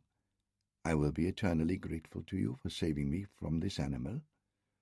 Her voice was low and sweet-toned. She placed her hand upon his shoulder and squeezed it. And Christopher wanted her. But she seemed unaware of the effect she was having on him. "Where is your companion?" she asked him. "Oh, sweet Christ!" Christopher swore. He had forgotten about Jiantan. He jumped up and ran back around the bend in the path, and almost collided with Jiantan, who was puffing towards him. "How dare you abandon me?" he raged. "When my master hears of this—" "That woman was about to be raped by a bandit," Christopher reminded him coldly. "What would you have me do?" "What if it had been a trap? If the bandit had friends waiting to pounce on me the moment your back was turned? You do not forget your duty because some low-caste peasant bitch is getting a topping." It took all Christopher's self-control not to retaliate. The dead man's blood was warm on his shins, and the joy of the kill was fierce inside him. He might have taken out Jiantan's tongue with the Arumi, just for speaking so crudely. Instead, he turned away and went back to where the woman was gathering the mangoes that had spilled from her basket, and was reloading them onto the donkey. Now she offered one to Christopher. "Take it," she encouraged him. "It is all I can give you, for now." He thanked her warmly, and quartered the fruit with his knife. Then he popped one of the quarters into his mouth and chewed with gusto. "Sweet," he told her. "As sweet as the girl who gave it to me." She smiled coyly and dropped her eyes to her feet. "My name is Tamana," she told him. "Chris." He started, and then caught himself, and switched to Absalom. Bemused by her beauty, he had almost given his real name. He glanced at Jiantan, but the steward didn't seem to have noticed. She looked at the empty jungle around them and shivered. "Will you walk with me today to protect me, please, Absalom?" "No," said Jiantan. "Yes," said Christopher. "No," repeated Jiantan. His voice rose to a petulant high pitch. "You are being paid to escort me and obey my orders." Christopher spread his legs wider and folded his arms across his chest. "If you wish to continue by yourself, then of course you may do so. However, I will walk with the lady." "When our master hears of this," Jiantan spluttered, touching the place on his chest where the bag with the rubies hung. Tamana stepped between them. "I do not wish to cause trouble to your friend." "He is not my friend, and he is not my master." Christopher took the donkey's bridle and started walking. "I'm going where I was ordered to go." "What about him?" She grimaced at the dead body in its pool of blood. Already flies had started to settle. Christopher shrugged. "Leave him there, as a warning to others." They walked together for the rest of the day, Jiantan striding silently ahead, Christopher and Tamana following behind him. Jiantan did not as much glance at Tamana. She was lower caste, and therefore virtually invisible. Christopher could hardly keep from staring at her. He could not stop thinking of what he had seen, the ripe swelling of her breast poking through her torn bodice, and the shadowy curls clustering between her thighs when the rapist had pulled her skirts up around her waist. "Think of Ruth," he told himself. "Think how much sweeter it will be when you are finally together, as man and wife."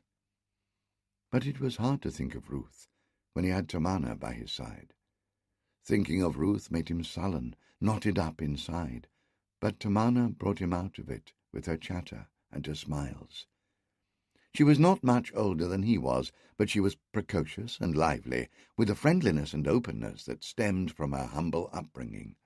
Her father was a farmer in a small village near the coast, she told him. He had heard from a traveller that there were food shortages across the mountains where the Nizam of Hyderabad had been waging war, and so his daughter had suggested taking a load of mangoes to see if they could get a better price. "You travelled alone?" Christopher marvelled. "My brothers are all needed to work on the farm." "What about your husband?" He couldn't help looking at her as he said it. He blushed as she caught him.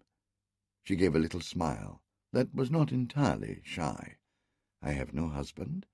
My father could not afford a dowry, and in truth he needs me to help work the farm."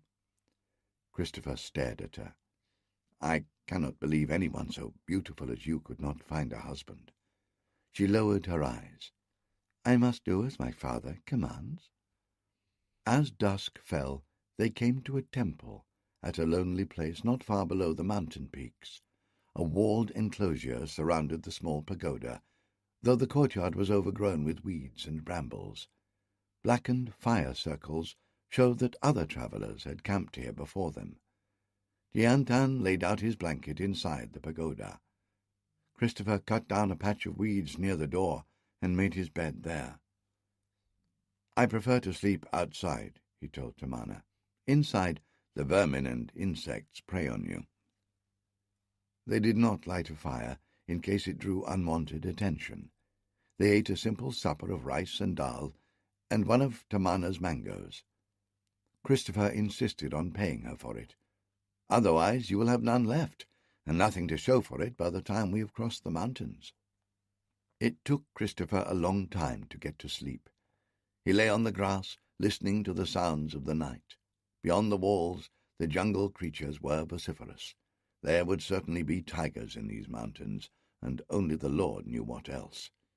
The forests hid 1,000 places where unseen lookouts could have monitored their progress, waiting for their moment to strike. Something rustled, not in the forest, but inside the walls. He reached for his sword, his pulse racing. He felt no fear. His body longed for the chance to fight again. "Absalom?"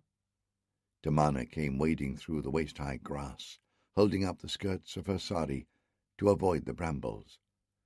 She sat down beside Christopher, so close their shoulders almost touched. "I could not sleep. I kept seeing." She shuddered. "You cannot imagine." "You're safe now," Christopher reassured her. She leaned against him, nestling her head in the crook of his arm. He held himself rigid, confused. He felt a raw and overwhelming urge to kiss her. He gritted his teeth. "Ruth," he told himself, "be strong for Ruth." "The way you dealt with that monster who attacked me, I've never seen anything like it. It is a terrible weapon you wield. Wherever did you learn to use it so skillfully?" "I learned it in the Kalari." She shifted her weight, twisting slightly. Her hand slipped onto his knee for balance. "You must have studied there many years?" "Not so long. I grew up far from here, in Bombay." She looked intrigued. "Are you not an Indian, then?" "No." The question didn't surprise him. With his dark hair and dark eyes, he really had the look of a native. The long hours in the sun in the Kalari had completed the transformation, turning his skin a deep nut brown. Only his size marked him out from other men. "My father is English, but I have lived almost my whole life in this country." Her hand slid up from his knee onto his thigh.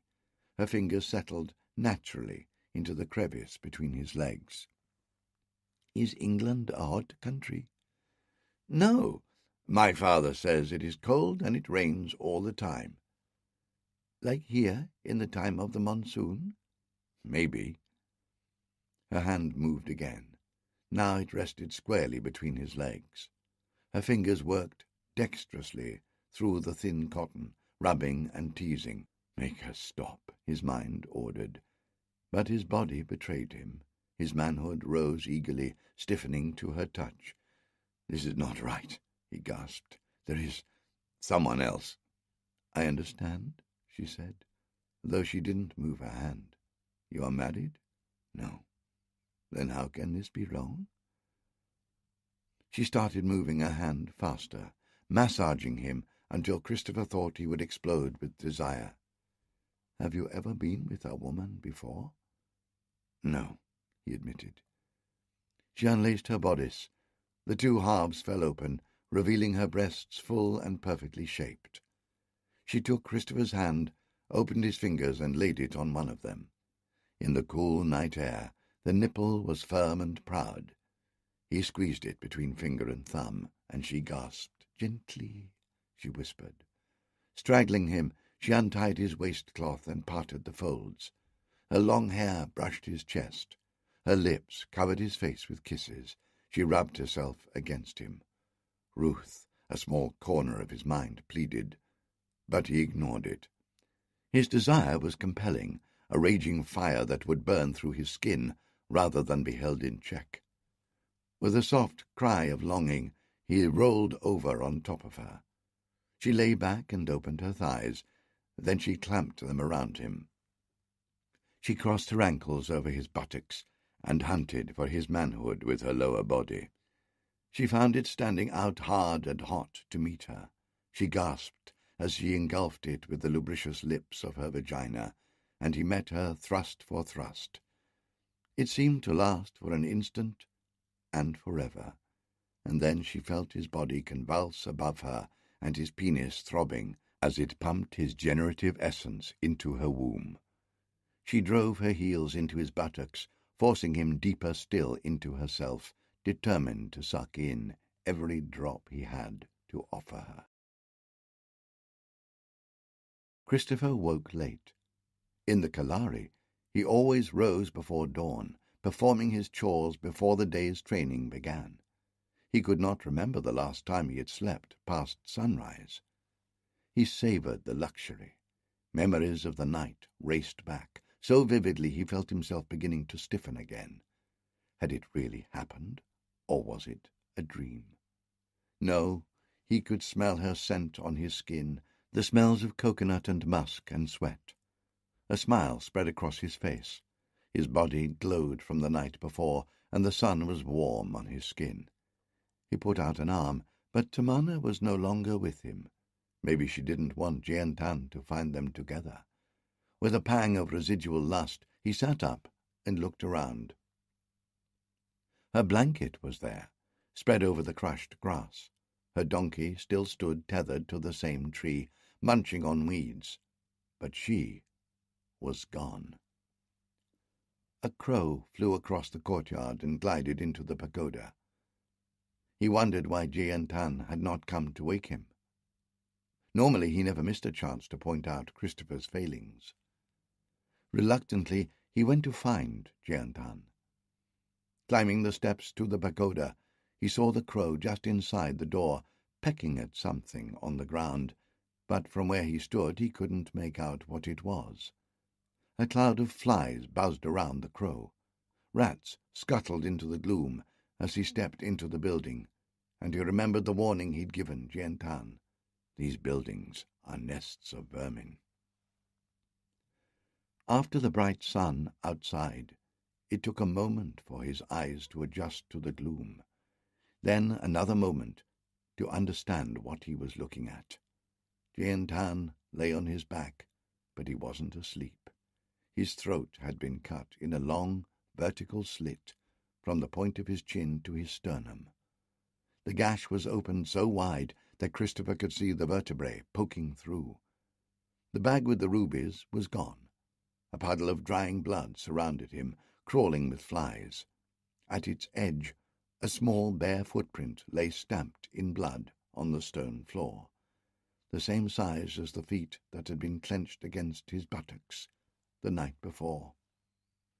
With a snarl of fury, Christopher ran outside. He strapped on his sword, grabbed the yorumi, and ran out to the road.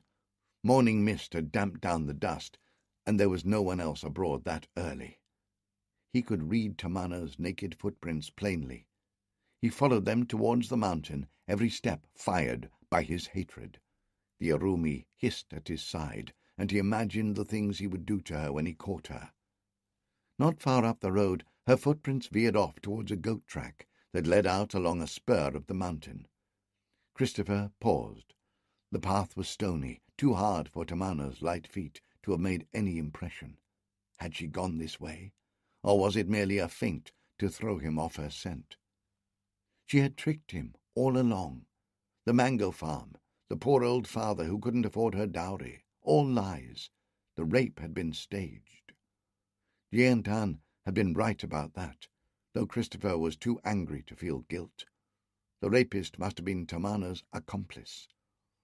No doubt he was meant to escape as soon as Christopher appeared, perhaps return to Tamana in the night. At least that part of the plan had failed. He wondered why she hadn't killed him when she had the chance. Sentiment? He remembered the feel of her body around him, the touch of her skin, and clenched his fists in rage at her betrayal. He would make her suffer when he caught up with her. He checked further up the road, but there were no more footprints. She must have taken the goat track. He followed it, winding across the steep face of the mountain. He was not an expert tracker, but in a small depression where the earth was still damp, he saw a bare footmark, freshly printed. He hurried on, flexing the urumi. The path rounded a bulge in the mountain and came out suddenly in a small ravine. And there she was, alone, standing on a boulder, unarmed. She must have heard him coming, but she made no attempt to escape from him. She had lost her sari, wearing only her bodice and a pair of short deerskin trousers he had not seen before. "You followed me," she said. She sounded amused. In his fury, he almost rushed her at once, but something in her pose stopped him. There was a power within her, a sense of self-satisfaction with what she had achieved, that penetrated his anger and made him wary. "Where are the rubies?" he demanded. "In a safe place. Your friend Jiantan was a loyal servant. When he saw me coming, he tried to swallow his master's gems to keep them from me. I had to cut them out of his gullet to retrieve them." "I will make you pay for that." "You would have done the same thing. I saw the way you looked at him yesterday. I know what was in your heart." Christopher didn't deny it. "But now I have you trapped." "Do you?" She clicked her tongue. 5 men rose from behind the rocks that had hidden them, rough, unshaven men in ragged clothes. All of them carried sharp blades. "I think I have you trapped." "You'll need more men than that," said Christopher. As he spoke, he scanned the faces of the men around her, judging who would be the fastest, the first to move, the hardest to kill. He saw nothing that gave him pause. "The first man who comes near will lose his head," Christopher warned. Tamana was about 10 paces away, just out of range of the urumi. He edged forward, almost close enough. He readied his muscles to strike. Tamana reached behind her and pulled a long, brass-muzzled pistol from the waist of her trousers. In a single gesture, she levelled it at Christopher and pulled the hammer back to full cock. He stopped dead. She saw the impotence in his face and laughed. "Even the greatest Kalari warrior cannot fight a bullet." "Then why did you bring me here? Why not just murder me in my sleep the way you did Jiantan?" "Because I do not want to kill you." Christopher edged a fraction closer. "But I will, if you come any closer." "Why?" "Is it really your ambition to be an errand boy for the rest of your life? To serve fat men you could kill with a single blow, letting them lord themselves over you merely because they have money? I saw how you wielded that urumi. A fighter like you could be the most feared man on the Malabar coast." "And become what? A brigand?" "Become free." Tamana stared down the barrel of the gun. Her arm was slender, but the pistol never wavered. "What do you wish to choose?" "Are you sure we're doing the right thing?" Tom wondered aloud. He and Dorian sat in the stern of the pinnace, Tom resting one arm on the tiller to steer through the fleet of merchantmen anchored in Table Bay. Sarah, Yasmini, and Anna sat facing them on the thwart, while behind them Alf Wilson had the crew pulling on their oars in perfect unison. Alf's father had been a Bristolian, but his dark complexion came from his mother, a high-born Mughal woman. Tom could guess how excited Alf was to be returning to the country of his birth. "If we were ever truly certain of what we were doing, then it would certainly be the wrong thing," laughed Dorian. "It is doubt that gives the adventure substance." Sarah cocked an eyebrow at Tom. "It is unlike you to have doubts, husband dear." "I was merely thinking aloud." In truth, he had had no time for doubts since that extraordinary night when Francis had appeared unbidden and unknown at their boarding-house, intent on killing him, and Anna had proposed their joint venture. Since then, life had been ceaseless activity, acquiring a ship and outfitting her, filling her hold with a cargo that would turn a handsome profit in India, and taking on a crew to man her. Tom had overseen almost every aspect of it, rising before dawn and staying late at the harbour, trudging up the hill in the dark to pore over his accounts by lantern light. "Some women are widowed when their husbands go to sea," Sarah had said. "I must look forward to him sailing so I can get him back." Tom had taken her in his arms. "When we are at sea, I will have eyes only for you. You will have eyes for the horizon and the weather and the set of the sails and the well-being of your crew," she retorted. "But at least you will not be able to wander too far from me." "There will be many hours to while away before we reach India," he promised, with a gleam in his eye. Now he nudged the tiller to guide the boat past a deeply laden Indiaman. Her golden gunports gleamed in the midday sun, reminding him of the Seraph, the ship that had first brought him to Africa, when he sailed with his father Hal, hunting the pirate Jengiri. He wondered how much all the Indiaman's gilding had cost the East India Company, and what infinitesimal fraction of their profits it represented. "It is a lot of money," said Yasmini. He knew she wasn't talking about the Indiaman. She was talking about what they'd spent these last few weeks. The ship had cost them dear. There were few to be had in Cape Town, and Torona had pushed Tom so hard he had nearly given up. They had emptied their account in the bank on the Herengracht, and found they still needed more. The War of Spanish Succession, which had dragged on in Europe for nearly 10 years, had inflated the prices of cordage, powder, shot, and 100 other sundries. "But look what we have got for the money." He straightened course. The longboat came out from under the Indiaman's stern, and there she was, dead ahead, a 3-masted ship in the Dutch style, which they called schönes, meaning beautiful. In English, the word had become schooners. It was an apt name. Longer and leaner than the great Indiaman, she was graced with elegant lines, from her raked bowsprit to the fine carvings around her stern cabin. From the moment she had arrived in Cape Town, Tom knew he had to have her. He had named her the Kestrel, after the birds he had hunted with in his youth in Devon. Like her namesake, she would fly in the slightest of breezes. She lay at anchor beyond the rest of the fleet, with only the Courtney's faithful sloop Centaurus for company.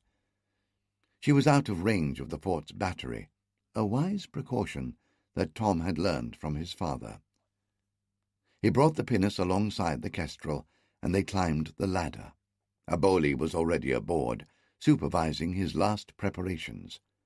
Francis was beside him, listening carefully and writing everything down in the ledger. He ran to the side as he saw Tom's head appear through the sallyport. "Welcome aboard, uncle. All is ready, and the wind is fair. Aboli says we only await your order to weigh anchor." Tom smiled at the boy's eagerness. He had sent him to live aboard the Kestrel as soon as the ink was dry on the purchase, lest anyone ask questions about Jacob de Vries and the other men who had gone missing the day Francis arrived. From Aboli he had heard nothing but good reports. The boy was an eager student, a quick learner, and an able pupil. Though he had never set foot on a ship before the voyage to Africa, Tom could see he had the makings of a formidable mariner. "He has Black Billy's mind for business," Aboli told Tom one night, "but his heart comes entirely from his mother." Tom realized that Francis was no longer looking at him. He was staring over his shoulder, the ship and her cargo forgotten. His face lit up with undisguised joy. Anna had come aboard. "I must watch those two," he thought. Aboli's report on Francis had touched on more than the boy's nautical learning. "He has fallen in love, Clibby. Every time Anna comes aboard, he forgets everything but her." "But he's only a boy," Tom had exclaimed. Anna is a grown woman, though in truth, as he thought about it, he realized there were only a few years between the two. Does Anna reciprocate his feelings? She does not yet see him as he sees her, Aboli had said, but it will be a long voyage. Perhaps he has reasons to hope. Tom sighed. Neither Francis nor Anna were in his charge. Both were of age and free to marry whom they chose. But he felt a responsibility for Francis, not far off what he would have felt for any son of his own. And he knew from experience that love affairs in the claustrophobic confines of a ship could have unwelcome consequences. Sarah had arrived at his side. "Francis," she said sweetly, "could you carry Miss Duarte's baggage to her berth?" "You should not put him in the way of temptation," Tom grumbled, when they had gone below. "Whether I do or not makes no odds," she replied. "What will happen will happen. You, of all people, should know that." Dorian strode up to them. "She's a fine ship," he applauded. "Godspeed, brother, until we meet again." "Until then." Their plan, deliberated over many weeks, was that Tom and Sarah, with Francis and Anna, would sail the Kestrel to Madras. Dorian and Yasmini, with Aboli, would take the Centaurus up the coast of Africa to the aeroports of Gombrun and Mocha. They would rendezvous at the Lakshadweep Islands, a small archipelago 100 miles off the southern coast of India, and sail home in company together. Tom embraced his brother. "Farewell." "Come back safely." "I have to," said Tom. "It has cost us too much to do otherwise." He felt a pang as he watched his younger brother go. For almost 10 years he had believed him dead. To be parted again, even briefly, sent a tremor through his heart. What if this is the last time I see him? "Has Uncle Dorian gone?" Francis had appeared through the companionway. Tom wondered how long he and Anna had been below. "You are just in time to say goodbye." The boat cast off, with Dorian, Aboli, and Yasmini waving from her stern. Tom gave the order to weigh anchor, and the crew leapt to the capstan. He felt the familiar thrum of the deck beneath his feet as the anchor came free and the ship got under way. He loved the freedom of the sea. Even so, the knowledge of his debts weighed on him. He had never in his life been in debt to any man, and it sat uncomfortably with him. He longed to finish the voyage, take his profit and pay back what he had borrowed.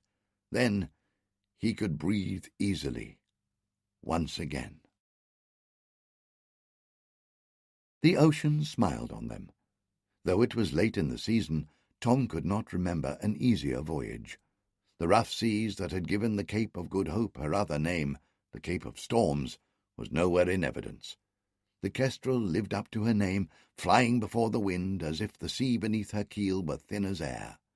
Every day Tom discovered something new to delight him about his ship. He spent much time with Francis, teaching the boy everything he could, just as his father had taught him on their first voyage. He schooled him in navigation, how to shoot the sun and plot their latitude, how to use the log line to measure speed and the compass to measure heading, and how to peg out their progress on the traverse board by the helm. For no man has yet devised a way to measure longitude, though many of the finest minds have tried, he explained to Francis. The sun can tell us how far east or west we have gone, but not how much north or south. For that, we can only estimate that by our speed and our heading. In the afternoons, during the dog watch, they sparred with swords. Francis had been well taught by his stepfather, and he had his father's natural agility. Under Tom's tutelage, he blossomed into a truly fearsome fighter.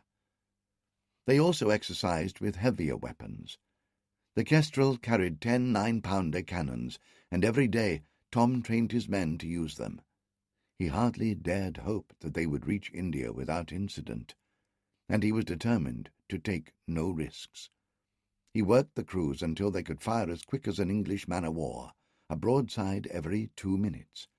Francis laboured with the crew until he could sponge out, load, aim, and fire a cannon, as well as any man aboard. "For if it comes to it, we shall need every pair of hands to work the guns," Tom said one evening. "I have wagered my fortune on this voyage. I will not have some pirate snatch it from me."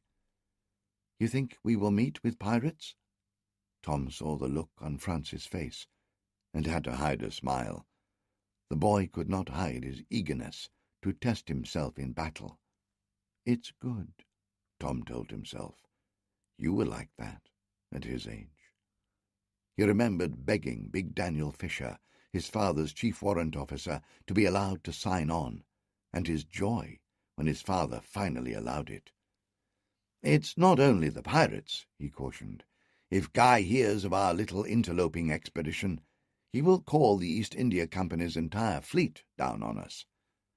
Francis squinted into the glare of the sun. "Why does Uncle Guy hate you so much? You never told me in Cape Town." "It's a long story." Tom hesitated, wondering what he should say. There were few things in life he shied away from, but talking about his brother was one. "When we were your age—" A sail billowed. One of the clew-lines had come loose, the rope end darting around the deck. Instantly, Tom felt the change in momentum ringing through the hull. "I must attend to that." He clapped Francis on the shoulder. "Some other day, I promise I will tell you." Francis didn't ask again. Partly that was because he sensed Tom's reluctance to touch on the subject. Mostly, though, his head was full of thoughts of Anna. He had long since learned to be suspicious of the fair sex. By the time he reached an age where he might be considered eligible, his poverty had become too obvious. A few girls had shown an interest in him, impressed by the grandeur of High Weald, but that rarely endured beyond their first visit, when they saw the bare walls and empty rooms inside.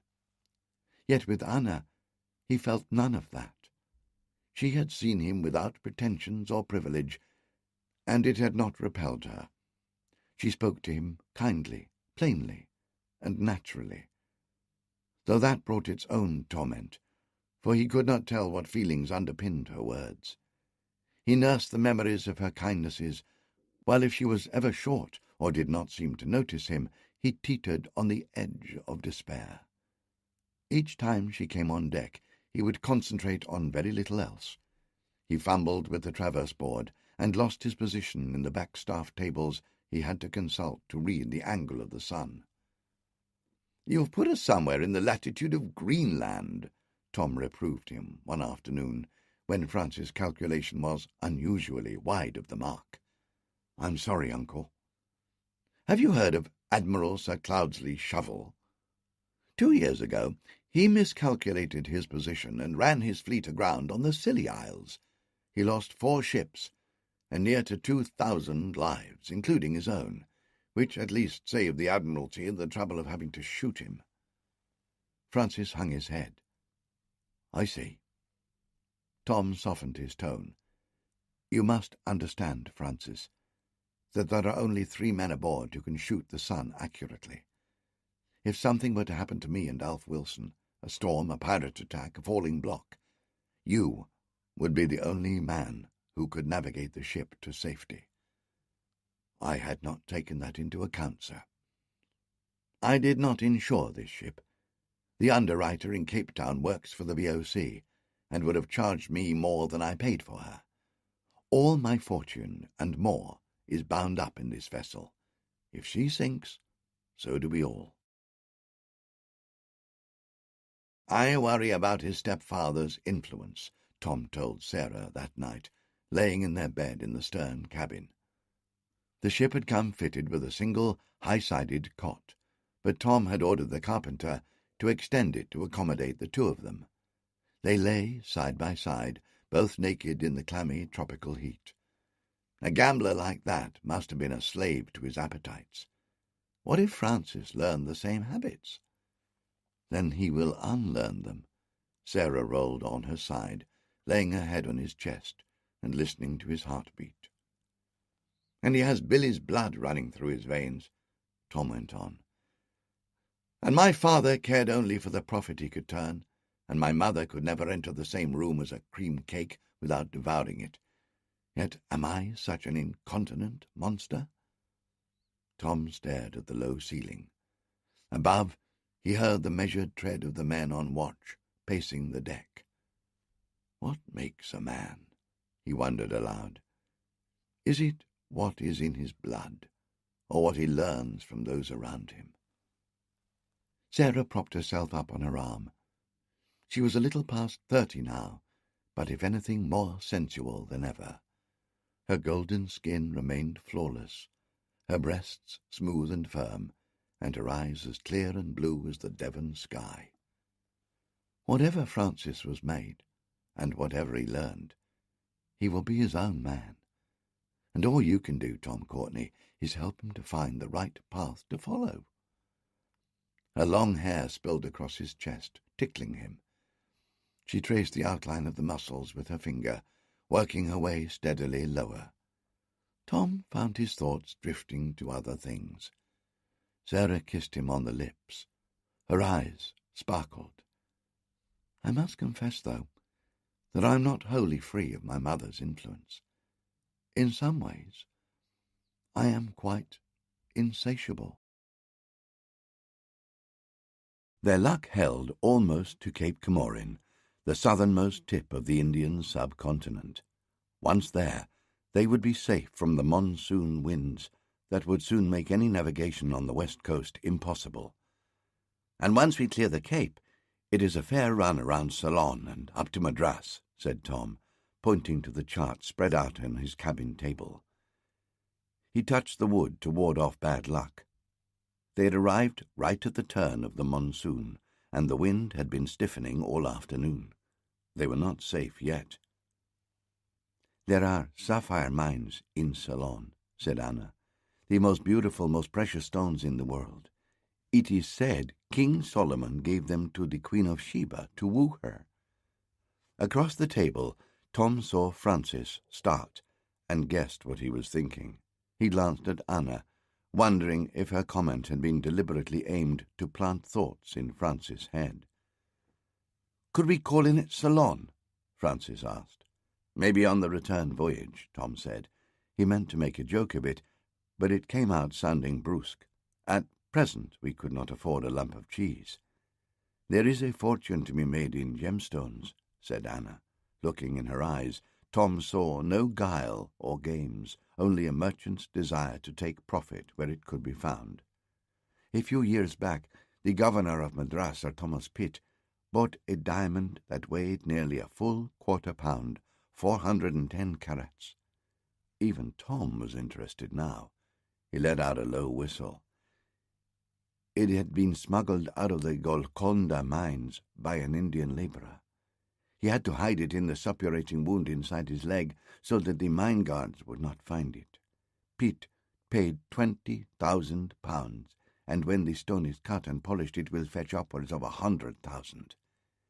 Is Golconda near Madras? Francis asked. 200 miles inland, but all the best stones come to Madras. Then let us hope we make enough profit on our cargo to bring some back to Cape Town, said Tom. I'll wager— He broke off.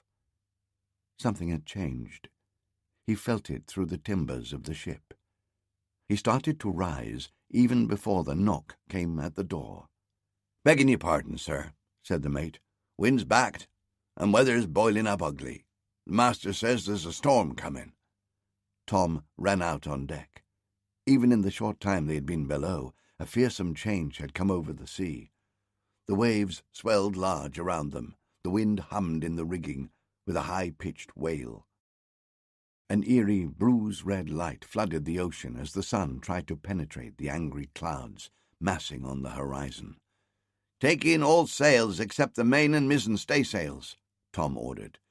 Clew up the forecourse, but keep the yard half raised for steerage way. Prepare sea anchors and have them ready. The men sprang to their work, racing up the ratlines to furl the sails. Tom called Francis. Sound the level in the well." The well was a depression in the centre of the ship, where all the water from the bilges collected. Even in calm seas, water would find itself into the soundest of ships. With the storm, Tom knew the pressure on the ship's timbers would be immense. Waves would batter her hull and shift the planks. Inevitably, leaks would spring. If the water was not pumped out promptly, the water would weigh down the ship, making her harder to steer and more vulnerable to waves crashing over her decks. Eventually, it might even sink her. Francis returned, holding the dipping stick they used to measure the well. 6 inches, sir. Not too bad. But Tom wouldn't take any chances. Once the sails are furled, double the men on the pumps and relieve them every half hour. Yes, sir. Francis ran to obey. Tom turned to find Anna and Sarah wrapped in their shawls. "Are we in danger?" Sarah asked, calmly. The wind blew her hair in wisps around her face. "Given our position, we should have 100 miles of open sea ahead of us," said Tom. "Kestrel is a fine ship. With a little luck, we can scud before the storm until it blows itself out." "And for now?" asked Sarah. "What can Miss Duarte and I do?" "Get below and batten the hatches, and pray this storm relents." The wind rose, the sea heaved. Now the waves were so high he could no longer see over them. The Kestrel bucked and wallowed, her deck pitched so steeply Tom could barely stay upright. Night came, though the day was so dark it made little difference. No one slept. Tom prowled the deck, helping the helmsman manhandle the wheel against the heavy seas, watching for falling spars and tackle. The storm had come up so quickly he had not had time to strike her topmasts. He could not dare to hope he would escape without some part of his ship being carried away. Nor did he. Somewhere in the middle watch, well after midnight, an almighty shudder hit the ship with a noise that cut through the howling wind. Alf Wilson came running out of the darkness. "We've lost the bowsprit!" "Cut it away now!" Already, Tom could feel the ship coming around as the fallen bowsprit dragged on her bow. If she turned broadside to the wind, the waves would roll her over like a barrel. The helmsman fought the movement, trying to correct course, but he could not stop her momentum. The sea was so strong it would snap the rudder. Tom led the men himself, battling the waves that poured over the prow. It was impossible to resist them. If not for the rope tied around his waist, he would have gone overboard. The heavy sea slapped him in the face and stung his eyes. He could hardly see to wield his axe on the tangle of ropes that still bound the bowsprit to the ship. Another wave pounded over him. He swung his axe at the forestay, the long line that ran from the foremast to the bowsprit. It was stretched taut to breaking. If it didn't give, it would pull the whole mast down. His axe cut through it. Relieved of its tremendous pressure, the loose end whipped through the air. Tom darted out of its path as it lashed past, inches from his eyes, and struck the man behind him in the face. The man cried out and fell, just as another wave surged around him. The foaming water carried him towards the side. He was wearing a safety rope, but if he went overboard, it would be no protection. The waves would dash him against the hull. Tom ran, slipping on the planks. He threw his arms around the sailor's waist and dragged him back just as the next wave broke. A thud shook the deck. For a terrible moment, Tom thought they'd lost a mast. He looked up, expecting to see it crashing down over him. But the mast was still there, a ragged sail flapping from its yard. Did we hit something? There should not be any reefs or rocks in these latitudes, but the storm had driven them so hard he no longer knew where they were. "Bowsprit, sir!" shouted Alf. "Must have struck the hull as we cut it loose." Tom moved aft. Francis emerged from the companionway and staggered towards him. His hands were covered in blisters. "Water's rising!" He had to bellow every word to be heard over the storm. "It's coming in faster than we can pump it out. Keep trying. I'm relying on you." The night seemed endless, and the storm never relented. Dawn slipped almost unnoticed over the horizon. The first Tom knew of it was when he realized he could see the rain. He rubbed his salt-crusted eyes as he took in the damage to his ship. As well as the bowsprit, she had lost her fore and main topgallant masts and her main topsail yard. The sails he had set had been torn to ribbons. The Kestrel now ran under bare poles, though it hardly slowed her speed. The wind blew as violently as ever. It could have been so much worse, he consoled himself. The ship was afloat, and all her crew had survived. They had enough canvas and spar to patch the damage and reach Madras. The water in the well was still rising, but with daylight they could start trying to patch the cracks in the hull. Francis had been down in the hold all night, taking his turn on the pumps and encouraging the men tirelessly. Tom was proud of him. The day grew lighter. Sometimes, as the ship tottered on the crest of a wave, he could see some hazy semblance of a horizon. Perhaps the storm was passing. "What's that?" said the helmsman. Tom looked up. "Where?" They both waited as the ship plunged into another trough. When she crested the next wave, he saw a smear of white on the horizon. "Breakers!" shouted the mate. "Breakers dead ahead!" Tom grabbed a spyglass from the rack. "That's impossible. We should be 50 miles from any land." The horizon disappeared as the Kestrel plunged into the next trough between waves. A moment later, she was thrown back up onto the next crest. This time, there was no doubt about it. "Land!" In fact, the land remained invisible, shadows against the dark sky. But there was no mistaking the line of breakers chewing the horizon like a row of gnashing teeth. Whether it was an uncharted reef or the edge of a coast that should not have been there, Tom could not tell. At that moment, it was the least of his concerns. The cabin door opened and Sarah appeared, carrying a ship's biscuit and a piece of salt pork. She moved nimbly across the deck, absorbing the ship's movements. "You've not eaten all night. You must have food." She saw the look on his face. "What is the matter?" "There is land ahead," he told her. "I cannot tell how. The currents must have pushed us further north than I realized." He shook his head, aware he was wasting precious seconds. "It makes no odds. That land is there, and if we do not act soon, we will be driven onto it." Sarah read the look on his face. In all the years she had known him, through all the terrors they had faced, she had rarely seen him so distressed. "Is it so bad?"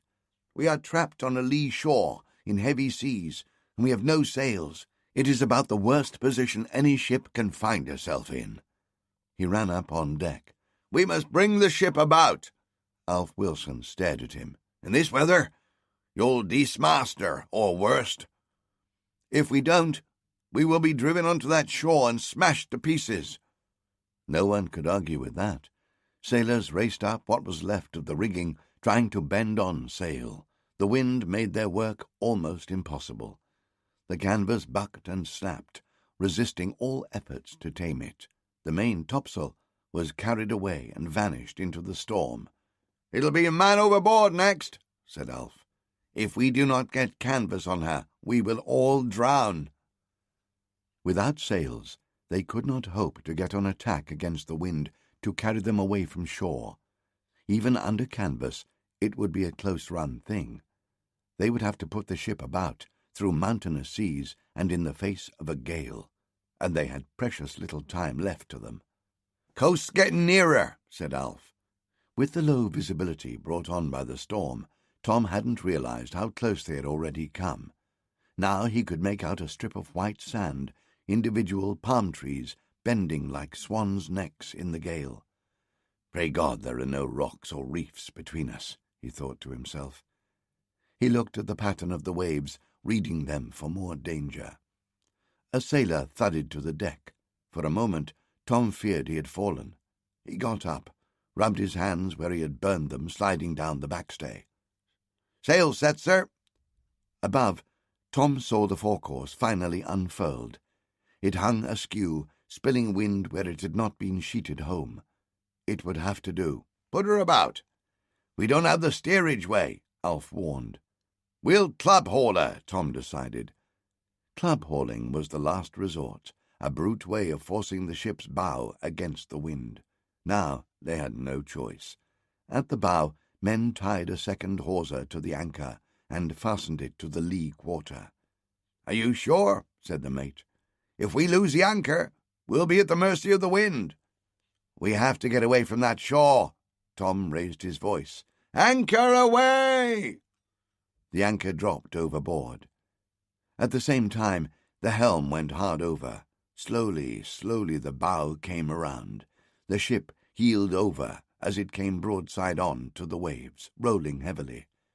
"Cut the cable!" Men with axes chopped through the forward anchor cable. The ship jerked free.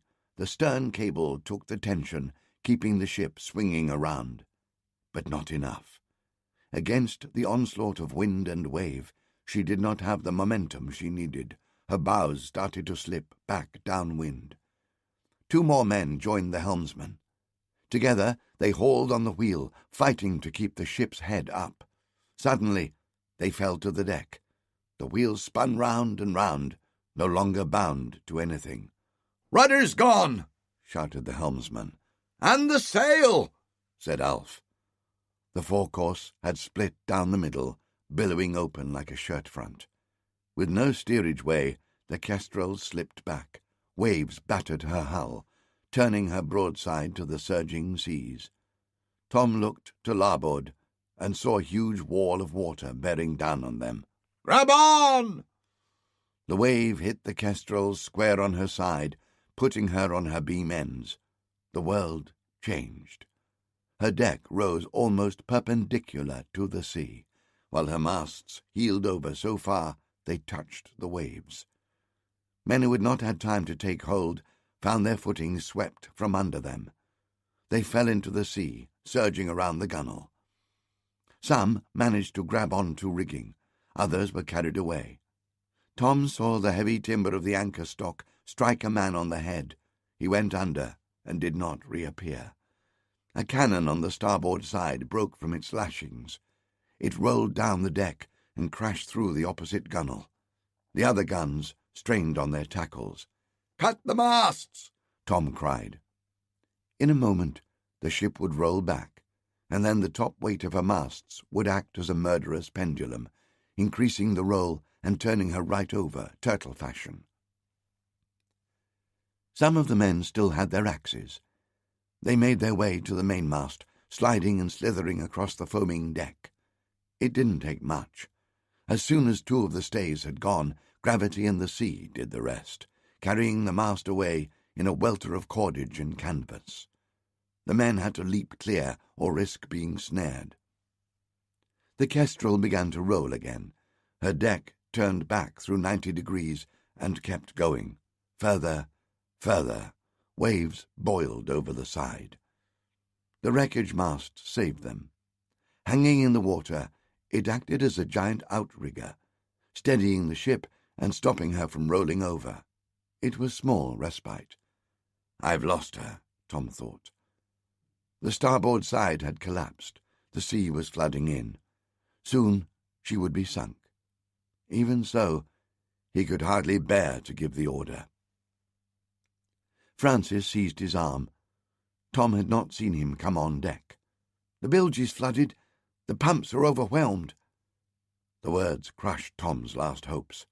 "Abandon ship," he ordered. "Into the jolly boat." There was no thought of lowering the boat. The davits had been swept away. As soon as Tom cut away the ropes that held it, it slid down the tilting deck into the water. The men scrambled headlong to climb into it before the sea carried it away. Sarah had come up from the cabin. Something flashed in her hands, bright even in the dark of the storm. The Neptune sword, in its gilded scabbard. Tom felt a surge of gratitude. She knew if there was one thing he would want to save from the wreck, it was the sword. "Get in the boat." He held her hand, guiding her across the slanting deck so she would not fall. A surging tide moved the boat away. She leapt, almost capsizing it as she landed, still clutching the sword. "You next," Tom told Francis. Again he helped him across the deck to the splintered wreckage. that had once been the side. "Jump!" Francis paused. "Where is Anna?" Tom looked around. The deck was empty. "She must be in the boat already." There was no time to delay. Tom lifted Francis and hurled him into the boat, then leapt himself. He landed on top of Francis in a heap of limbs, while the boat bucked and tossed beneath. Francis shook him off and sat up. "Where is Anna?" he said again. Tom scanned the faces around him. Anna was not in the boat. "She came down to the cabin with me," said Sarah. Francis looked stricken. "Did she come up? She said she was going to look for you." The ship shuddered. With a groan like a wounded beast, the foremast snapped and toppled over into the sea, so close to the boat it nearly smashed it to splinters. Tom put his hand on Francis' shoulder and shouted in his ear, "You cannot save her now!" "I must!" A wave lifted the boat high into the air, so close to the ship's hull they almost touched. Before Tom could stop him, Francis leapt. Tom cried out and watched in horror as Francis hurtled over the boiling sea. His outstretched arms flailed in the spray. A wave surged over the ship and buried him. Tom lunged, but the same wave caught the jolly boat and swept it far away from the ship. But Francis had survived. As the foam subsided, Tom saw him with his arms wrapped around the shrouds, clinging on and pulling himself up against the water pouring off the ship. "We must go back and help him," Tom yelled to Alf Wilson. Even as he spoke, another wave carried the boat still further away. Half the oars were missing, and the other half broken. If they tried to fight the sea, the boat would flip, and they would all drown. Francis was on his own. Francis hauled himself over the Kestrel's shattered side and crawled across the sloping deck, praying no more of the cannons would break loose. He crouched by the hatch and peered down. The ladder had torn away. Down below, he saw deep water sluicing around the hold. It chilled his heart. Could anyone have survived down there? He doubted it. All he saw was black water. "Anna!" he shouted. No answer. The ship lurched further over as more of her hull gave way. He had no time. He braced himself against the opening and lowered himself through into the water. In the heeling ship, water filled the lower side to the ceiling, but there was still air on the upward side. He crawled along, clinging on to the ship's ribs and keeping his head just above water. "If she rolls over, I'll be trapped," Francis thought. He forced himself not to panic. He put out his hand to steady himself and felt flesh. Cold and wet, but unmistakably human flesh. In the darkness, he could not even tell if it was Anna. He pulled the body towards him, feeling all around until he found the head. He put his finger to the neck and sensed a feeble pulse beat. The ship lurched again, settling deeper in the water. The last pockets of air disappeared. Francis just had time to take a last breath before he was submerged. "Get to the hatch," he told himself. The water pushed him against the low ceiling. Holding the other body under his arm, he dived, forcing his eyes open against the stinging salt water to find his way to the ladder. He saw the brightness of the open hatch and kicked desperately for it. Flotsam banged into him. He almost caught his eye on an iron hook suspended from a beam. But he was there, and now, finally, the ocean helped him. The rising water lifted him through the hatch, over the broken ladder, and out onto the deck. Now, at last, he could see who he had rescued. It was Anna, though that would matter little if they did not make good their escape. He knew they had but seconds. The ship was going under. "We must get off this ship," Francis shouted. But the water around the hull was thick with wreckage. If they tried to swim through it, they would most likely be dashed to pieces. But the mainmast made a bridge across the debris, its rigging like roots tethering it in place. Anna stirred in his arms. She opened her eyes. "What?" "No time," Francis thumped her back. Great gouts of sea-water spurted out of her mouth. "Can you move?" Anna nodded. "I think so." "Then let's get off this ship." Francis heaved Anna onto the mast. Without having to be told, she started crawling out along it, across the churning water. Francis followed her. It was like riding a wild horse, unbroken and unsaddled. The mast was in constant motion, twisting and writhing with every wave that struck. Francis wrapped his arms and legs around the trunk, inching forward. Sometimes he crawled on top. Other times he clung on, upside down like a monkey dangling from a branch. Waves snapped below him. Ahead, he saw the bulk of the main top spreading out from the mast. He crawled through the lubber's hole, and there, at last, was shelter. He crouched against its side with Anna, cupped in its railings, and protected a little from the storm. But they could not stay there. The wrecked ship was still shifting in the headwinds of the storm. At any moment the mast might roll over and trap them under water. They were free of the worst of the debris, but any one of the waves was enough to dash them to pieces. Francis looked out into the storm for the jolly boat, praying that Tom and the others had survived. He could not see them. "Can you swim?" Francis shouted at Anna. She shook her head. Francis did not hesitate. Wrapping his arms around her, he jumped into the water. He could see the shore a few 100 yards away, but he did not make straight for it. Instead, he used all his strength merely to stay afloat in the surging sea. He cupped his arm under Anna's shoulders to keep her head above water. He let the undertow take them, pulling them away from the broken ship until the wreckage thinned out. Only then did he start to swim. After all Francis had suffered, he barely noticed the waves. He didn't fight them. Instead, he let them push him under, then kicked back to the surface to draw breath when they released him. Abruptly, he felt firm sand underfoot. The waves, which had done so much damage, finally took mercy. They lifted him up and threw him down on the beach.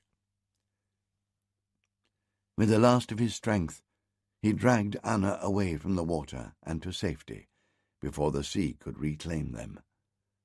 Further up the beach, a fringe of palm trees offered shelter from the rain, but he kept clear.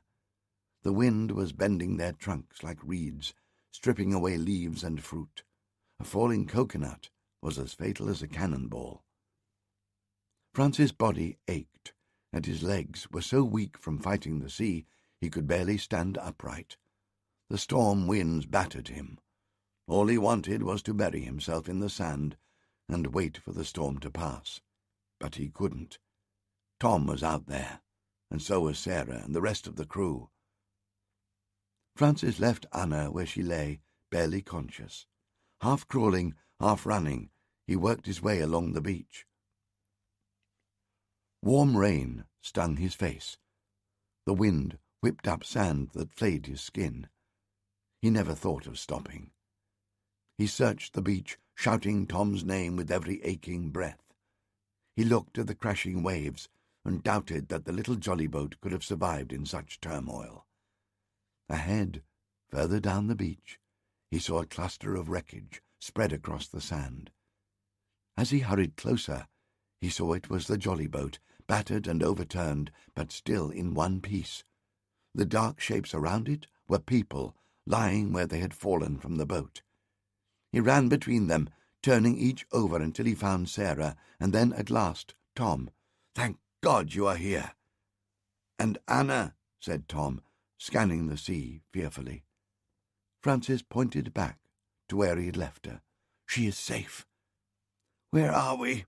Sarah croaked, her throat ravaged by the salt water she had swallowed. Beside her, pressed into the sand, Tom saw the gleam of the Neptune sword. Through all that, she had somehow clung on to it. Tom shrugged. "Alive." and that is all that truly matters. He forced himself not to think of the unfortunates who had gone down with the ship. There would be time for that later. Sarah tried to stand, but the effort was too much. Her face went white. She dropped forward onto her hands and knees and vomited into the sand. "Wait here," said Tom. Tom and Francis went to fetch Anna, though when they reached her, she had come to and insisted she was strong enough to walk by herself. She stood, swayed, and fell into Francis' arms. "I thought I was dead." "I would not let that happen." The storm had changed him, Tom realized. Francis carried himself with a new sense of inner strength. As he helped Anna regain her balance, Tom saw the way she gazed at Francis, a look that carried far more than gratitude. She no longer saw him as a boy, but as a man. Suddenly, Tom felt as if he was intruding. "We should return to the others." The day drew on.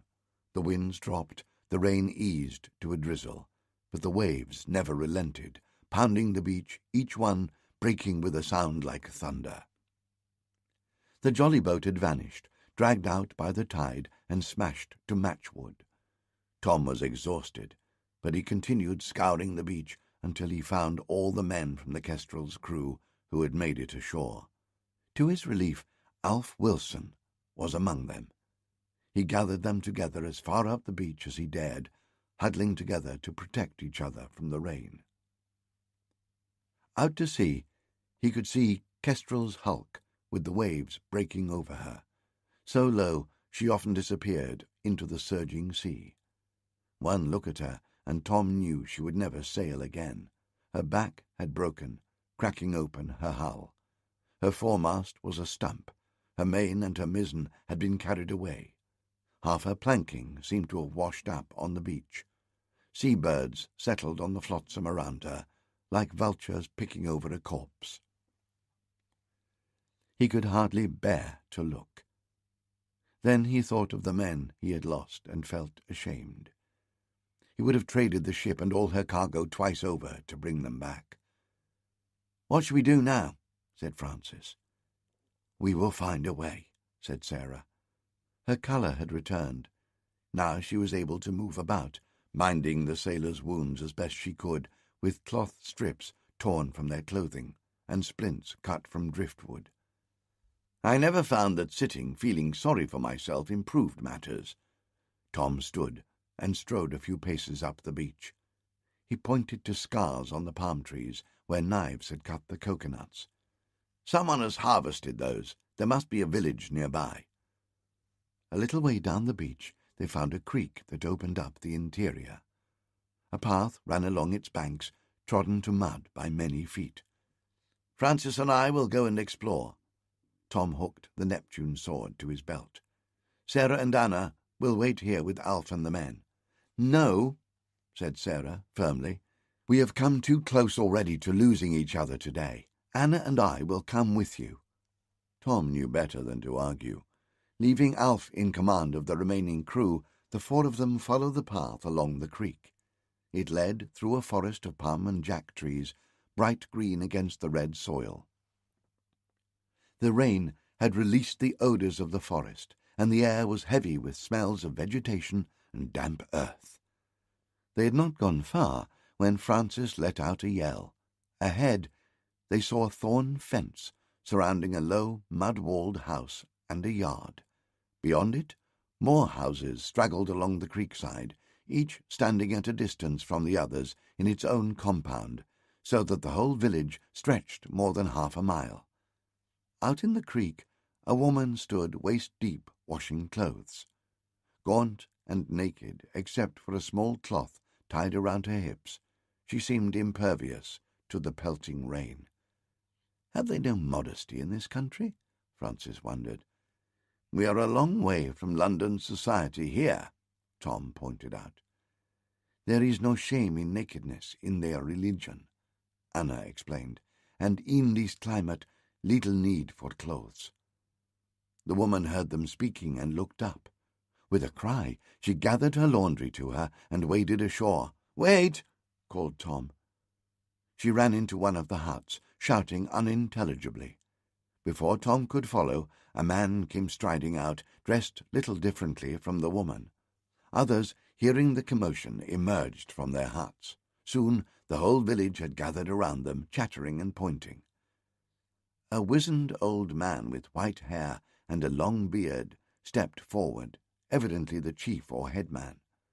Anna spoke to him in Portuguese and then in an Indian language.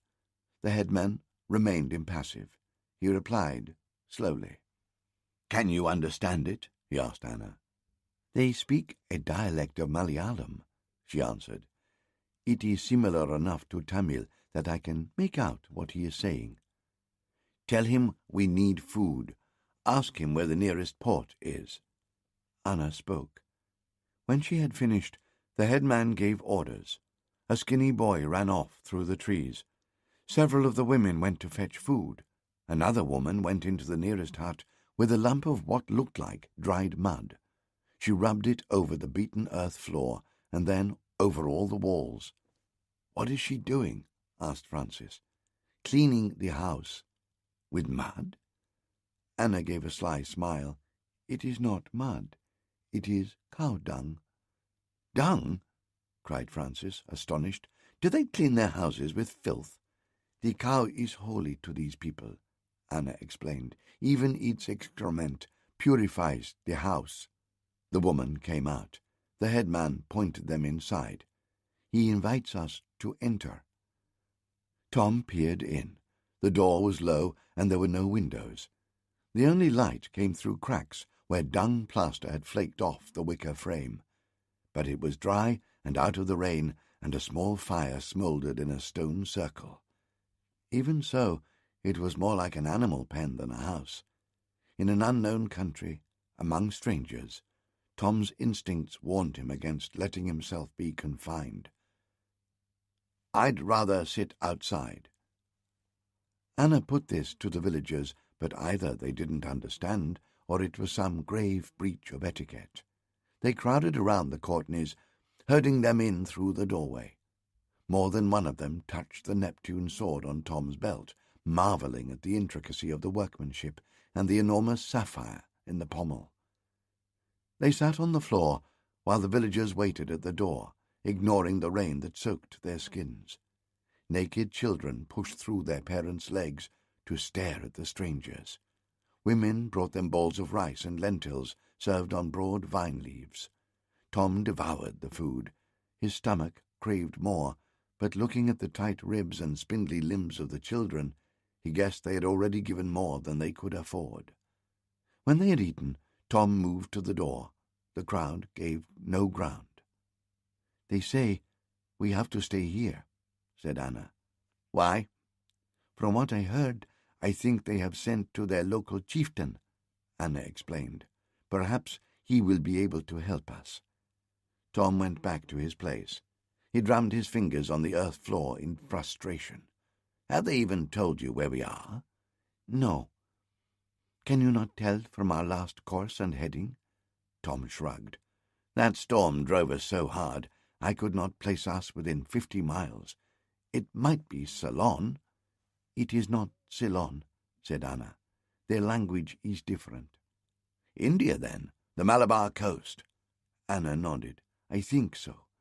And that is to our benefit. The British and Portuguese have trading factories all along this coast. We will find one." "Will they help us?" Francis wondered. "Our ship does not lie in deep water," said Sarah. "Perhaps when the storm calms, we could salvage her cargo and buy their aid, if they will not give it freely." "Most of our goods will be spoiled, I fear," said Tom. "But we may retrieve the ivory. Also, Dorian and Aboli have Centaurus and a good cargo of their own to trade. When we do not arrive at the rendezvous, they will return to Cape Town. If we can find passage back there ourselves, we may yet survive with only a few bruises." They waited. Rain drummed on the roof. The villagers never moved. "They look as if they're waiting for something," Francis remarked. "Their overlord," Anna suggested. She sat beside Francis, nestling against him for warmth. These people live in terror of their masters. They will do nothing without permission. I hope this overlord has a set of dry clothes that will fit me, said Sarah. Her skin itched from hours in her wet, salt-ridden dress, but she had nothing to change into. And a ship to carry us home, Francis added. And a haunch of mutton, Tom suggested, drowsily. He leaned against the mud wall. The fire had started to warm him. He had not slept in 2 days. His eyelids started to droop. Stay awake, he told himself. You are not safe yet. He pinched his own cheek to keep himself awake, but felt no pain. He could resist no longer. He dropped into a deep, dark hole in his own mind. He woke to feel hands shaking him. He had been dreaming of Sarah, and for a moment he thought it was her. His eyes snapped open. They were no longer alone in the hut. A group of villagers had entered and were tugging at him, pulling him to his feet. He looked around for Sarah and the others, but they were gone. Suddenly he was fully awake. He jumped to his feet, shrugging off their hands. Then he ducked under the door jamb and stepped outside. Sarah, Anna, and Francis were standing in the center of a wide circle of villagers. In front of them were 7 strange men mounted on horseback. Their faces were grim and scarred. They wore body armor, and their turbans were wrapped around steel helmets. All of them were armed heavily. They wore pistols and short swords on their belts. 4 of them carried lances, the other 3 swords. Tom stepped in front of Sarah and Anna to shield them. "Who are these people?" he demanded. The lead rider kicked his horse forward. He circled the 4 of them, peering haughtily down at them. He wore a yellow feather tucked into the band of his turban, and the inlay on his breastplate was gold. A thin white scar snaked down between his eyes and along his nose. It gave his face a crooked look, as if his head had once been split in 2 and then clumsily reassembled. He shouted something at the headman, who replied in a nervous, high-pitched voice, bowing and clasping his hands in front of his eyes. "The arrogant one is named Tungar," Anna translated. "He is a subadar in the army of the local ruler, the Rani of Chichatinkara." Tungar stared enviously at the sapphire in the Neptune sword. Tom put his hand on the hilt and stared back at him. "Tell him we were shipwrecked. Tell him we ask only for a little food and safe conduct to the nearest European settlement." Anna spoke, but Tungar showed little interest in what she had to say. Before she had finished, he interrupted her brusquely. "What is he saying?" Tom asked. "He says that all travellers in this country must pay a tribute to the Rani. Tell him we have lost everything we own in the wreck." Anna translated, but Tungar sneered at Tom in response, then leaned forward in the saddle and pointed at the Neptune sword with his riding whip. "No," Tom shook his head firmly, "not the sword. It is a family heirloom. However, we have a cargo of ivory on the wreck.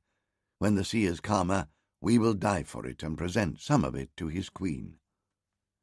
Tungar unfurled the long lash of the whip, then shot it out like a live serpent. The tip of it wrapped around Tom's wrist and jerked his hand from the hilt of the sword. Then, with his spurs, Tungar backed his mount, keeping the whiplash taut. 2 of his men jumped from the backs of their mounts and ran forward to grab the sword. Tom kicked at them, twisting away. 2 more men dismounted and circled around Tom, levelling their lances at his chest. Defiantly, Tom drew the sword left-handed from its sheath and menaced his assailants with the blade. But Sarah screamed at him, "Let them have it, Tom! The good Lord knows it is not worth dying for. There are 6 of them to your 1. They will cut you down like a rabid dog." Tom lowered the sword. Then he tossed it towards Tungar. The point of the bright blade pegged into the ground, and it stood there quivering upright. With a single shake of his wrist hilt, Tunga unwrapped the lash from Tom's wrist and spurred his horse forward. He leaned from the saddle, and, seizing the hilt of the sword, he jerked it free. Then he spurred his mount onwards, riding straight at Tom with the point of the blade aimed at his face. Tom stood unflinching. Sarah screamed again and ran forward to try and interpose her own body, but both Anna and Francis grabbed her arms and held her. At the last possible instant, Tunga lifted the blade to the vertical and slammed the glittering blue sapphire on the pommel into the centre of Tom's forehead as he swept past him. Tom dropped to his knees, clutching at the wound, while blood dribbled down his face and balled into the dust of the yard. Tunga wheeled his horse back to stand over Tom. Tunga was grinning, not bothering to hide his triumph as he mocked Tom. "What is the arrogant swine saying now?" Sarah was weeping bitterly. "He says that his mistress, the Rani, may her name be exalted for all time, will be amused by his gift. She may even reward him with the crust of bread for which he is begging, before she sends him on his way again." Tunga lost interest. He spoke sharply to his men, and they fell in behind him. Before he rode away, he shouted something at Anna, and then he urged his horse into a gallop. In a thunder of hoofs, he led his men out of the village and away along the bank of the river. Sarah crouched beside Tom. "Are you hurt?" Tom wiped the blood from his forehead. He would have a mighty bruise, but the cut was not deep. "I've had worse." Even so, he winced as he came to his feet. "What was that parting quip of his?" "He says there is a settlement of hat-wearers a few miles down the coast. Perhaps the village headman can have one of his men take us to him." "Hat-wearers?" Tom shook his head to clear it. "That is their name for a European. They wear turbans, and we wear hats." "I suppose that makes sense," Tom conceded. Anna negotiated with the village elder for the services of a guide to lead them to the European settlement. Tom offered the guide as a reward the cross belt which had supported the blue sword. It was no longer of use to him, but the guide was delighted with it. They left the village and went to find Alf Wilson and his surviving crew members on the beach on which the Kestrel had floundered. Then their guide led northwards through the coastal forest, along almost obscured footpaths and stretches of open beach against which the surf thundered. At times they were forced to wade through the creeks and backwaters that dissected the coastline. All of them were famished and weakened with fatigue, although they found a few rotten mangoes under the trees where the reapers had discarded them. At last they came to the bank of a broad river running into the sea. On the opposite side stood a stout stone fort. On her flagstaff fluttered the English East India Company's standard, red and white stripes with a Union Jack in the corner. Heavy breakers burst and foamed on the beach in front of the fort. On the coral sands above the tide line were drawn up a number of sharp-prowed surf-boats. Beyond the fortress stood half a dozen godowns, warehouses for the company's goods, surrounded by a cluster of palm-thatched cottages. "I never expected I would be so happy to see that flag," Tom remarked. Their guide whistled, and several of the native boatmen ran to the surf-boats and shoved them into the river to ferry them across. By the time they reached the far bank of the river, a small group of spectators from the fort had gathered to welcome them. Tom saw the red coats of a dozen or more East India Company soldiers, the blue coats of English merchants, and 3 or 4 ladies peeking out from under their parasols. It seemed that they had at last reached civilization again, and that their ordeal was almost over. A stout fellow in a tight-fitting scarlet waistcoat strode out from among the spectators. Even in the monsoon heat he wore a wig. The light rain washed trickles of powder down over his face and clothing, leaving white snail trails. "Who the devil are you? What are you doing here?" he demanded, in English. "Do not use my real name," Tom whispered to the others. "These may be Guy's men. You know what will happen if Guy hears that we have arrived on his front lawn." "Tom Weald," he announced to the fat man. "My nephew Francis, my wife Sarah, our travelling companion Ana Duarte." Tom was aware of how ragged and dishevelled they all appeared. The man stared at them with ill-disguised distaste. "Lawrence Foy," he said. "I am the governor of the British factory here at Bryn Joan." "Our ship was wrecked in the storm," Tom explained. "Ship?" Foy peered at Tom suspiciously. "What ship is that?" "The Kestrel, outward bound from Cape Town at Good Hope for Madras." "I know of no company ship by that name, what?" Foy complained. "I hope you are not interlopers." Tom sidestepped the question. "At the moment, sir, we are little better than castaways." Foy sniffed. "Good God, sir, you smell frightful." "We would be grateful for a change of clothes," Tom conceded. Foy pursed his lips. He had a pained expression on his face, as if he wanted to pass wind, but was unable to do so. Tom smiled inwardly. No doubt he was wondering whether there was any way, in all decency, that he could rid himself of these unwanted guests. "You had better come and explain yourselves," he gruffed at last.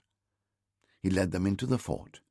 Discipline was lax, Tom noted as he looked about him. There were no sentries posted at the gates, and the only lookout he could see was on the ramparts, huddled under an awning to escape the rain. The governor's house in the inner courtyard was made of wood, with palm frond thatching that would burn like a bonfire in the dry season. "I trust you have amicable relations with the locals?" Tom asked. Foy swatted away a fly. "They give us a little trouble now and then, but a sharp slap on the wrists shows them the error of their ways." Tom thought of the horseman in the village who had deprived him of his sword, but he kept his own counsel as they entered the house. The floor underfoot was gritty with sand, and the air was stifling. A young Indian boy, naked but for a loincloth, sat in a corner and waved a fan of matted palm leaves. It stirred soft currents of the air without having any noticeable cooling benefit. Foy slumped in a chair. A tray of dates sat on his desk. He stuffed 3 in his mouth, but did not offer them to his guests, who stayed standing. Tom's stomach turned with hunger. "Now," Foy said, through a mouthful of fruit, "you were shipwrecked, you say. What was your cargo?" The question took Tom by surprise. "I hardly think that is relevant, sir." "On the contrary, it is of the utmost relevance." Foy fixed him with a keen stare. Beneath his country parson manner, Tom realized, lurked a mean and vicious intelligence. "Ivory, lace, some worked goods." "European goods?" "We bought them in Cape Town." "So you say." "You have logbooks, manifests, receipts that can support your story?" Tom tried to control his temper. "All our papers were lost with the ship." "How convenient." Foy spat the date stones onto the floor. "You know what the company does to interlopers. I could have you locked up and shipped back to England in shackles. I could send you to Bombay and give you over to Governor Courtney. Bombay is a long way from the English courts. There the governor's word is absolute law." Foy went silent and thoughtful for a few moments, and then he leaned forward over the table. "Unless, perhaps, we could reach an accommodation." "He wants a bribe," Tom realized. He relaxed. This was a situation he had been in many times and understood fully. "Alas, since the shipwreck we have nothing." Tom adopted a forlorn expression. Foy steepled his fingers. "That is a great pity." "However," Tom continued, "we carried a substantial cargo of ivory. If the storm did not rip the bottom out of our ship, it may still be there. She lies in shallow water. In consideration of the loan of a boat, we could give you a quarter of anything we retrieved from the wreck." "What manner of offer is that?" Foy composed his face so that Tom could see the insult he had taken. "I could salvage it myself and claim the entirety of your cargo." "But you would have to travel to the Admiralty Court in London to claim it," said Tom, calling up memories of his conversation with Captain Inchbird on the Dowager. "I have powerful friends in London. While the case was heard, we might seek a lien on all your exports. An entire season of your trade could be lost." Foy made a growling noise, uncannily like a dog. "Do you presume to threaten me, sir?" "Not at all, sir. I wish only to show you how we can come to a mutually beneficial arrangement." Foy frowned, staring at the papers on his desk. He popped another date in his mouth and chewed it noisily. "Half," said Foy. "Half," Tom agreed, "and you will give us board and lodging until we find a passage home. You may lodge with the garrison and eat at the company table. I will deduct the costs from our final settlement." He flapped his hand irritably. "Now, if you will excuse me, I have correspondence I must attend to." Tom wondered if he was about to write to Guy to inform him of this turn of events. He paused at the door. "You mentioned Governor Courtney in Bombay. Are you acquainted?" Foy puffed up. "I pride myself we are most intimate. Guy Courtney is my patron, nay, my friend. It was he who secured me this position, after I rendered him some small service in a dispute with the Surat merchants." Tom gave inward thanks he had not told Foy his true name. "Is he well?" "In rude good health. He seems quite at home in this damnable climate." "And his family? He has a son, does he not?" Beside Tom, Sarah stiffened. She kicked his ankle, but Foy was too keen to show off his connection with Guy to notice. "Alas, his son is a great disappointment, a great disappointment," he repeated. "He defied his father and ran away to sea. He has not been heard of since. I believe Guy blames his mother's influence." Tom wanted to ask more, but Foy, belatedly, had gauged the interest in Tom's voice. He shot him a jealous look. "Are you and Guy familiar?" "A long time ago," said Tom. "Does he ever call at this factory?" "Alas, so far he has not graced us with his presence." This was clearly a matter of some concern to Foy. "But his brother-in-law is with us, here in this very fort." A chill went through Tom. Had he been recognized? How could Foy have known? And why say his brother-in-law? Tom and Guy had married sisters, but they were brothers above all else. "I beg your pardon," said Tom, with a glassy stare. He scanned the room for a weapon, anything he could use. Could he take a musket from the sentry at the door? If shots were fired, how long would it take before the garrison arrived? Foy mopped his brow, entirely oblivious to the effect his words had had on Tom. "Captain Hicks and his wife have been here in Bryn Joan since January, though I do not think Guy sent them here for their personal benefit." Tom paused. "What do you mean?" he wanted to shout. But before he could betray himself, Sarah spoke up. "Of course," she said brightly. "Captain Hicks married Agnes Beatty, the sister of Guy's wife, Caroline. Dear Agnes, she and I were the greatest of friends, growing up in York together." Tom leaned on the desk. "You mean to say Agnes Beatty is here?" "Agnes Hicks, as she is now. I saw her this very morning. Her husband is captain of our garrison." Foy looked at the Courtneys with new appreciation. Clearly they were of more importance than he assumed, though he could not tell precisely how much importance. That fact made him anxious. His entire career had been built on Guy Courtney's coattails, and he knew his master's temper if he did anything to disappoint him. Equally, though he was not as intimate with Guy as he pretended, he knew well enough that he bore little love for his family. This would require all his tact. First he had to get rid of his guests. He put on a broad smile. "You asked for lodgings. I am certain Captain Hicks and his wife would be delighted to entertain you in their home. I will take you there at once." Tom's natural curiosity couldn't resist examining the fortifications as Foy led them out. The walls were strong, stone-built, with triangular bastions giving interlocking fields of fire, but they were built on sand. "Do you have fresh water in the fort?" he inquired. "We get our water from the river." Foy, sweating heavily once again, pointed along a well-worn path to a place on the riverbank about 400 yards away. "You would go thirsty in a siege," Francis pointed out. "Oh, it would never come to that. The darkies have no stomach for a fight. At the first musket shot they'd run screaming into the jungle." Sarah sneezed. They were passing the godowns, and the smell of black pepper tickled their noses. The warehouse doors were locked, for there were no ships in the bay. "Now the rains have started, the coast is impassable. We will see no commerce until the autumn," Foy lamented. "Is pepper the chief object of your trade?" Francis asked. Foy nodded. "It does not pay so well as formerly, but the East India Company requires its ships to carry a certain weight as ballast. Our treaty with the natives gives us a monopoly on all the pepper this country produces, so we have captive markets on both sides of the ledger.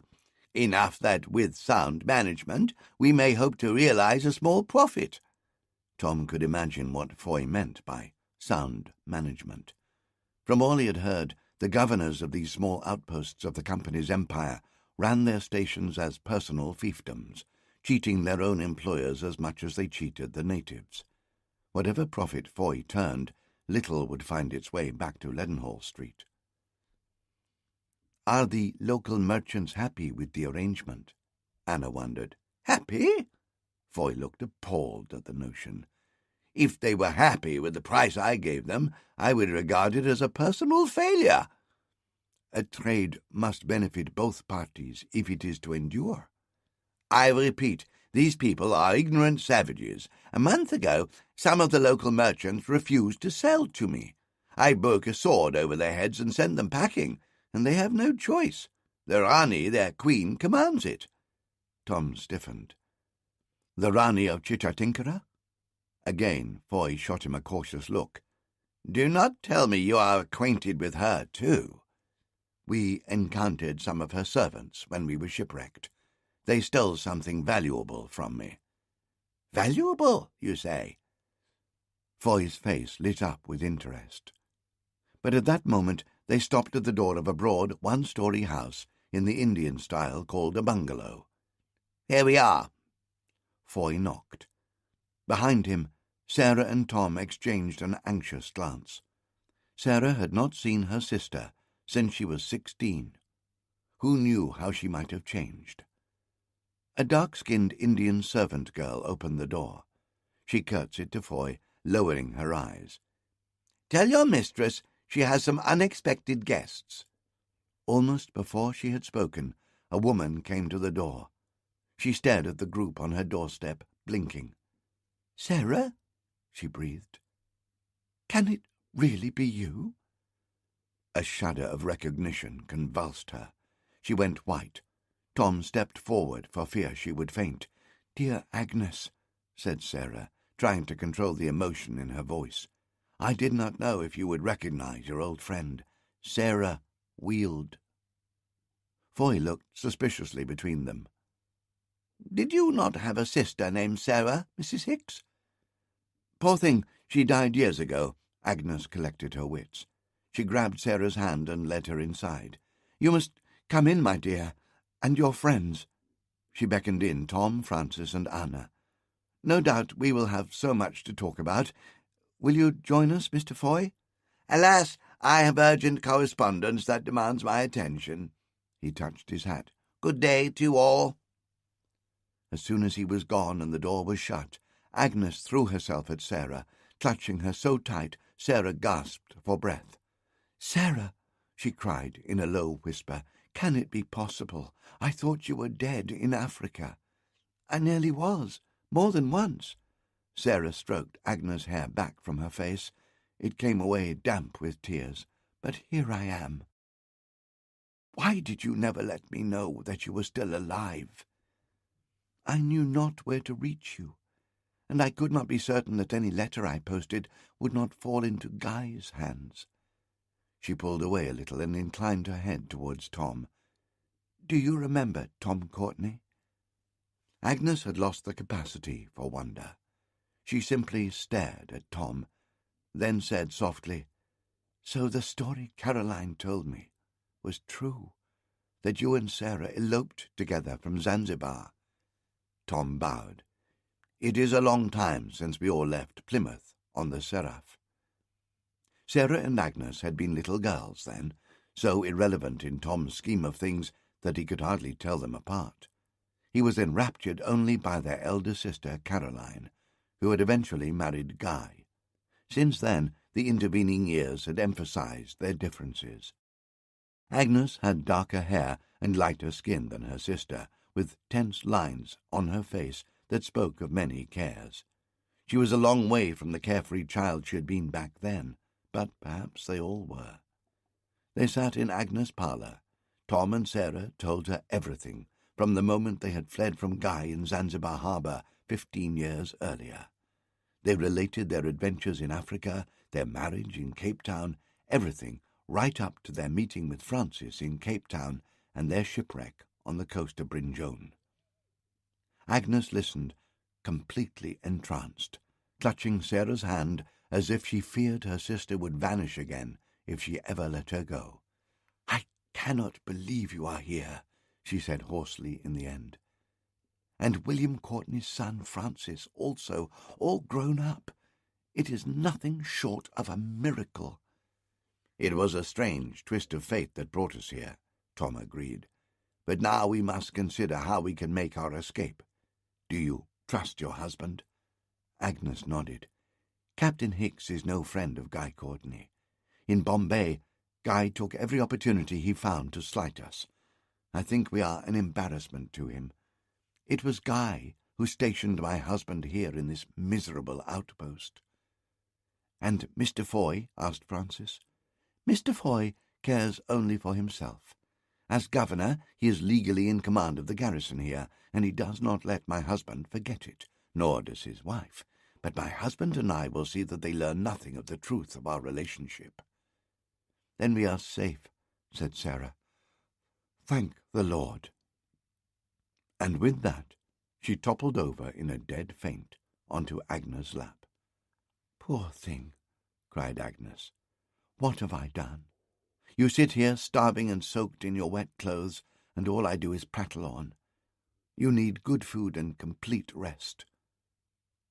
Tom and Francis lifted Sarah between them. Her skin was warm and feverish to the touch. Tom cursed himself for all the hardships he had put her through. They laid her on an upstairs bed and covered her with a blanket, despite the heat. Agnes brought a broth of lentils and lemon and sat beside her, spooning it tenderly into Sarah's mouth. The front door crashed open. In the hall, a man's voice called for Agnes. A few moments later, he appeared in the doorway, a tall, lean man with close-cropped sandy hair and a skin weathered red by the sun. He wore the red coat with green facings of the Bombay regiment. "Foy told me we had unexpected guests." He ran his eye over the visitors and put out his hand. "Elijah Hicks, at your service." Tom hesitated. "Tom Courtney." "Courtney?" Hicks' voice thickened with surprise and suspicion. He turned to Agnes. "Did you know?" "They are family," she said. She stroked Sarah's cheek, pale and hot. "This is my sister Sarah. I have not seen her in almost 20 years, and our nephew Francis Courtney, William's son."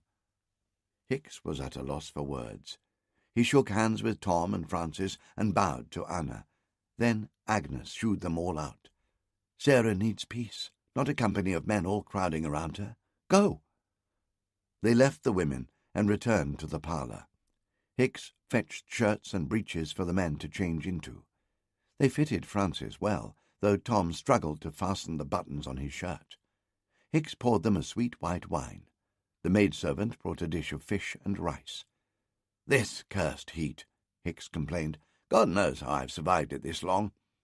They sat awkwardly drinking the wine, and watching the soft rain fall on the settlement. Hicks was a man of few words, and he seemed at a loss to know what to say to these most unexpected arrivals. Tom tilted his glass towards the fort. "The factory seems lightly defended." Hicks scowled. "That is Foy's doing. He is so jealous of his dignity, he assumes any order I give must necessarily be some stratagem to undermine him, and so he countermands it.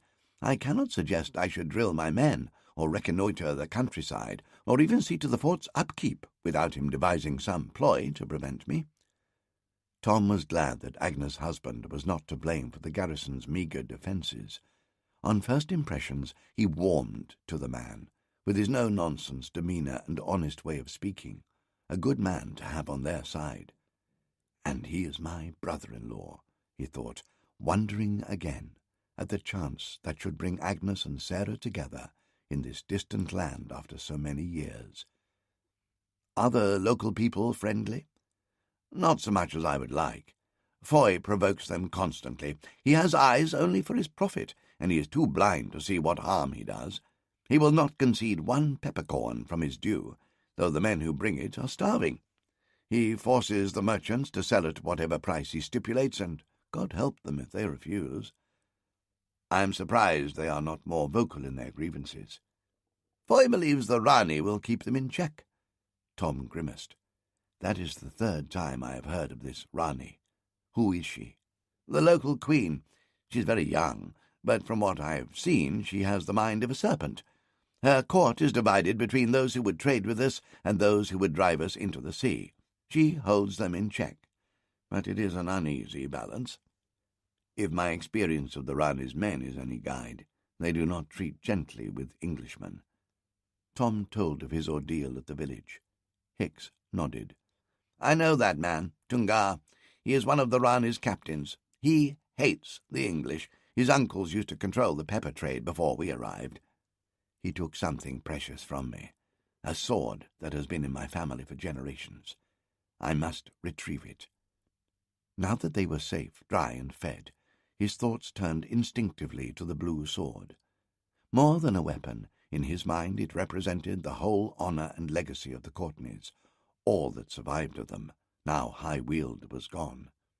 Tom made an oath, there and then, that he would not leave this place without the blue sword in his hand.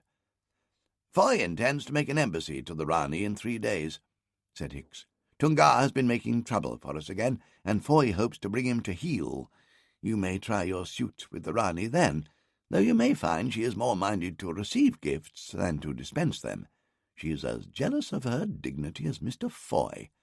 "Then it should be an interesting encounter," Tom conceded, thoughtfully. That night Tom slept like a dead man, and woke to find the rain had eased. Sarah's condition had improved too, though when Agnes brought her breakfast she could eat no more than a few spoonfuls of her porridge. A servant arrived with a note for Tom from Foy. Tom wondered that he could not be bothered to walk the few 100 yards from the fort to the cottage to deliver it himself. "I trust you have not forgotten our arrangement," said the note. "He wants me to go and look at the wreck," Tom deduced. "No doubt he is concerned we shall become a burden on him if we do not pay our bill." "I will come with you," Hicks offered. "I should be glad of it," said Tom gratefully, "if you can be spared from your duties here." Hicks snorted. "For all the good I do, I may as well be picking coconuts. Mr. Foy will be pleased to see the back of me for the day." Tom found 8 of Kestrel's crew who were strong enough to make the journey. Hicks complimented them with 4 sepoys from his company, led by a hubladar named Mohit, who had a magnificent moustache that dangled below his chin.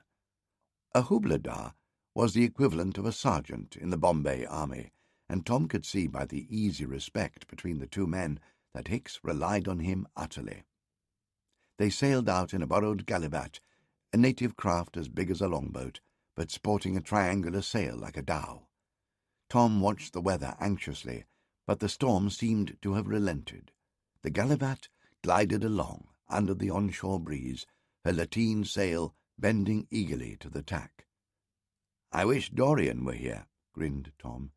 He would know how to get the most from her.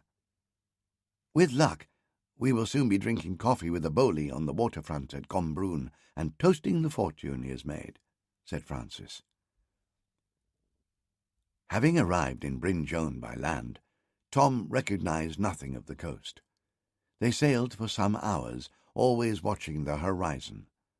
The sky hung low and grey, and it would not be long before the next tantrum thrown by the monsoon made landfall. They doubled a small headland and came around into a long, shallow bay. Tom gave a cry. There was the Kestrel, a dark, broken hulk. The wind and the waves had pushed her close to shore, into water so shallow her shattered deck stood clear of the sea. But she was not abandoned.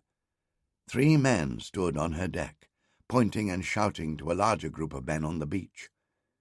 They had gathered around a team of oxen, who were harnessed to traces that ran into the sea towards the wreck. As Tom watched, the drivers urged them forward, beating them with switches. The beasts shuffled forward. The chains slithered out of the sea, dripping wet. The oxen carried on so far up the beach that they disappeared into a gap in the trees that looked newly cut for the purpose. Are they trying to drag the whole ship ashore? Francis wondered. Hicks had been studying the shore party through his telescope. He passed it to Tom. Through the lens, Tom saw a dark, shark-like shape beneath the waves. The oxen dragged it from the surf, and he saw that it was the long barrel of one of the 9-pounder cannon. As soon as it came out of the water, men ran to it and levered it onto a set of wooden logs so it could roll freely.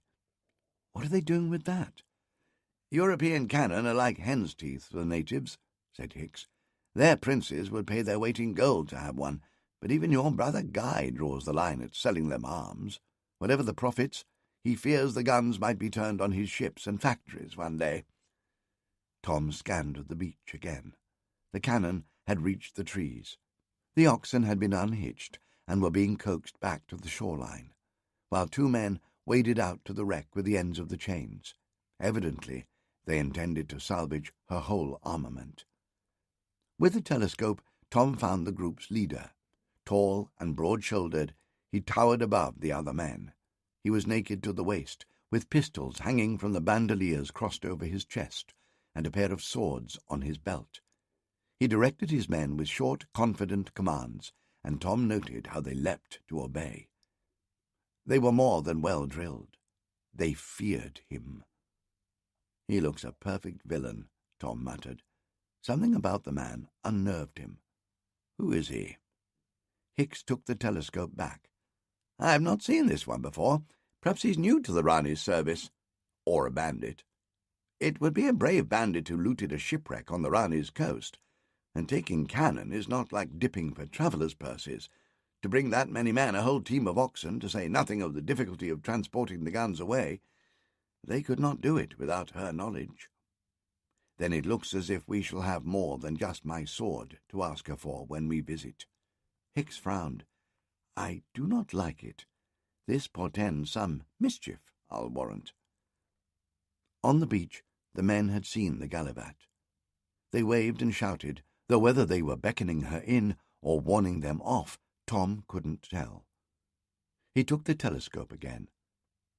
Keep to your course, he told Alf Wilson on the tiller. They are too many for us to engage, and they must not know we have seen anything amiss. He did not think the men on the beach had a spyglass. With luck, they might not have discerned that the men in the boat were Europeans.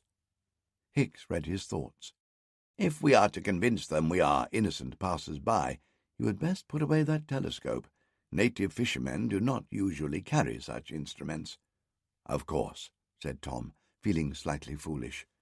He hoped the men on the beach had not seen it. There was little sun to flare on the lens. Even so, he could not resist one last look at the man in charge. Perhaps, even at that distance, he caught the movement. Perhaps it was pure chance. Either way, as Tom put the telescope to his eye, the man looked up, and for a moment they came eye to eye in the lens. Tom was certain he had never seen him before, yet when the stranger's face leapt into focus, a chill ran down Tom's spine. Some Intuition, an inexplicable flash of recognition, almost as if he had looked in a mirror.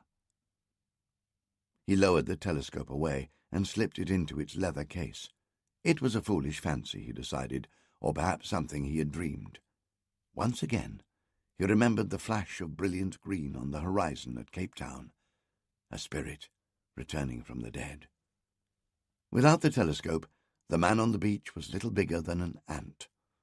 But still Tom could not take his eyes off him, until they had rounded the point and he disappeared from Tom's sight.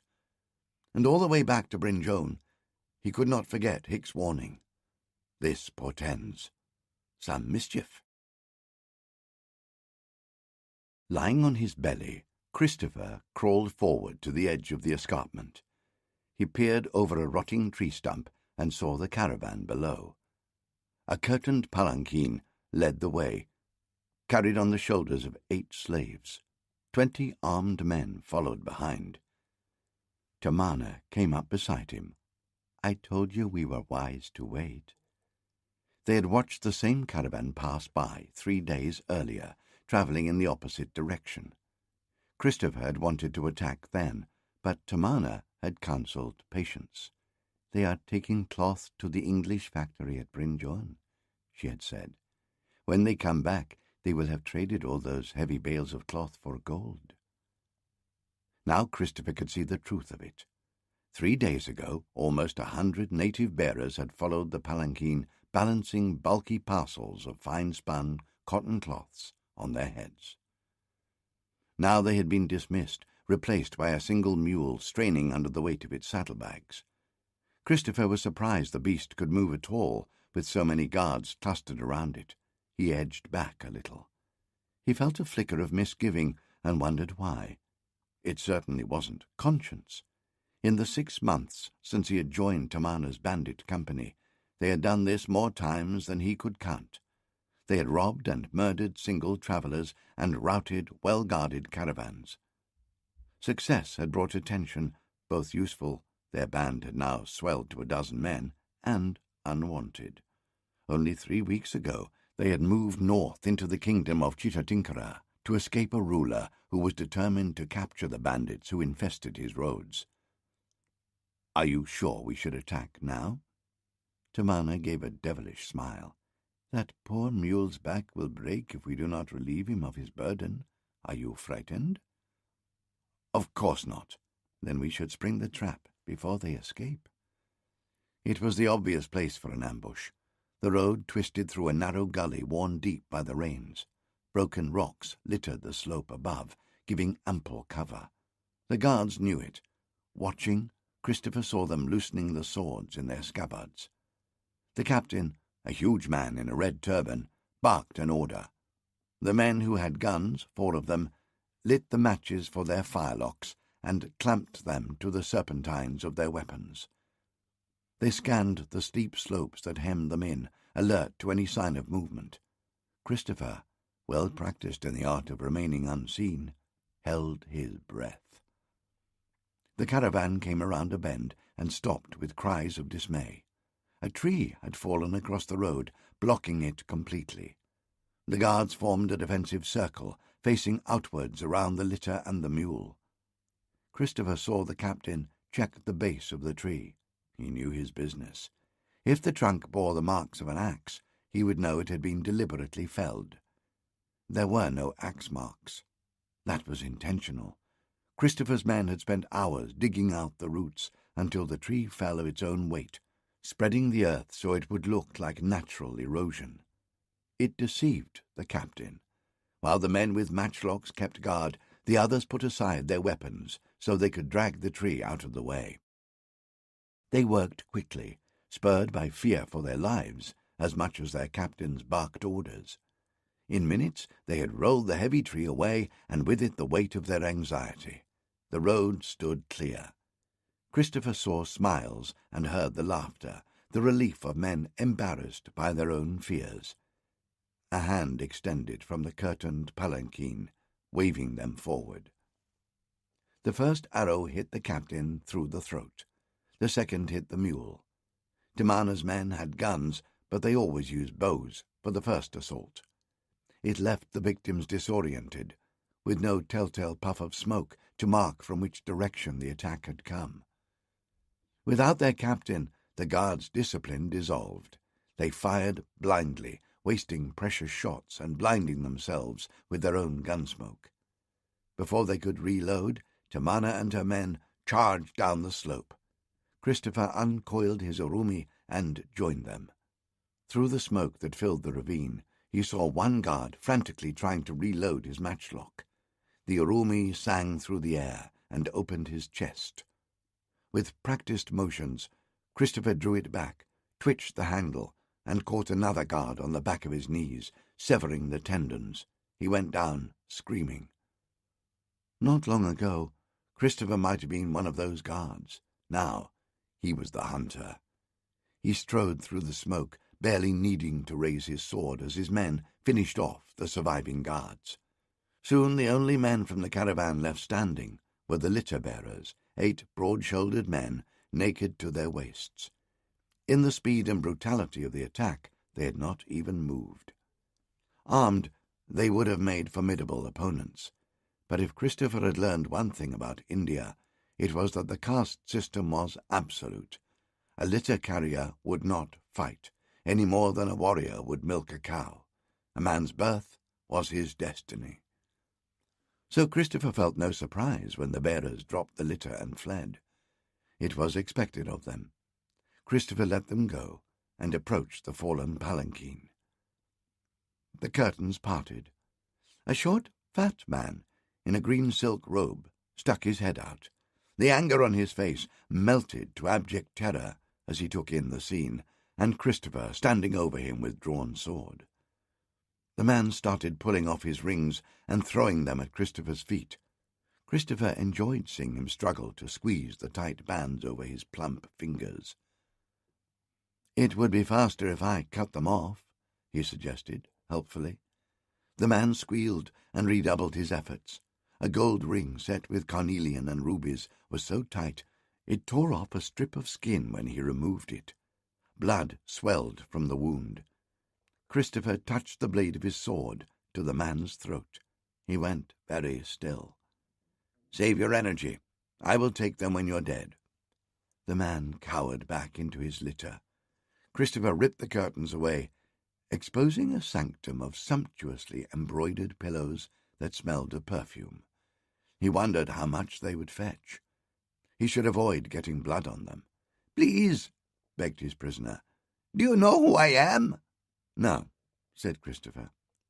With his eyes calculating the man's wealth, he did not see the shrewd look that crossed the merchant's eyes. "My name is Mahendrapula. My brothers are all prosperous merchants. They will pay a handsome price if you free me." "We do not take prisoners," Christopher explained gently. "My brothers live not far from here. It would be a matter of a few days to arrange the payment." The man dropped onto his knees and grovelled. "The rains will start soon, and there will be no more caravans for you to plunder. Would you not benefit from a last coup to cushion you through the monsoon?" "I will live quite comfortably on the gold you are carrying on that mule." The merchant's eyes widened. "That is why you killed my men? For that?" "Why else?" Christopher raised his sword for the kill, savouring the terror on his victim's face. Never mind the pillows. He would sell them to some scavenging peasant who would not care about the bloodstains. He brought the sword down. "Wait!" Tamana's voice halted the blade an inch from the merchant's neck, the only voice that could have checked Christopher. He turned and saw Tamana hurrying towards him, holding a bulging saddlebag. The merchant burst into tears. "What?" Without answering, she hauled the merchant to his feet and put her pistol against his skull. "Where is your gold?" "Was it not on the mule?" said Christopher. Left-handed, Tamana upended the saddlebag. A small bottle of cherry brandy fell out and smashed on the ground, followed by a bundle wrapped in paper that landed with a heavy thud.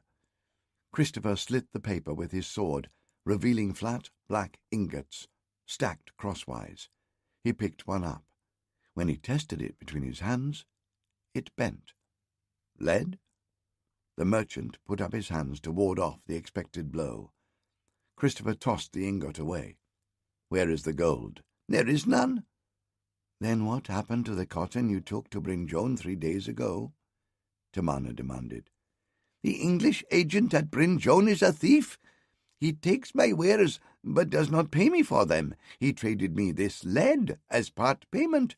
Alas, I must wait until the dry season for what he owes me in gold. You lie, said Tamana coldly. Strip him. If we do not find the gold under his clothes, we will open him up and see what he has inside him. No, squealed the merchant. I am worth nothing to you dead. Alive, I could be valuable. He wants us to ransom him, said Christopher. We do not take prisoners, Tamana said flatly. And how would we collect a ransom without exposing ourselves? Your family would seek to negotiate a better price, and each time we exchanged messages, we would risk being discovered. No negotiation, promised the merchant. Name your figure. I will send a message to my brothers and tell them to pay without question. They can leave it in a safe place, wherever you choose. And why would they do that, if they were not certain of getting you back alive? Because otherwise they would be certain of not getting me back alive. The merchant seemed to have recovered some of his composure. He twisted the last of the rings off his finger and held them out to Tamana. I am a simple merchant. Why can we not strike a bargain to benefit us both? I don't trust him, said Tamana. They crouched behind a rock, talking in whispers. The night was dark, with a sliver of moon that gave the mere suggestion of light. That was no coincidence. Every detail of this meeting had been planned and argued over. The place, the time, the instructions to be given. They had considered and rejected a dozen options. More than once, Christopher had thought Tamana would simply end the debate by killing their prisoner, Pula. She still might do so. A low hoot sounded in the night air. It might have been an owl, but it was not quite like any owl that ever existed. Christopher stiffened. That is the signal. They had chosen a rocky hollow in the mountains, far from any village and the main roads. They had posted sentries along the path, watching for any sign of trickery or bad faith. Now they would find out if Pula was a man of his word. We should kill him anyway, Tamana fretted. He knows our faces and our names. As soon as he returns home, he will petition the Queen, and she will send out squadrons of her guards. Then we will have to move again. He is a harmless fool, Christopher countered. He will thank his gods he escaped with his life and be content enough. Besides, if we kill him after taking the ransom, it will become known. Next time we take a hostage, the family will not pay the ransom. Tamana shrugged. We have enough gold already. There is no such thing as enough gold. They fell silent as footsteps crunched the stone ground. 2 porters came out into the hollow, almost damaging their backs under the weight of the chest they carried between them. They put it down, rubbing their aching arms and scanning the darkness. We have come for Lord Pula, one said. Beside him, Christopher felt Tamana reaching for her pistol. He put his hand on her arm. There may be an explanation. We said to only send 1 man, Tamana called. Her voice echoed off the stones, disguising her location. The porters looked around wildly. Even in the dark, Christopher could see they were terrified. The chest is too heavy for a single man to carry, one of the porters pleaded in a high-pitched voice. Then we will relieve you of your burden. What of our master? We will release him when we have counted the money. Now go. Tamana raised her pistol and fired into the air. The echo made it sound like the volley from an entire company of fusiliers. The porters fled back the way they had come. Christopher and Tamana waited. The chest sat alone in a hollow like a pagan altar.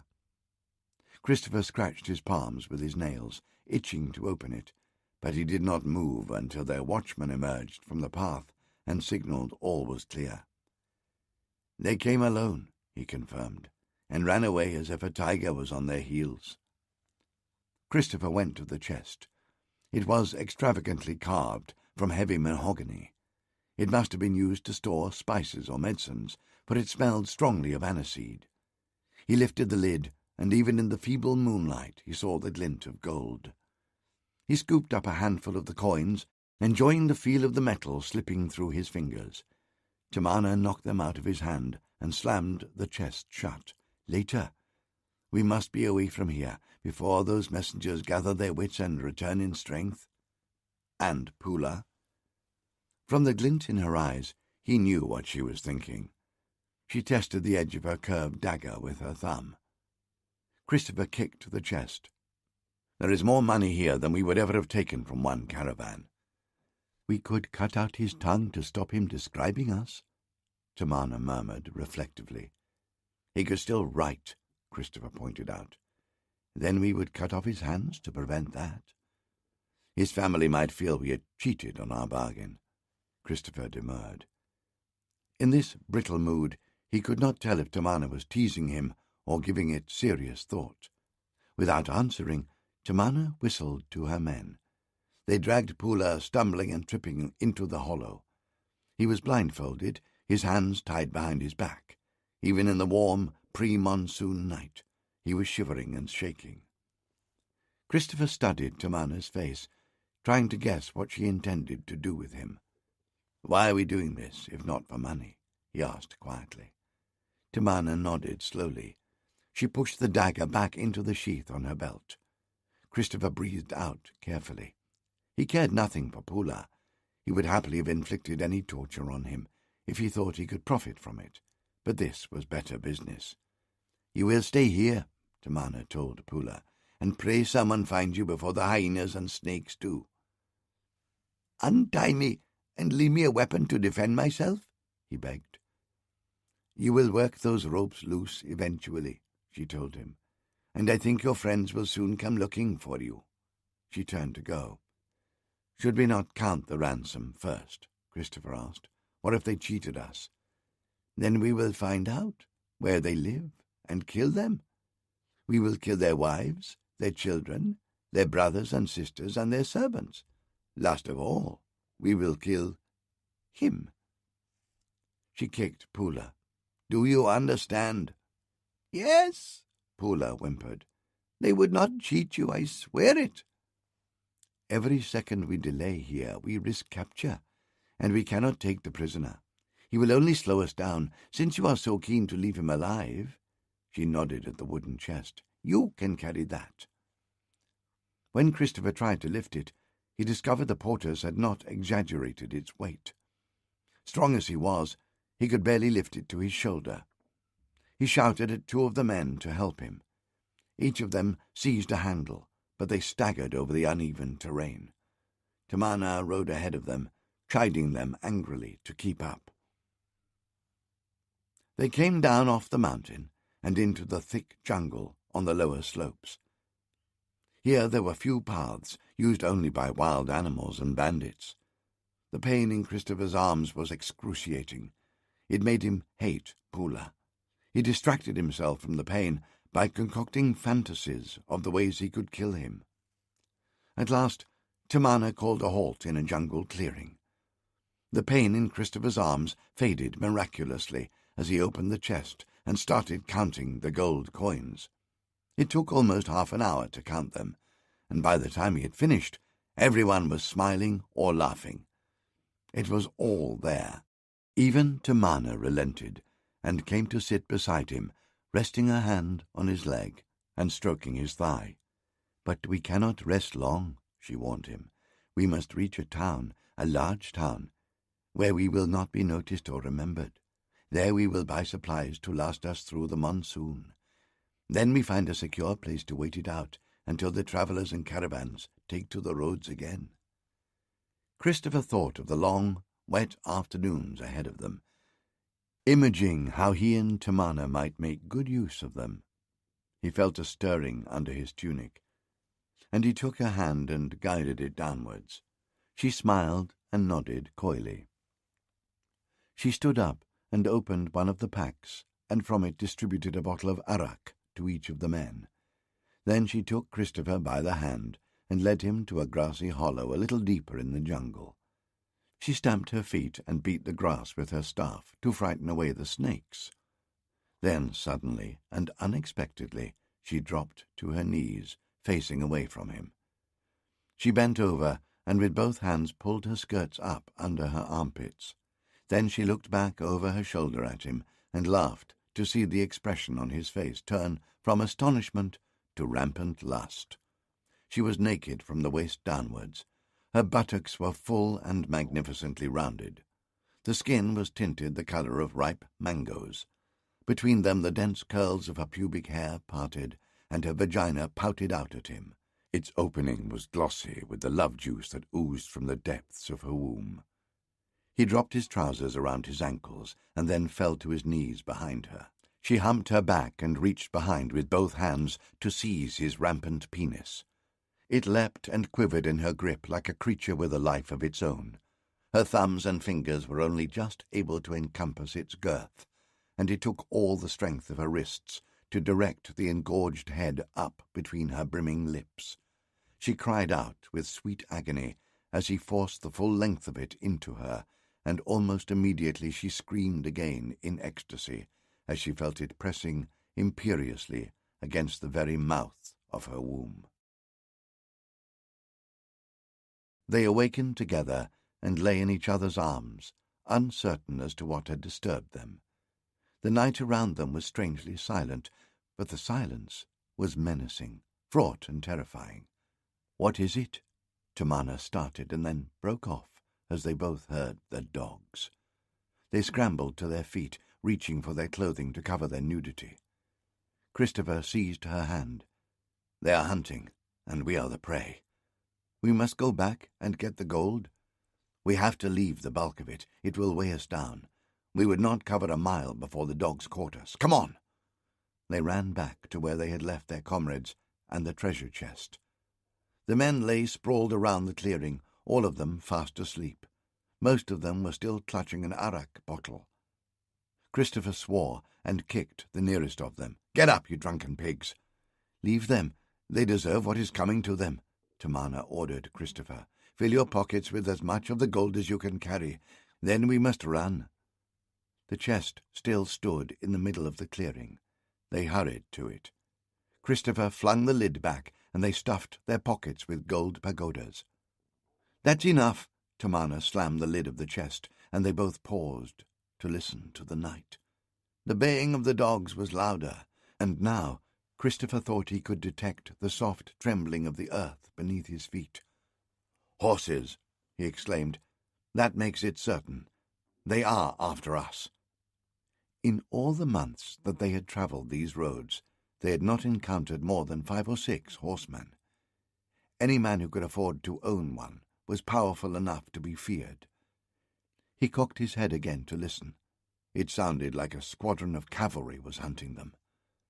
He grabbed Tamanna's arm and steered her into the jungle. The undergrowth was dense, and many of the plants were armed with hooked thorns. Before they had covered half a mile, they were both bleeding from lacerations to their arms and legs. Behind, he heard the whinnying and neighing of horses being reined in, and the shouts of their pursuers as they discovered the drunken men and the treasure chest that they had abandoned. Christopher looked to the sky and fancied he could see the first bloom of dawn through the treetops, but he had lost all sense of direction in the dark of the night. He kept the sounds of the chase behind him, and they ran on as the light strengthened. Abruptly, the forest opened directly ahead of them. They were both running as fast as the thorn bushes and treacherous footing would allow them. Christopher grabbed Tamanna, throwing an arm around her shoulders, and both of them teetered on the brink of a precipice that opened in front of them, dropping sheer for several 100 feet to a rocky, dry river course. In the monsoon rains it would be a wide and rushing river, but now it was a chasm lined with teeth of sharp black rock. Tamanna stared down into it for a few seconds. Then she turned her head and listened back over her shoulder. The dogs sounded much closer, clamouring with excitement as the scent of the chase grew stronger. "I am not going to let them take me."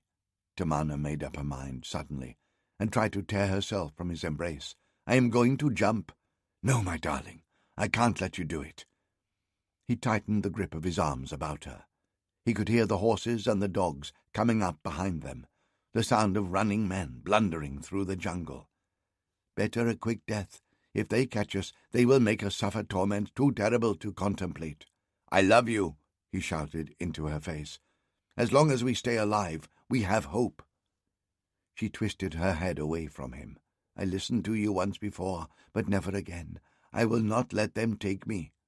She almost succeeded in wriggling out of his grip, but he threw his full weight on top of her and forced her to the ground, just as the first team of dogs burst from the undergrowth behind them. After the dogs came uniformed men armed with clubs. They raced forward and fell upon the pair, who were still struggling on the edge of the precipice, beating Tamana and Christopher into a state of semi-conscious submission. Then they handcuffed their hands in front of them and locked collars around their necks attached to steel chains.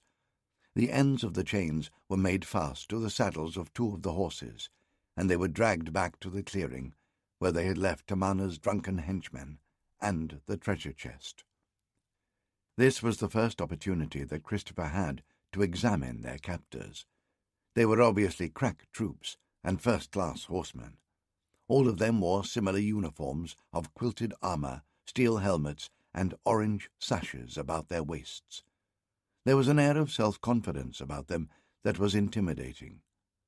Christopher determined at once not to make his own warlike training apparent, and adopted a meek and humble attitude, with downcast eyes and obsequious bearing.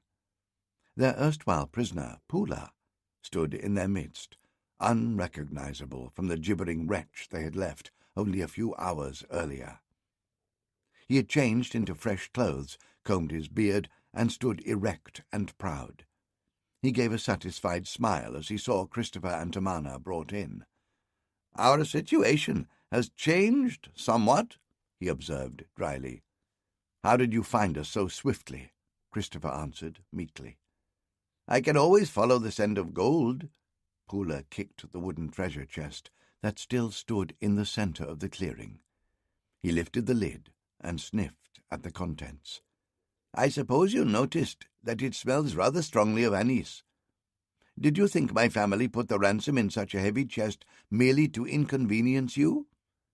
Each time you put it down to rest, you left another trace of the scent on your path. Tunga and his dogs had little trouble following it." He gestured to the man beside him, his opposite in every way. Where Pula was short, urbane, and plump, Tunga was tall and dangerous, with an ugly scar down the centre of his face. Christopher wondered how he could have survived the blow that made it. He wore a yellow feather tucked into his turban, and there was the unmistakable air of command about him. "And who, then, are you?" Christopher asked. "I am not any mere merchant," Pula answered. "I am an adviser to Her Highness the Rani of Chichatinkara, and she does not suffer her servants to be molested. You are about to learn how she treats those who displease her."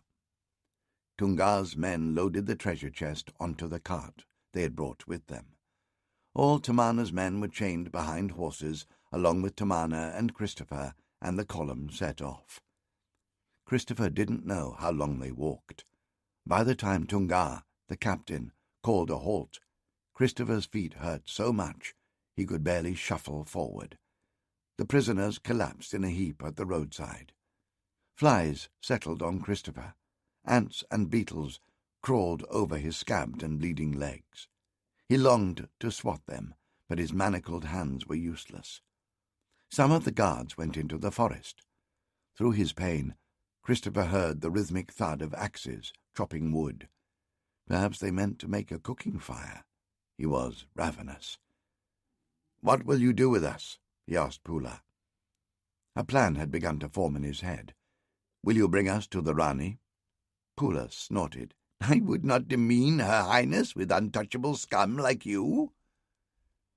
"You should take us to her," Christopher pleaded. "I have skills she might find useful." "Oh, she has a use for you," Pooler assured him unpleasantly, "and it does not require any effort on your behalf, except a little patience." The guards emerged from the forest, carrying a long sapling, about the thickness of a man's arm. They stripped the bark and whittled one end to a needle-sharp spike. Others used their hatchets to scoop a small hole in the ground at the side of the road. The captured bandits stared, and even with the nooses around their necks, they began to jabber with terror. They understood what their captors meant to do to them. Pooler stood over them. His hands hovered, half-raised, pointing at each in turn, like a man at a butcher's stall, uncertain what joint to choose for his dinner. His eyes rested for a moment on Christopher. "You will be last," he told him, "when you have watched your friends die, one by one." He pointed at the man beside Christopher, a swarthy individual named Vijay. Vijay had been charged with keeping watch over Pooler, and he had not been gentle in his attentions. Now Tunga's men cut the halter that bound him to the others and dragged him to the middle of the road. He struggled, but they pushed him to the ground and held him face down. Tunga knelt beside him. Tunga took a pouch of the mutton fat he used to oil his rifle cartridges and smeared it on the end of the sharpened stake. His men laughed and made obscene gestures. Vijay squirmed and screamed so loud the guards stuffed a cloth in his mouth. The guards who held his legs spread them wide apart. Two others took the sharpened pole and pressed it between his buttocks. Christopher could not bear to watch. He closed his eyes, though with his hands bound he couldn't stop up his ears. Vijay had spat out his gag. Screams of agony split the jungle as the spike passed through his anus and into his body. The captors knew their business. Christopher could tell from the sounds Vijay made that they had avoided the vital organs. That would have meant too quick a death. He opened his eyes. Vijay lay on the ground, still screaming, and the screams redoubled as the guards lifted the spike upright. He slid down the pole, plunging the point deeper into his own entrails, but the guards had lashed a small crosspiece to the stake that kept him from penetrating too far. He sank down on himself, collapsing, until he was hunched like a chicken on a spit. Blood ran out of his anus and pooled at the bottom of the stick for flies to drink and savour.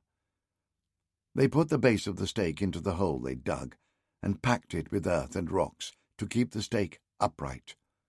Then they stepped back to admire their work, laughing and joking among themselves. Christopher heard them making bets as to how long Vijay would survive. Most seemed to estimate 2 or 3 days. Vijay's screams had tailed away into choking sobs as the spike pressed the air out of his lungs. Pooler came across and looked down on Christopher with sadistic anticipation. "It is 20 miles from here to Chitatinkara. I will do the same to one of your men every 2 miles, and when we reach the Rani's palace, I will hoist you and your whore on each side of the gates of her palace. That will teach our people what happens to those who threaten the Rani's servants, and our commerce." Over the next 2 days, Pooler made good his threat. One by one, the bandits were dragged from the group and impaled at the roadside. At last, as they approached the palace in the foothills, Christopher and Tamana were the only survivors. He had thought that repeatedly witnessing the ordeal might have brutalized him to what was coming. Instead, it only magnified his terror. He found himself watching with horrible fascination each time the spike went in. His anal muscles clenched, and he was unable to drag his eyes from the awful spectacle.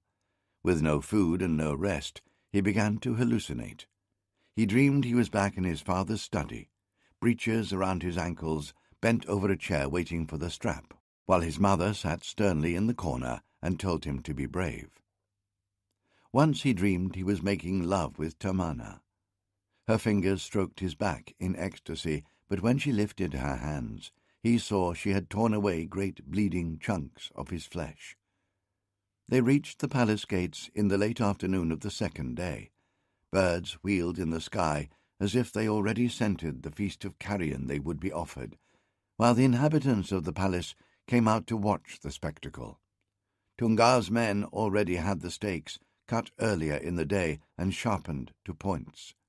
They stripped Christopher and Tamana naked and pinned them down in the dirt, a few feet apart. Pula stood over them, speaking to the assembled crowd.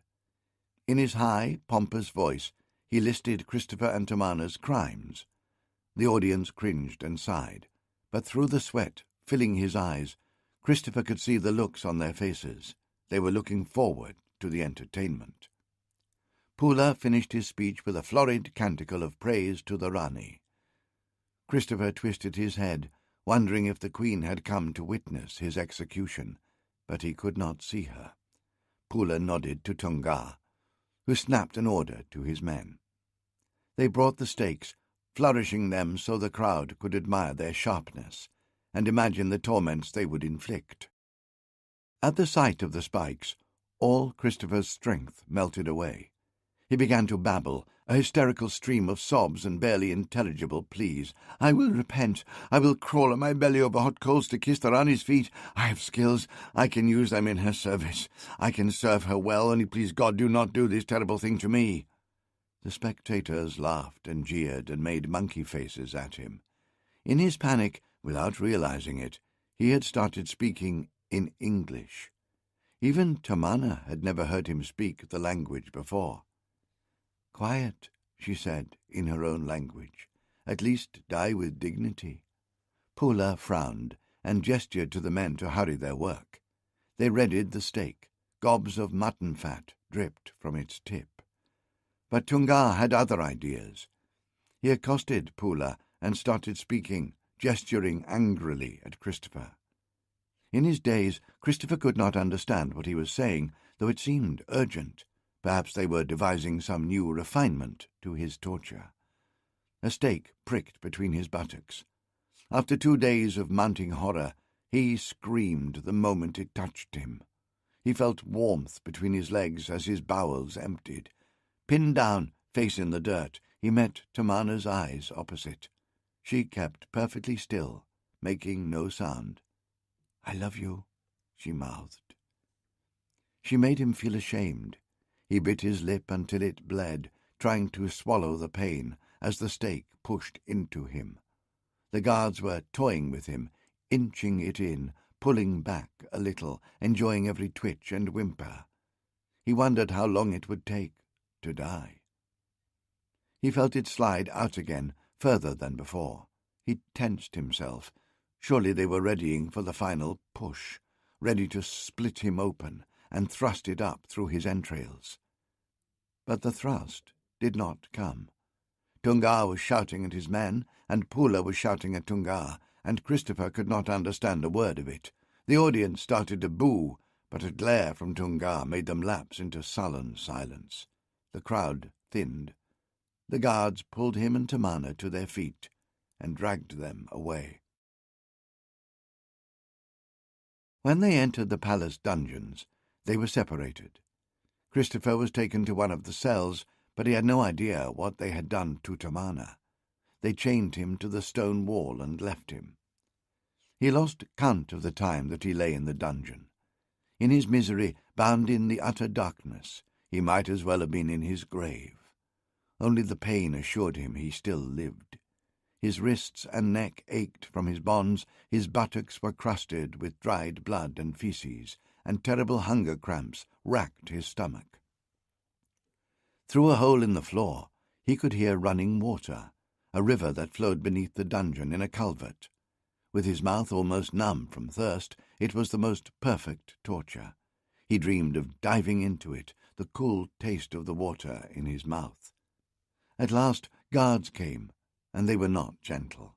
They cut his bonds and dragged him through the palace, still naked, along many galleries with gilded statues, and across courtyards, screened by elaborate wooden shutters.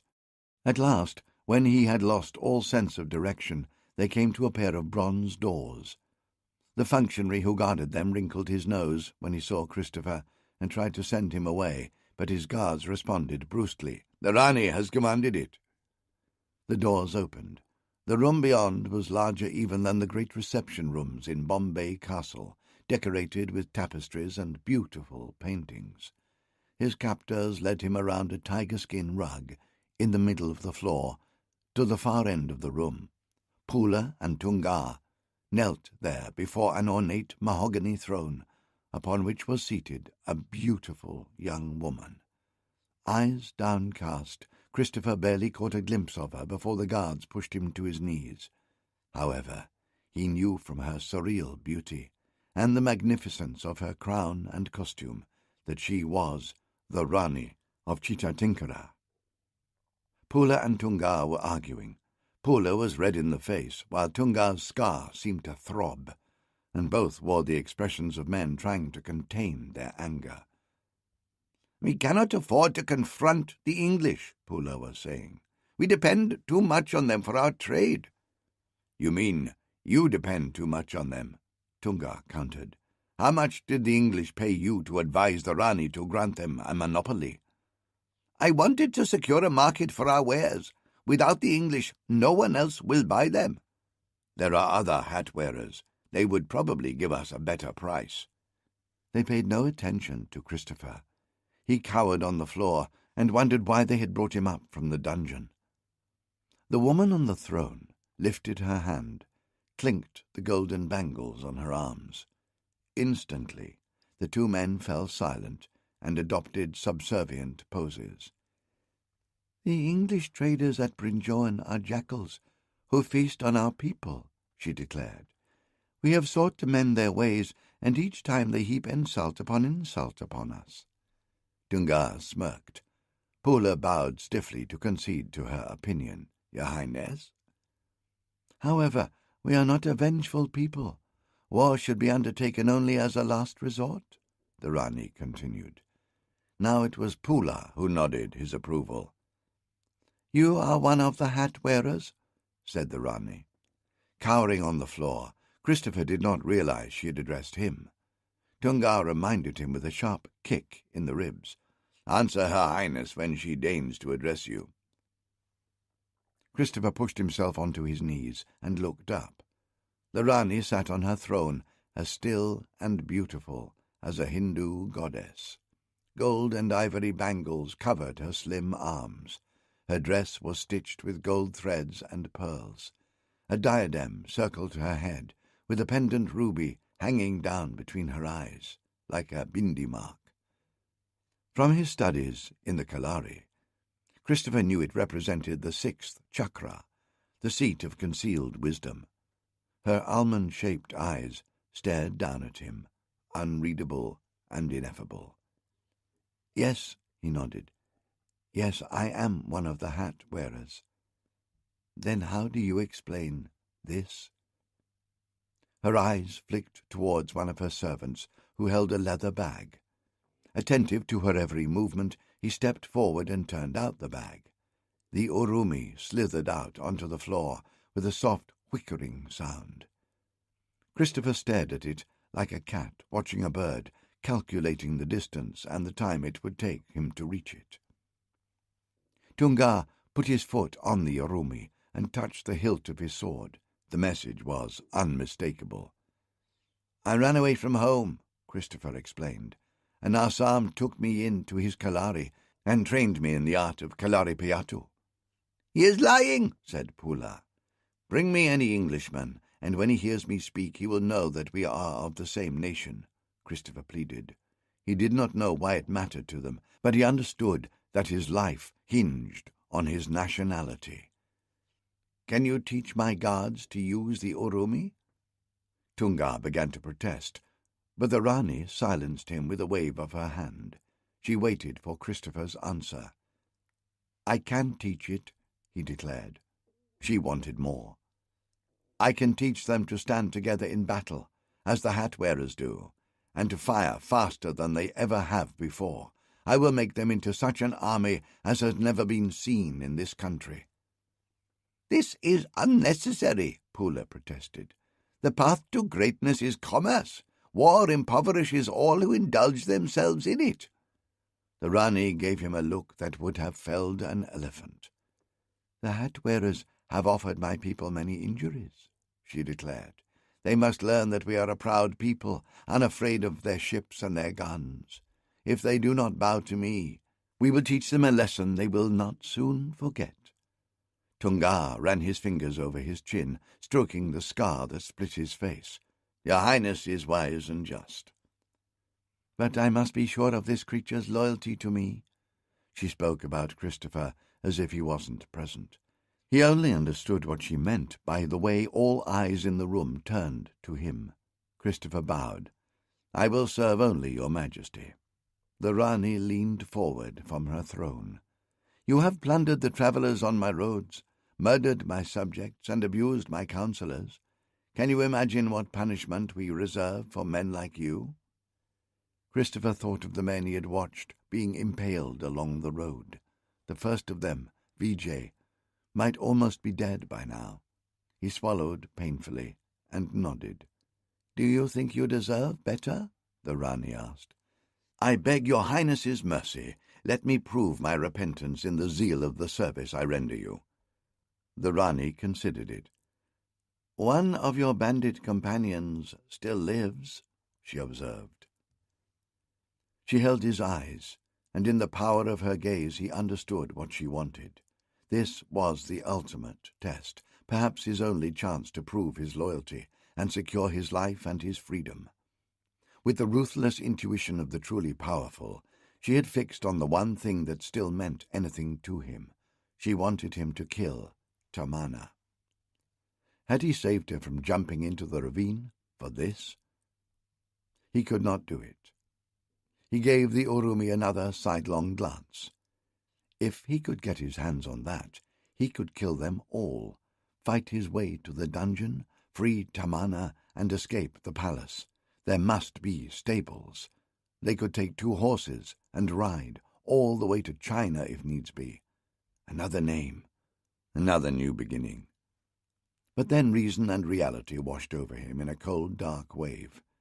There were 20 guards in the room. He would die before he could even touch the Urumi. Or worse, be returned to the dungeon. He remembered the pain and terror of the stake entering his body. He remembered the Stygian darkness of the dungeon. He knew what his reply must be. "I will kill the bandit," he agreed. "Give me my Urumi, and I will kill her and present you with her head." The Rani's expression remained impassive, but something like the ghost of a smile passed behind her eyes. "I want you to kill one woman only, not every single person in my palace." She snapped her fingers, and a servant came forward, knelt before her, and offered her an ivory-inlaid teak box. The Rani lifted the lid and revealed a tiny dagger, glittering on a silk cushion. The handle was a hollow golden ring. The folded blade was burnished steel, barely 2 inches long. The Rani lifted it from the case and fondled it as a child would her favourite toy. "This is the Bag Nak, the tiger's claw," she told Christopher. "I doubt you saw one like it in the Kalari." Christopher shook his head. "It is beautiful," he whispered, in awe, as the engravings that decorated the blade caught the light from the windows high above and shot out beams of reflected sunlight. The Rani slipped the ring over the index finger of her right hand. The blade folded back against the palm of her hand, and she wrapped her fingers around it. "An intimate weapon for an intimate death," she whispered. She slipped the tiger claw off her own finger and passed it to Tunga. "Give it to the hat-wearer," she commanded, "and let us see how it fits his hand." Christopher slipped the ring over his finger and folded his right hand over the golden claw. When he opened his hand, it sprang out, as of its own accord. He cut left and right with it, and it hissed as it turned in air. "Bring the woman to me," he said, and his tone was impassive. The Rani nodded, and Tunga gave the order. They waited in silence in the great hall. Nobody moved, not even the Rani. Then finally there was the tap and scuffle of feet climbing the staircase from the rooms below, and 4 of the Rani's bodyguard re-entered the throne room. In their midst hobbled Tamana, although Christopher could hardly recognize her. The soles of her feet had been whipped until they were raw and bleeding. They had stripped her of every shred of her clothing. Her wrists were tied in front of her. Her back was criss-crossed with angry red welts.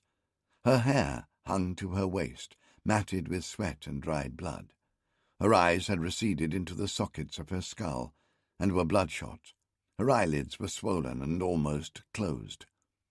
They had knocked out most of her teeth, and her jaw was broken, so she was unable to close her swollen and bruised lips.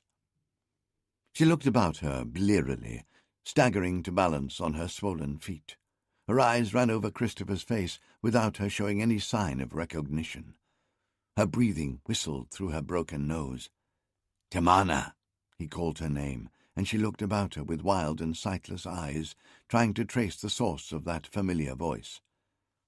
"They are going to set us free," he told her, and her face crumpled as she began to weep silently, her chest heaving and her shoulders shaking. "Free?" Her lips formed the word but could not utter it. He walked towards her, gesturing for her guards to release her. They backed away. "Yes, free, to go to a much fairer and finer place than this, free to fly like the swallows." "Swallows?" she repeated. And now she was sobbing as she recognized him and staggered towards him with both hands outstretched. He went to meet her, the tiger claw in his right hand, snapped open. "No more bonds," he told her gently. He cut the ropes that bound her hands. She fell into his arms and he kissed her broken lips. She clung to him desperately as he pressed the point of the tiger claw into her throat, below her right ear, and drew it across the carotid artery and all the major veins. The blood erupted from the wound and cascaded over both of them. She struggled weakly, but he held her tightly to his chest and murmured soothing words in her ear, while the life oozed out of her. The Rani leaned forward on her throne, her expression avid, hugging herself as she watched Tamana's death throes. No one else in the throne room moved or uttered a sound. Suddenly, Tamana emitted a loud gasp that gushed from her severed windpipe, and then she breathed no more, but relaxed in Christopher's embrace. Her head fell forward onto his shoulder, and her legs gave way. He lowered her corpse gently to the floor and stood over her.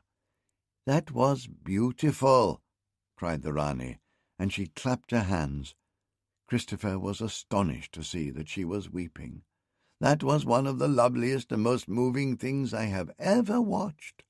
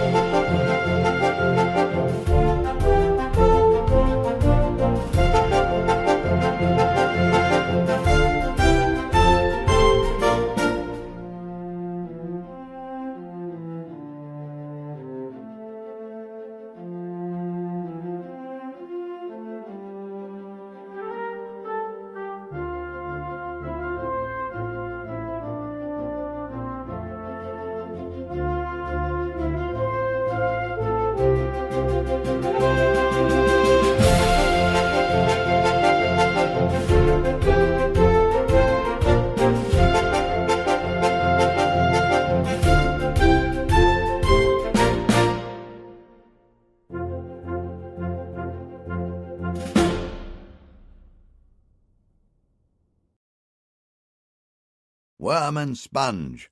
Christopher stood in the palace courtyard and took his men through their artillery drill.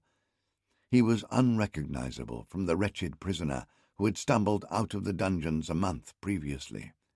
His beard was combed and his hair bound in a white turban. He wore a clean robe with a quilted waistcoat laced over it. Tamana's loss was still an ache deep in his heart, but Christopher had learned in the Kalari to control his feelings. He would not forget. He would take his revenge when the time was right. A curved dagger and a keen-edged sword hung from the orange sash around his waist, a measure of how far he had come in the Rani's estimation. He did not imagine for 1 second that he was safe. The court, he had quickly discovered, was divided between 2 factions, those allied with Pula, who wanted to profit from the English, and those led by Tunga, who wanted war and blood. The one thing that kept him alive was the stalemate that the Rani imposed, playing one faction against the other to keep both in check. Christopher, unwittingly, had become a pawn in her game, but he knew that when the time was ripe, he would be readily sacrificed. Christopher was not the only man in the palace, biding his time for vengeance. Christopher's life now depended on carrying out to the letter the tasks that the Rani imposed upon him. As the governor of Bombay, his father also officially served as the Captain General of the Bombay Army. He had paraded the troops at noon every Sunday, affecting to drill them, while the real officers sweated and cursed him under their breath. Christopher had been dragged along every week, stifling in a Sunday suit made for English winters rather than Indian summers, longing to be indoors, but now he was grateful for the training. "Reload!" The gun crew moved into position, but so sluggishly that he longed to whip the skin off their backs. The Rani would not permit that, not yet, at least. He had to content himself with shouting and abusing them as they fumbled the ramrod, mislaid the powder sack, and dropped the ball. "Sweet! Jesus! If the English handled a cannon the way you do, then the great Mogul would be living in London by now, and you'd be kicking my ass for not bringing your dinner on time." The roar of an explosion cut him short. The cannon had fired without warning. The men around the gun collapsed in a heap of torn flesh, kicking and screaming in their death throes. The subadar, who had wielded the ramrod, had been thrown a good 10 feet away. He lay clutching his stomach, which oozed a mass of mangled intestines from where his own rammer had torn him open. "You miserable vermin!" Christopher raged at the dying man. "You did not sponge her out properly." The wet sponge was essential to douse any sparks that remained in the gun barrel after it was fired, so they would not ignite the new powder charge when it was rammed home. Predictably, it was at that moment that Tunga rode in with a squadron of his men. He swung down from his saddle, saw the split cannon, and strode over. "You were meant to train the Rani's army, not destroy it." But Christopher did not rise to the provocation. The gun, the screaming men, the Rani's displeasure, all were forgotten. He was staring at the new sword Tunga wore on his belt, a beautiful weapon with an immense sapphire in the pommel. He knew that sword.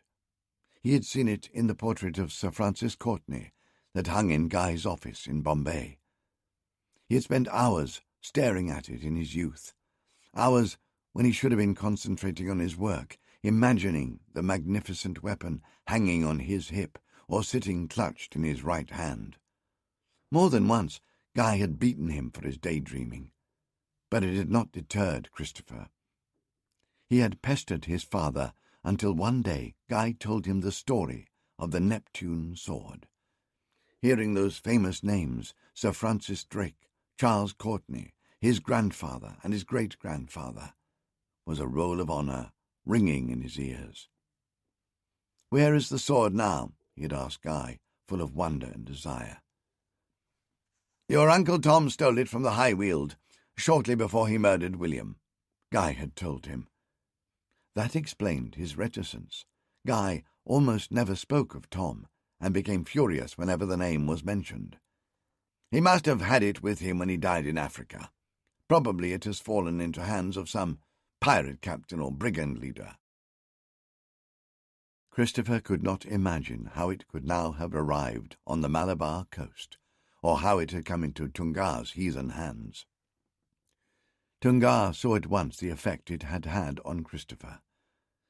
He drew the fabulous blade from its scabbard and cut with it left and right, making the glittering steel hum through the air, flaunting the weapon in Christopher's face. "A ship of hat-wearers was wrecked in the storm some days ago. I took this sword from one of the survivors."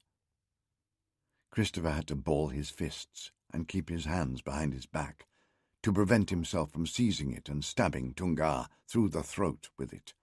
The sword was his, the eldest son of the eldest surviving son, the heir to the honour of the Courtneys. He was meant to have it. Why else would fate have placed it in his path? Already his calculating mind was turning over the possibilities of how he could take possession of it. It would be hard to get Tunga alone, for he lived with his men like a pack of dogs, roaming everywhere with them. But Christopher knew he had to find a way to possess it. "What of the hat-wearers? Did you kill the survivors?" he asked, trying to keep his tone uninterested. "I taught them to respect the Rani's servants, but I left them alive. Her Highness is not yet ready to move against the English." Tunga gestured dismissively to the wounded gun crew. "Nor will she ever be, if this is the best you can do. Clean up your mess before I make you lick up that blood with your own tongue." As soon as Tunga had gone, Christopher commandeered a horse from the stables and rode to the coast. The village headman cowered before him. Yes, he admitted, the hat-wearers had been here, but they had since left for the fort at Brinjone. He did not want such people polluting his village. Everything they touched had to be cleaned and purified with cow dung. Christopher left him. He knew he should return to the palace, but first he followed the path down to the beach. The storm had subsided, and the wreck was plain to see. The stumps of her masts jutted from the waves, and the sea was so clear he could clearly make out the dark mass of her hull looming beneath the surface. Not an Indiaman. He had seen so many of those in Bombay he would have recognized it the very instant he laid eyes upon her. Nor an Arab corsair. She was a European ship, or had been. She was a private merchantman, an interloper, more than likely. His mind thrummed with possibilities. If she had come from England, she would have called at the Cape. Perhaps the sword had made its way there, trading from tribe to tribe along the African coast, arriving in Cape Town just in time to go aboard this ill-fated ship. How much had the captain paid for it? Had he won it on a wager, or perhaps killed a man for it? It did not matter. The Neptune sword was his by right, and the sea had brought it to him. Now all he had to do was see off Tunga, and for a man who had trained in the Kalari, that would be a little obstacle. Still he stared at the sunken ship. The storm had driven it hard onto the shore, so close he fancied he could almost wade out to it. The tide lapped at it, rocking the exposed timbers like a cradle. He shaded his eyes with his hand. As the waves moved, he saw a long, narrow shape poking from her side. That is a gun. He was amazed at his own good fortune. The ship had been armed. It was probable that there were more guns aboard her. They must still be there, on or around the wreck. With a long rope and a team of draft animals, anything was possible. He studied it for some time, working out the practicalities and possibilities of a salvage. Then he hurried back to where he had tethered his horse to a jack tree. He swung up onto its back and turned its head towards the palace. Tunga would want to punish him for leaving his post without permission, but he would soon change his tune when he heard what Christopher had found. No one could doubt his loyalty then.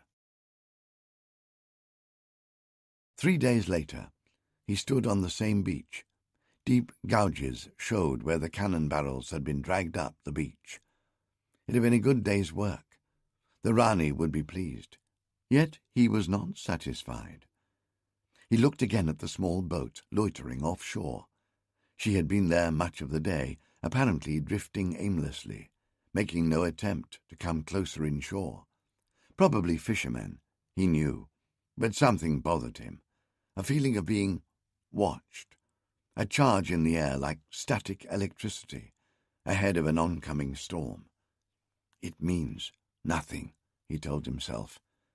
He would bring the guns to the Rani, and she would reward him. She might even promote him above Tunga. After the escape from the wreck, the monsoon storms returned for a full week. Tom and the others stayed cooped up in Agnes' cottage, with nothing to occupy them but their thoughts. Sarah's fever relented a little, although she was still frail and struggled to keep her food down. The Brinjone factory had no doctor, so Anna and Agnes tended her as best they could. Tom spent long hours sitting under the eaves, watching the rain. When he was not thinking of Sarah, his thoughts always returned to the Neptune sword. At least he was spared Lawrence Foy's attentions. All the governor's time was spent preparing for his embassy to the Rani, prettifying his speeches and going over his accounts and manifests. Day after day he was forced to delay the journey on account of the weather. "For my husband cannot appear before the Rani like some drowned rat," declared his wife. She had come to pay a call, ostensibly to check on Sarah's condition, but in reality, Tom suspected, to size up the new arrivals. "She is very sensible of her husband's position," Agnes had warned him, "and she fears you mean to supplant him." Tom tried to placate her, talking earnestly about his desire to go home. He did not want this woman asking too many questions about him, but he could see his answers did not satisfy her. Several times he caught her bright, bird-like eyes watching him closely. Her pert nose twitched, as if she could sniff the evasions behind his assurances. She was an extraordinary creature, 20 years her husband's junior, just 17, but possessed of a poise that would have shamed a woman 3 times her age. "She is already once a widow," Agnes had confided. "She came to India with her father, and had barely stepped off the ship, but she was engaged to the factor at Tellicherry. He was a fat, loathsome old man named Crapper. When he came to Bombay, his hands would wander under the table at dinner. She was not yet 15, but he died inside a year and left her his fortune, which became her dowry when she married Mr. Foy." Now Tom sat in Agnes' parlour and tried to remain unobtrusive. He did not have to say much. Mrs. Foy had a great many opinions, and did not hesitate to share them. She dominated the room less by charm or personality than by sheer determination. She was not beautiful. Her nose was sharp, her eyes too round, and her mouth too wide. She was slim, but with full breasts that did not quite fit comfortably into the tight bodice of her dress. Yet she had an undeniable energy that seemed to suck all attention in the room to herself. Tom saw Francis staring, until Anna gave him a discreet kick on the ankle. "Once my husband has arranged matters with this upstart Black Queen, I am certain that Governor Courtney will reward him with an improved situation," Mrs. Foy said, while she fanned herself with a paper fan. "Perhaps at Madras or Fort William." "If we ever reach the palace," said Tom. Mrs. Foy narrowed her eyes. "I fancy tomorrow the weather may improve." It did. The next morning dawned dry and hot. However, the clouds pressed low, kettling in the heat. The whole earth seemed to steam with vapour. Tom had hardly risen from his bed before he was covered in a clammy sheen of sweat. He put on his coat with the greatest reluctance, an old one of Captain Hicks that Agnes had let him have. Foy had decreed that every man must look his best. They assembled on the sandy square outside the fort. Foy had gathered every able-bodied man in the settlement, the better to impress the Rani. A whole company of soldiers, their boots blacked and polished, all the company's writers and traders in their blue coats, and a host of bearers and servants. Some of these last carried gifts for the Rani, though the rest seemed to be there purely to add numbers to aggrandize Foy's procession. Those who were to stay behind watched from the sidelines, a few old men and boys, the survivors from the kestrel, and the women. Foy stood at the head of his column, resplendent in a maroon coat and gold-buckled shoes, a long curling wig, and a hat tufted with ostrich feathers. The effect would have been magnificent, if not for the obvious effort it took him. His face glowed almost crimson with the heat, and broad patches of sweat already darkened the shoulders of his coat. It was 6 miles to the Rani's palace. Tom wondered if Foy would survive it. "He looks very fine, does he not?" he said to Anna, who was standing with them.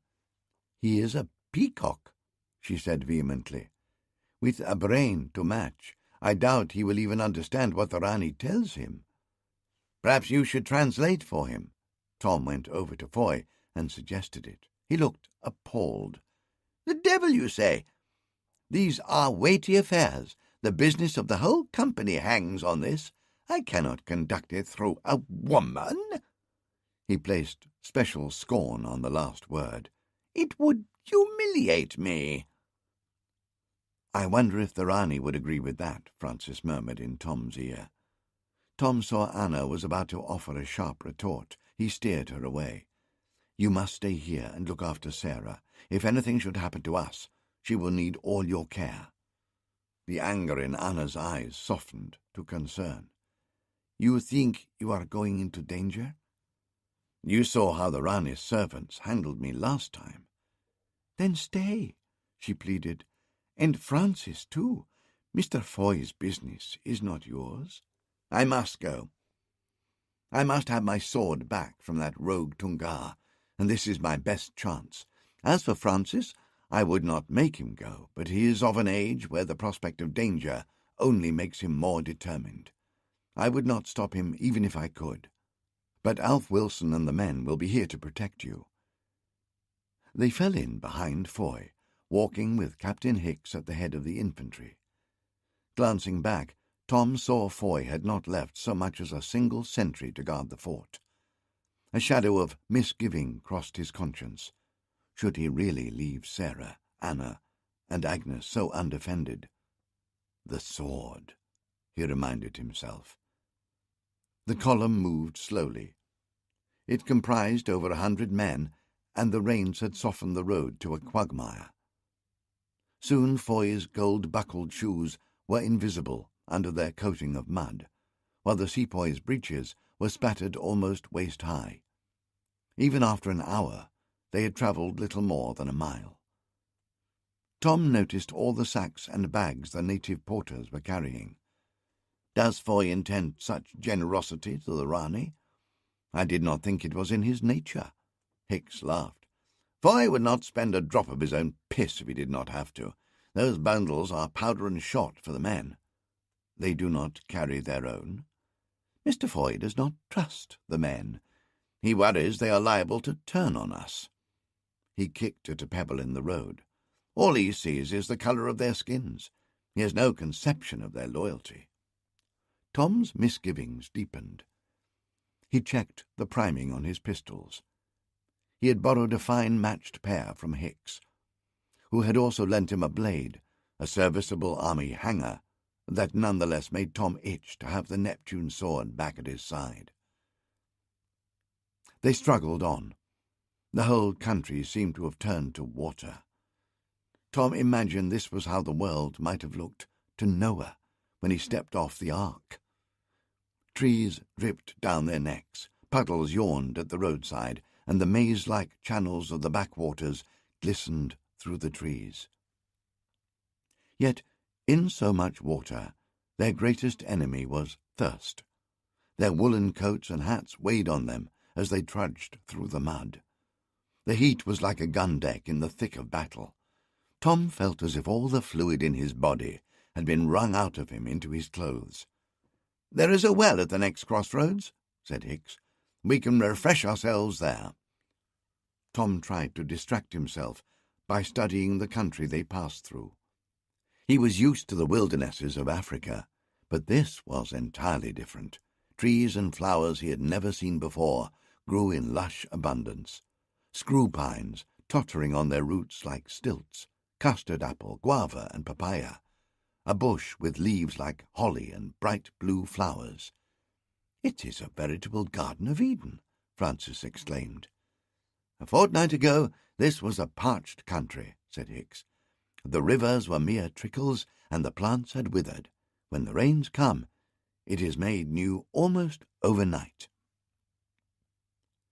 They passed a few villages, similar to the one they had found when they were shipwrecked. Palm-thatched huts straggled along the banks, while fishing nets dried on bamboo poles. Small channels diverted from the rivers fed into the networks of pits, filled with brown pulpy masses. Hicks explained that these were coir pits, where coconut husks were steeped for months to prepare them for being spun into the yarn that would one day make the ropes and cables of ships.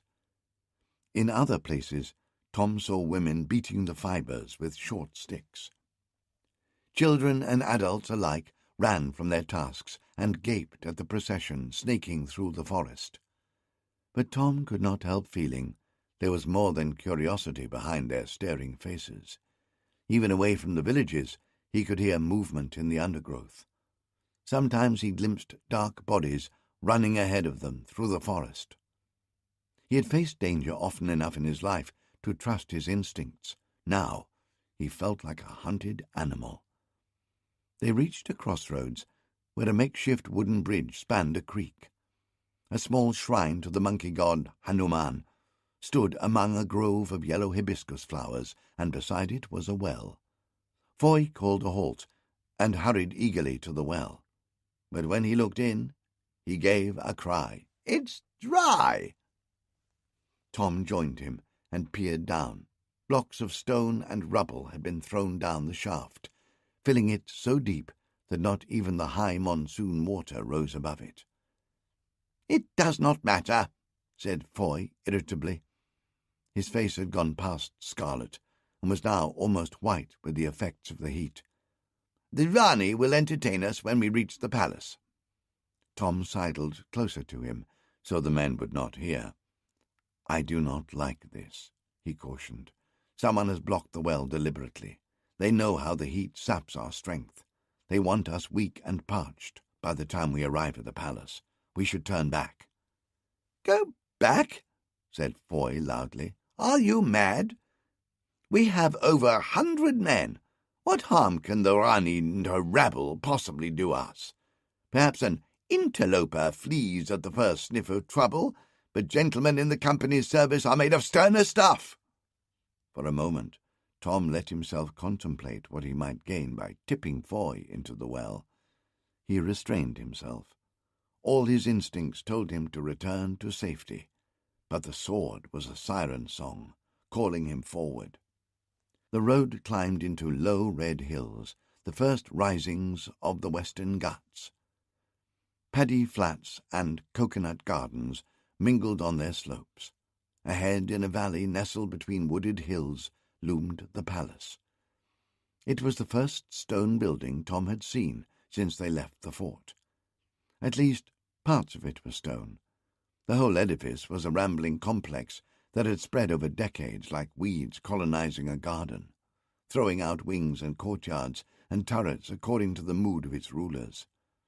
Tom could see them rising behind the long wooden wall that separated the Rani from her subjects.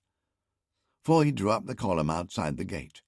A dozen guards marched forth, wearing quilted jerkins over long white surcoats tied with orange sashes.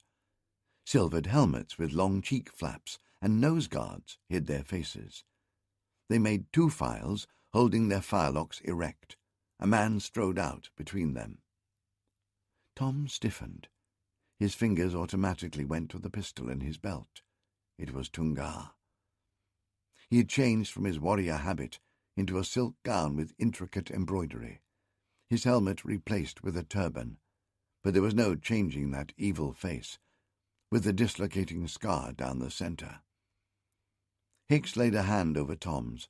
"Not now," he whispered.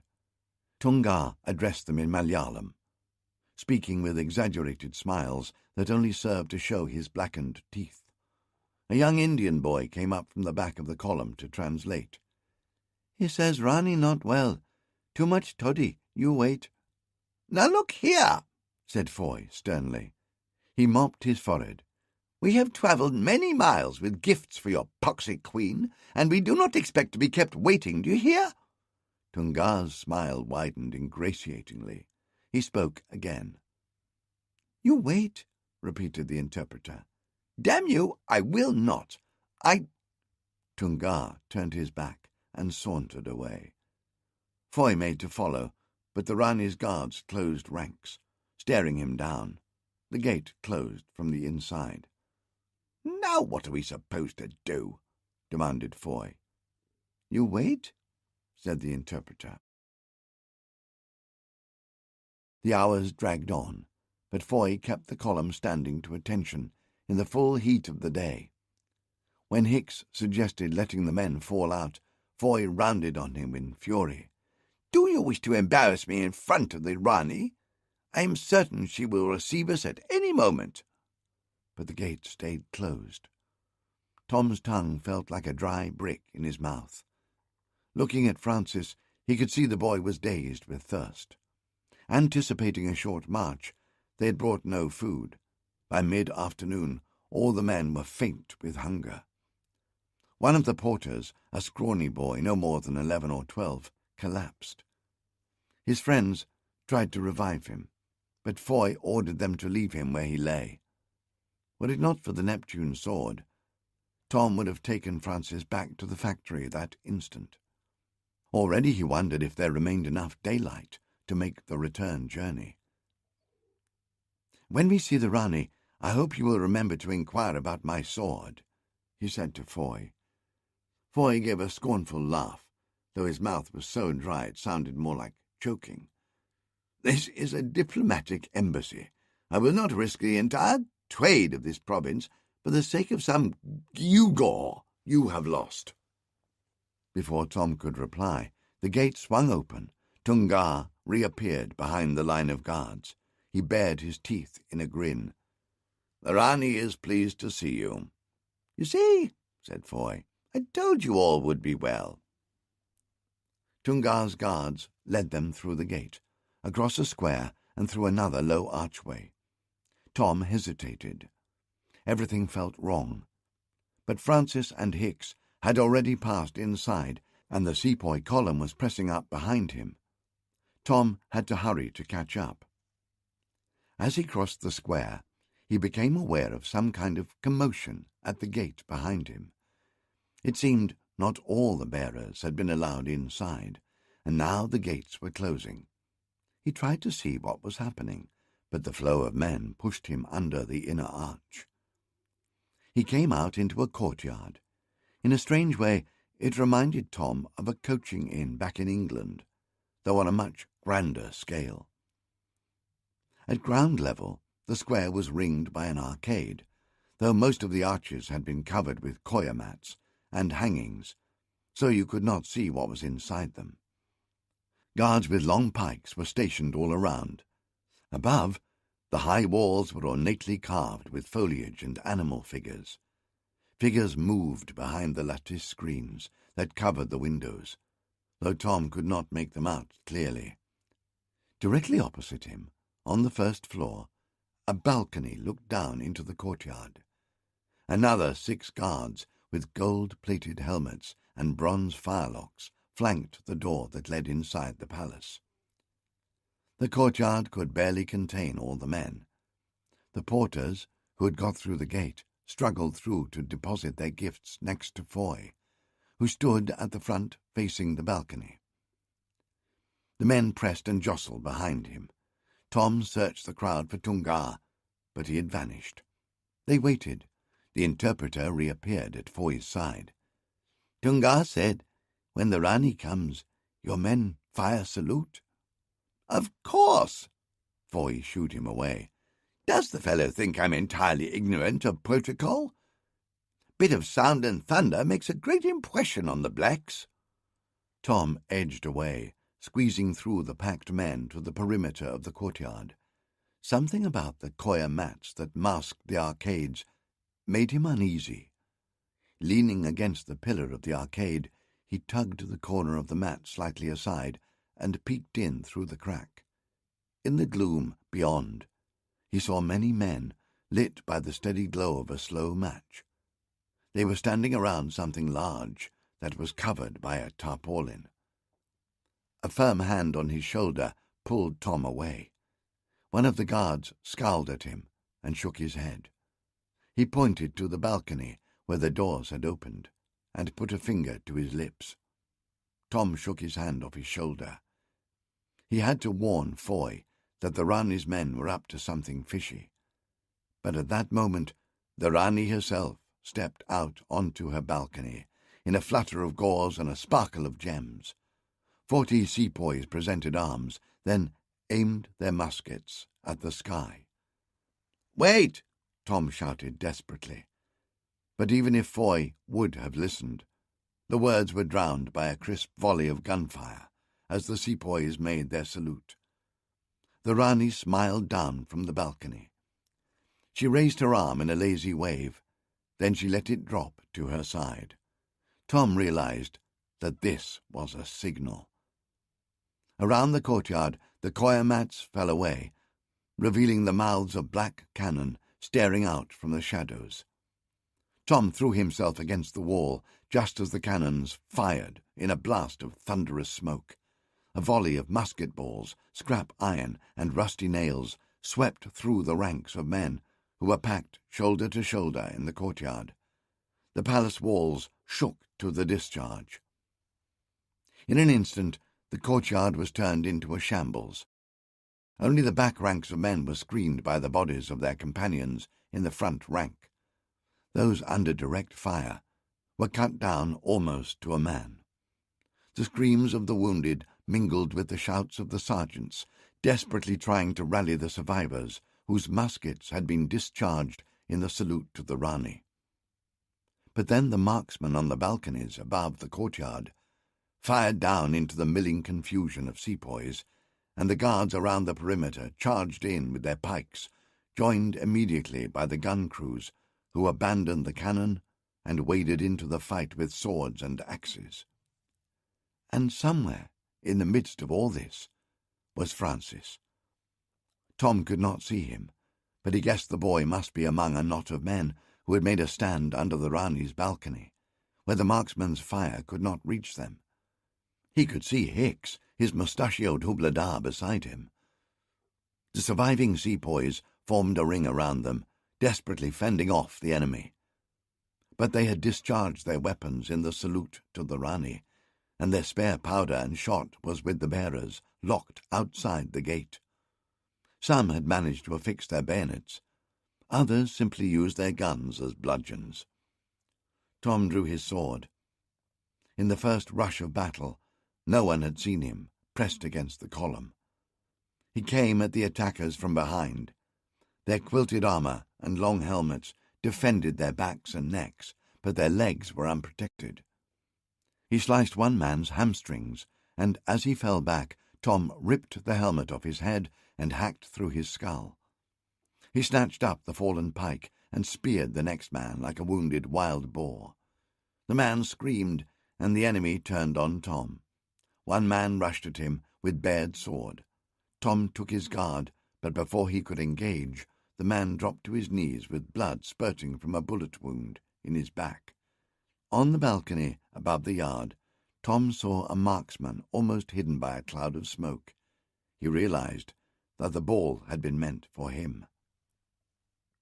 At the same time, he glimpsed Francis in the front rank of the defenders under the balcony. Tom waded towards him, swinging and stabbing with the pike in his hands. Francis saw him and sallied forward to join him.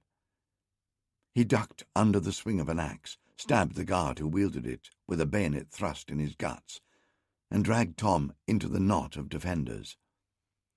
One of the Rani's guards tried to force his way into the gap, but Hicks stepped in front and fired his pistol into the man's face. "We cannot stay here," Tom shouted. Pinned against the wall, outnumbered and outgunned, they would be massacred. Their only real hope was to cut their way out of the palace and escape back to the company factory. "Do you still have the pistols I gave you?" Hicks demanded. Tom nodded. He drew one and cocked it. Hicks reloaded the one he had just discharged. "On my word, now!" They all fired at once, punching a hole in the ring of guards that surrounded them. The attackers fell back. Tom extended his sword and charged in, Hicks on his right and Francis on his left. "Stay together," he shouted. Once they left the shelter of the balcony, they came under fire from the marksmen again. A volley of musket fire crashed out, and a ball knocked plaster from the wall beside Tom's head. A sharp fragment scored his cheek. Tom wiped the blood away with the back of the hand that held the pistol, and in the same movement he aimed and fired. The ball struck the man who had fired down at him in the forehead. He toppled over the balcony rail and crashed down into the courtyard. Tom grabbed the gun from the corpse and cut the ammunition pouch from his belt. He threw them both to Francis. "Keep those marksmen pinned down." Francis knelt, loaded, and fired. A guard on the balcony stumbled back, clutching his stomach. The others retreated, wary of this new threat. "Come on!" bellowed Tom. The ebb of battle had opened a gap for them. Forsaking caution, he charged forward, hurdling the corpses of the men who'd fallen in the first onslaught. He nearly lost his footing as he slipped in the blood that covered the stones. Shots cracked from the upper levels. Two of the men beside him went down. A guard stepped into his path, wielding a long pike. The hubladar hurled his bayoneted musket like a javelin, and it caught him in the throat. He dropped under their feet. Tom scrambled over a low wall and into the arcade. The cannons still stood there, abandoned after firing the initial volley. Squeezing past one of them, Tom saw the hallmarks stamped on the long barrel, the crossed swords of the foundry where it was cast. He recognized it, just as he had feared. It was one of the cannon that had been on board the Kestrel. Salvaged from the wreck, cleaned and remounted, they had now been turned on Tom and his allies. The confirmation made him tremble with fury. This was no time to dwell on it, however. The Rani's guards were already regrouping. A door opened in front of him, and without pausing to think where it might lead, Tom ran through. Down a corridor, past open rooms, and into a courtyard filled with trees and tinkling fountains. Shuttered windows overlooked the garden. In one corner, a flight of stairs led to the upper floors of the palace. Tom counted the men who had followed him. Francis was there, along with a young merchant, one of Foy's assistants, whose name he did not know. The youth was snivelling like a child, his shirt stained with other men's blood. Tom had lost Hicks somewhere along the way, but he had the hubladar and 6 sepoys, though only 4 had kept hold of their muskets. Rapid footsteps pounded down the corridor that had brought them here. Tom lifted the point of his blade. Hicks ran out of the corridor, pursued by a guard armed with a scimitar. Hicks spun round, aimed his pistol, and shot the man in the chest. He fell to his knees. Francis stepped forward smartly and ran him through before he could regain his feet. "Thank God you're safe," said Tom. "My sister-in-law would never forgive me if I did not bring you home safe and sound." "No more would mine," said Hicks as he reloaded his pistols. "Curse that idiot Foy." "Where is he?" "The last I saw of him was when he was kowtowing to that bloodthirsty bitch, the Rani." "Then he is probably dead by now." Neither man suggested going back to try and rescue him. Francis had made a quick circuit of the courtyard. He ran back to Hicks, his face grim. "There are no doors. We are trapped here." As if to prove his words, shouts echoed down the corridor. "Let's get the hell out of here," Hicks suggested. "Follow me." He led them up the stairs to the upper level. Even now, in so desperate a situation, he showed no signs of panic. Tom marvelled at his cool bearing. Agnes had chosen herself a good husband.